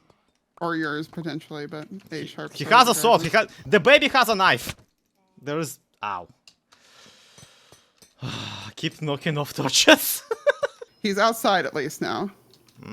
Easy? Oh, Yes. yeah, he is. Okay, cool. So what do we do? I don't know, because we don't have any blocks. Yep, couldn't even punch him. He has the range advantage. Is there any blocks that we can grab out of any of these? There's one singular block. There's now 2 of the children. Mm-hmm. Here, I'm going to put a singular block. There's some bamboo up here. Down here. Whatever. No, I found a block already in one of the chests. That's why I said I was going to do that. I had 2 arrows. Oh. Yeah! Oh. Did his friend pick up all the armor immediately? No, because I'm still swatting him away from it. Here's your boots. Thank you. Here's my stuff. Well, it's my helmet, but... Oh no, no. I'm like 1 health. Finally, it seems the tide has turned. We now have some armor and at least some weapon to deal with the armored zombies that we admittedly created. But just when we truly started winning again, the dungeon has dealt its final blow. It's going to have to deal with it while I get the stuff despawned as I got to it. No! Come on! There was a mace Not there! all of it. Everything else, like, there's still some stuff, but most of it despawned as I got to it. And if I hadn't fallen off the stairs that one last time. No! Again, the stairs are just the villain. It's awful. It sucks. And if my health would come back so I can get upstairs, because that was the other thing that held me back, was waiting for my health to come back. Mm-hmm.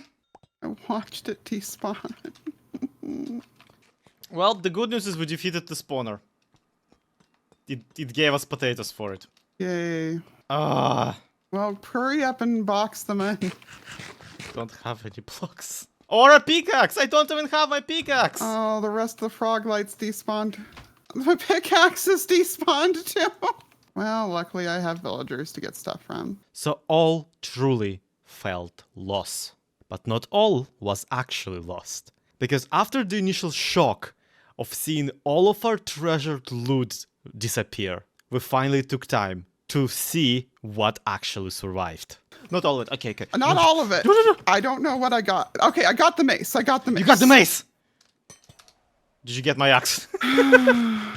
Or some beef? I think I got your axe. Okay. Also, at some point, we dropped a bunch of stuff into this chest here. Meaning that, yeah, we might have lost one of our 2 enchanted golden apples.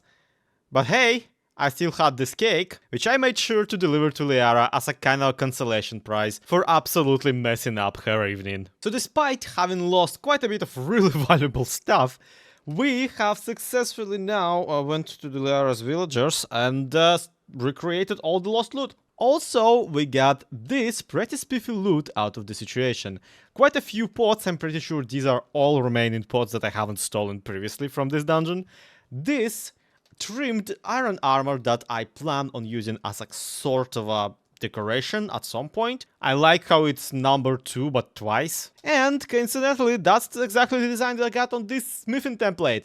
Which, yes, armor trims are technically unique items, so I will be really happy to have this. Even if I probably won't apply it onto any of my armors out of the fear of, well, underlining my nipples a little too hard. But also, obviously, we got the mace! And obviously, that is just a footnote compared to the most important thing that we got out of today's video. And that is the whole dungeon down there. It's almost eerie walking around these corridors, without being chased by monsters, because we have successfully blocked off all the spawners so that they can't see me. And I am now free to demolish these walls and not just get a bunch of building materials out of it, but also I get to build my own dungeon using all these spawners that in under half an hour will be once again ready to welcome the new challenger.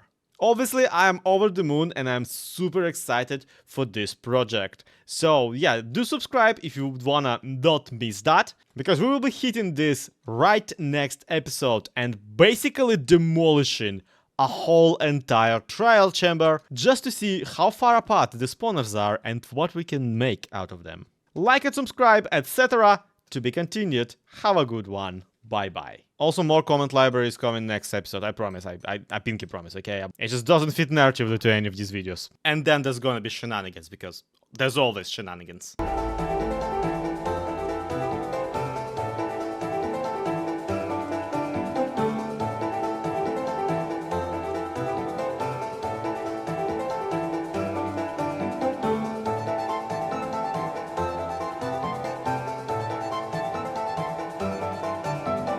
Now, as you can probably guess, this has been a really good aid for my brick shop, given that apparently all the trial chambers look pretty much like this once you dig up most of it.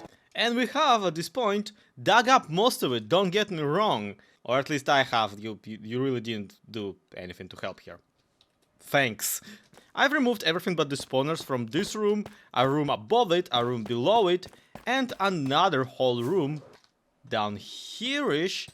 So now we have these large, vast areas, and we can basically just look and see what spawners we have. This room, for example, is brandishing a bogged and a zombie.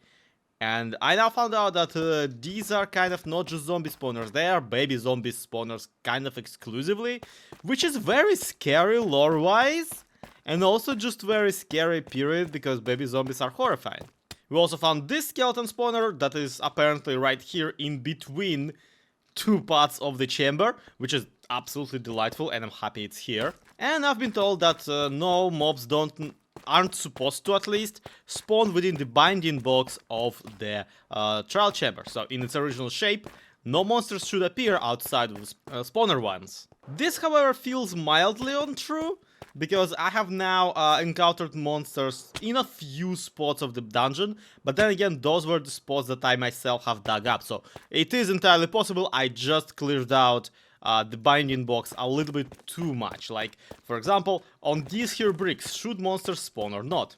Well, they don't. On here, I don't think so, but I have seen a zombie appear in this corner, for example, which admittedly is kind of 2 blocks into a wall, but not yet breaking out of the general binding box made out of tough brick.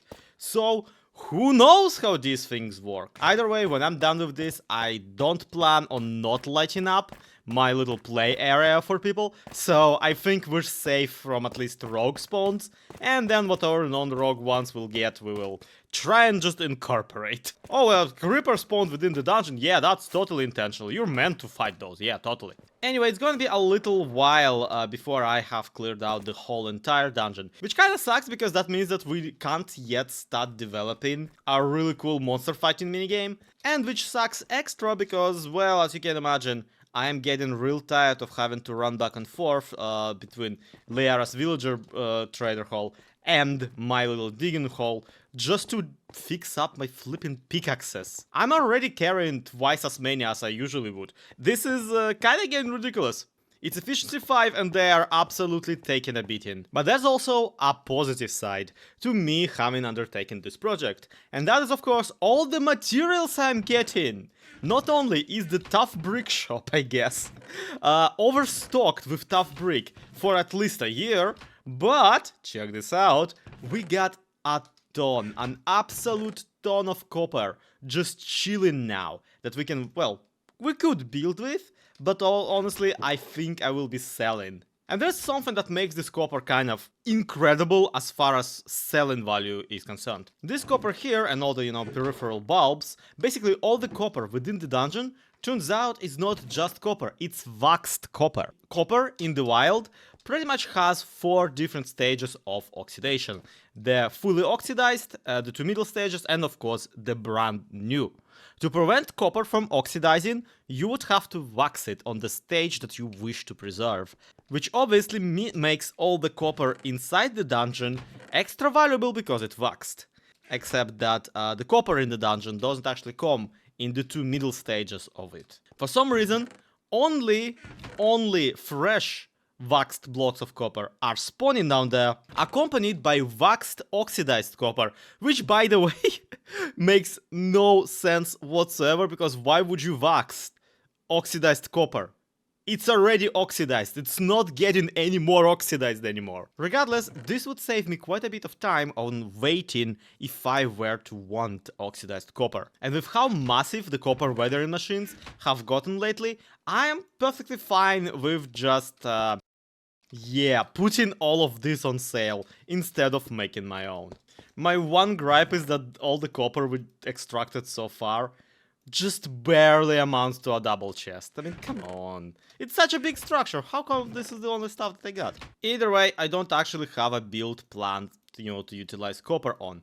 So I do think that we will be selling all of this. And selling it will be a great idea, given that I do want some netherite pickaxes, and the market value of netherite currently is kind of through the roof. I mean, look at this, look at this. They're selling netherite templates for 18 diamonds. Now, here's a trick about that. Like, see if you can follow.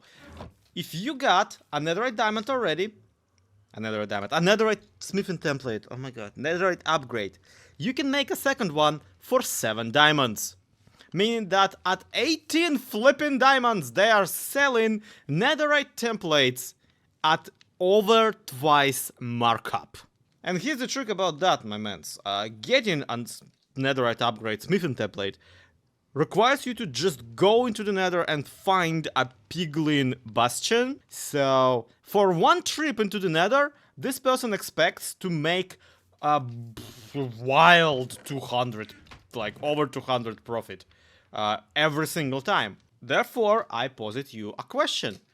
If someone were to grab a smithing template, and forget to pay, and copy that netherite smithing template since, and then realize that they forgot to pay, and then put their original smithing template that they, accidentally stole back into the stall, did a crime happen?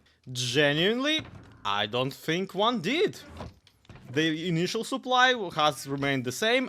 No one will ever know. Flipping netherite upgrades, 18 diamonds, crying out loud, just wow, shameless. Luckily, I myself will never need more than one netherite template, because obviously I can just copy the one I just bought forever. The problem is that will require diamonds and some netherrack.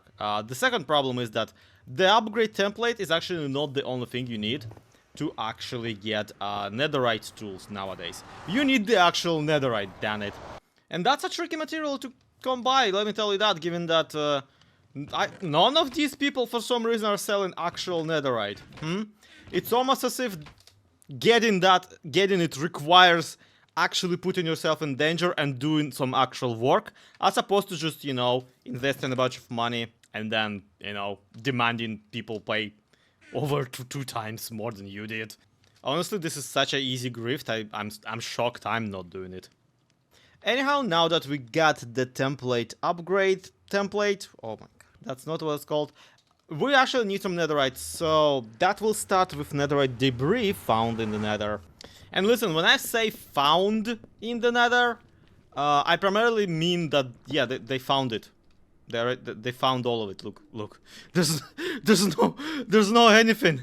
They dug up the whole dimension, everyone. Seriously, I have no idea who dug up that giant hole under the surface of the nether hub, but that is insane. Why? And look, I'm not some plebeian to not realize that you can't blast mine and bed blast, and I have a video on the topic. It's not that difficult.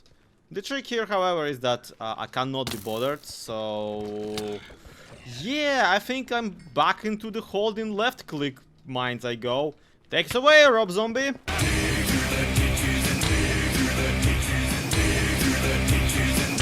Yo!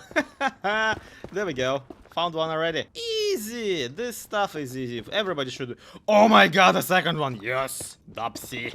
Oh my god, I found one. Okay, for the record, you need 3 of these. You need 4 of these to get one tool netherrited. I basically got almost a full ingot out of just being here. I mean, listen, back when the netherite upgrading did not require a smithing template, there actually was a video of mine that straight up featured a shulker box full of netherite pickaxes that I specifically made and then almost broken to dig out a perimeter in the nether for a gold farm.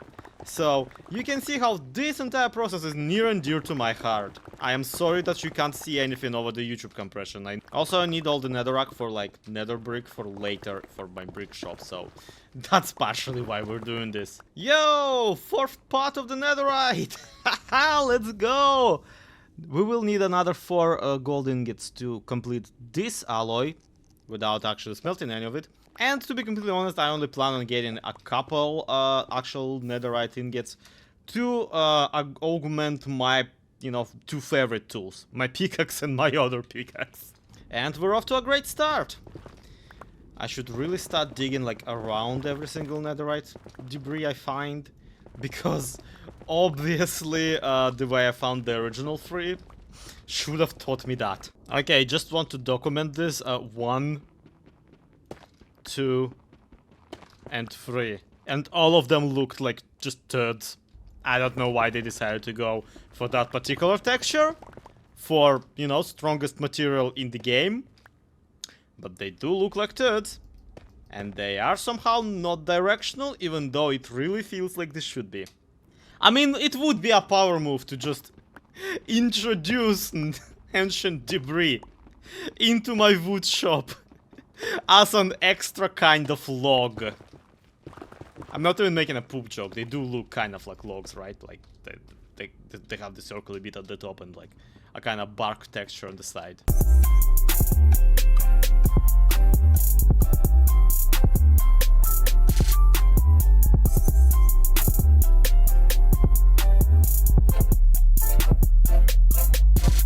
Okay, so that somehow earns us 4 ingots of actual netherite, because I got enough to get up to 16 on the way back from, the last clip. I basically just dug for 2,000 blocks in one direction and 2,000 blocks in the backwards direction. Either Bedrock Edition has some increased rates of the ancient Deborah spawning, or this fortune enchant on my pickaxe actually works on my real life luck.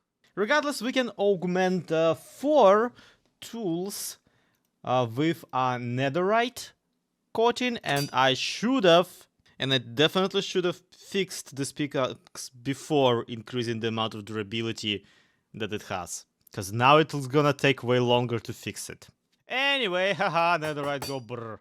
Right, just gonna make a couple copies of the netherite template in advance before I accidentally spent my last one. Let's see, what do we want? We want an axe because of the wood, and we definitely want a hoe because of the same reason. Alright, now our tools are actually gonna last us a while. That is refreshing. But there's still an issue of a double chest of copper that I don't need. And another double chest of copper that I extra don't need, because I actually really like the fully oxidized one. It's much nicer color. Let's see, we'll need some shop around here for all that copper. And yeah, looking at my general season of Truly Bedrock checklist, I have already built a skull this season. So obviously this one's gonna be a zeppelin. This is 6th season of this series. You should know what I'm about by now. It's not just predictability, okay? It's called being on brand, I promise. So my thinking for the palette is to use spruce logs, well, spruce planks, actually, for the basket of the zeppelin kind of thingy. And I really want to use these copper bulbs and some of this chiseled copper for basically the accents I am also using acacia logs because it's a nice color when it's stripped. And it does go with copper materials, actually, when they are not oxidized at all. So, as you can see, this is actually looking pretty good. And it allows me to skimp out on using actual copper because, well, I only have a double chest of either kind of copper here. So you can imagine I do not want to use up most of my stock while building the shop for my stock. And obviously after we're done with a basket, we will be doing the balloon itself. And yeah, I kind of know where I'm gonna get the materials for the balloon. I low-key hate where I'm gonna get the materials for the balloon. That thing scares me. Do I want these on or off? Yeah, I do think that off is kind of better. Off is just a nicer texture, to be honest. We'll need some sort of otherwise lighting though. Also, I'm low-key freehanding this shape because, well, my goal with this build is honestly for it to be just purely decorative. I don't want to have a giant like ladder up here, and I don't really want to have people fly up all the way up here on Elytra other than just for entertainment. So this is not necessarily a kind of a functioning build. Not really. Now, does this excuse the fact that the whole thing looks like a teapot? I'll leave that to the comments. I do actually really like that it looks kind of like a teapot. I like tea, get off my back. And now I have to mirror the entire thing, so I miss the magic wand from Create. It did have the block placements for me. Yeah, this is flippin' epic. I do love the shape. I do think we nailed it. I just now need some sort of a balloonish kind of a situation on top of the thing. And in the meantime, yes! One of the most satisfying things you can do in the game. Alright, how does this work? Oh my god. This is horrifying. I do not like what I'm seeing. I understand that it's born of the limitation of the wool colors.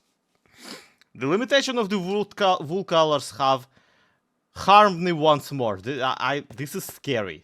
Okay, so it's 1 diamond per stack, and there's plenty of stacks, and I already have quite a few warped blocks that I wanted to use as maybe accents.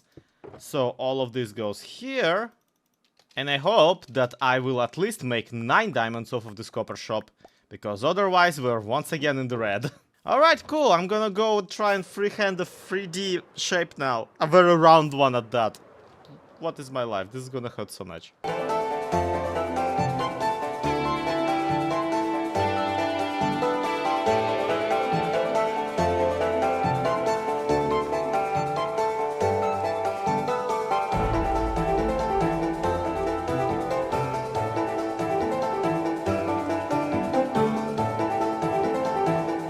Oh my god, I love this.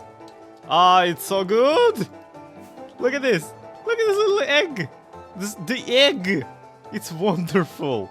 I mean, admittedly, let me be the first to admit, this is way too small. Like, the floating egg part is a little bit too teeny tiny to carry this teapot into, you know, into the sky. But I don't think anyone on the server is gonna check. I know I didn't check, and honestly, I do not care. Now, there's one more thing left to do for the build of the blimp itself, and that is, I really want Brandon. I really want Brandon. Brandon, wherever you are, sure, come over here, come over, but we're gonna put you on the side of a blimp. Basically, if you've seen my Create series, you absolutely have seen the really cool, like, skull with a cog for an eye emblem that I'm putting on a bunch of stuff. Here, I would love to do something like that, but we don't have cogs, obviously. So I'm just pondering if I could put together at least a copper cog, maybe? Out of the, well, copper that I got. And I extra wonder if I can make this without absolutely ruining the structure of the blimp that I'm building. I figured just having some stairs and some underlining trapdoors might work out. But then I realized that no, I actually do need the stairs to continue over the top of this as well. So that's obviously not gonna work. I don't have that many of these cut copper blocks, so it's a little bit cumbersome. No, alright. Alright, this is actually pretty cool. Yeah, we can work with this for sure. Oh my god, this video is gonna be... It's gonna come up so pretentious, because I'm just consistently flying off of this build, turning around and just going, yo! I don't even like using that word, I don't know why it just suddenly became a thing I say. This is genuinely really fun. This is really good as far as my blimp builds go. Anyway, according to it, it took like 45 minutes to actually build this. My jaw is hanging. This is so cool. And guess what? It's completely superfluous to the actual shop, because the actual shop is not gonna be up there. The actual shop will be down there on the ground. On a little platform that you can reach from the ground, you know, for the buyer's convenience. And the platform is just gonna be attached to the blimp by a rope. It does make the ship look a little bit like it's being held up on a stick. So I need to either put more dangly bits on it or something or other. But no, the actual shop is down here. Hi, welcome. Let's grab the copper and let's deploy it. So what's the stock? Well, I got waxed oxidized copper grades. These are not oxidized, these are just waxed. I got waxed copper grade. Honestly, not that great. We got oxidized copper, also waxed. And of course, we got the shulker boxes upon shulker boxes of just copper, but also waxed. And the price I'm thinking is gonna be 2 diamonds per stack for just waxed, and 3 diamonds per stack for oxidized, because once again, putting time into actually waiting for this to oxidize would be worth a diamond in my book. Like, obviously, I would love to make a lot of money with it, but I don't think I will be restocking it once it's all bought out, and I do think it's gonna get all bought out, because copper is generally a really hot commodity on the server. Was this whole thing just an excuse to go and build a blimp? I can neither deny nor confirm those allegations. There is, however, a shop I feel much stronger about on the server, and by a shop I mean a stall, and by stronger I mean I'm making the shop right now. There it is. I'm gonna sell netherite upgrades for 9 diamonds each. I don't care. Actually, never mind, make that 8 diamonds each. I don't even need 2 diamonds of profit, 1 is gonna be enough. I'm not salty at all, I'm just trying to teach people a lesson, alright? Also, it's really not that hard to just make 27 of them at once. I think it's only not really viable because there's not, you know, 27 people on the server. There you go, that should be plenty. Oh, and final thing about just absolutely wild shops we have on the server. This is Iana Sear's awesome copper shop. Yeah, if you don't know, Iana Sear is an ancient Egyptian merchant who was selling copper, who we only know about because we found a giant supply of clay tablets that people wrote complaining about his copper. Which is exactly why Iana Sear's awesome copper shop is fully stacked with regular bricks, renamed normal copper, some of them. Also, somebody bought 2 stacks of bricks from Iana Sear's copper shop. Why would you? How does what?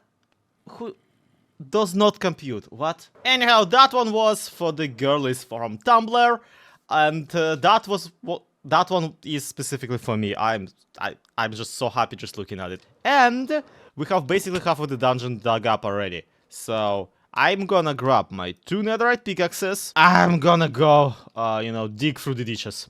And this is where we are right now. Most of the trial chamber dungeon is already dug up. But while my server mates are already catching wind of all the secrets I buried beneath our town, I too have quite a few cards up my sleeve. So thank you once again if you have made it this far into this massive video recap. Much more is coming, so do subscribe and do leave a like if you enjoyed it. My name has been ZloyXP, this has been Truly Bedrock. To be continued.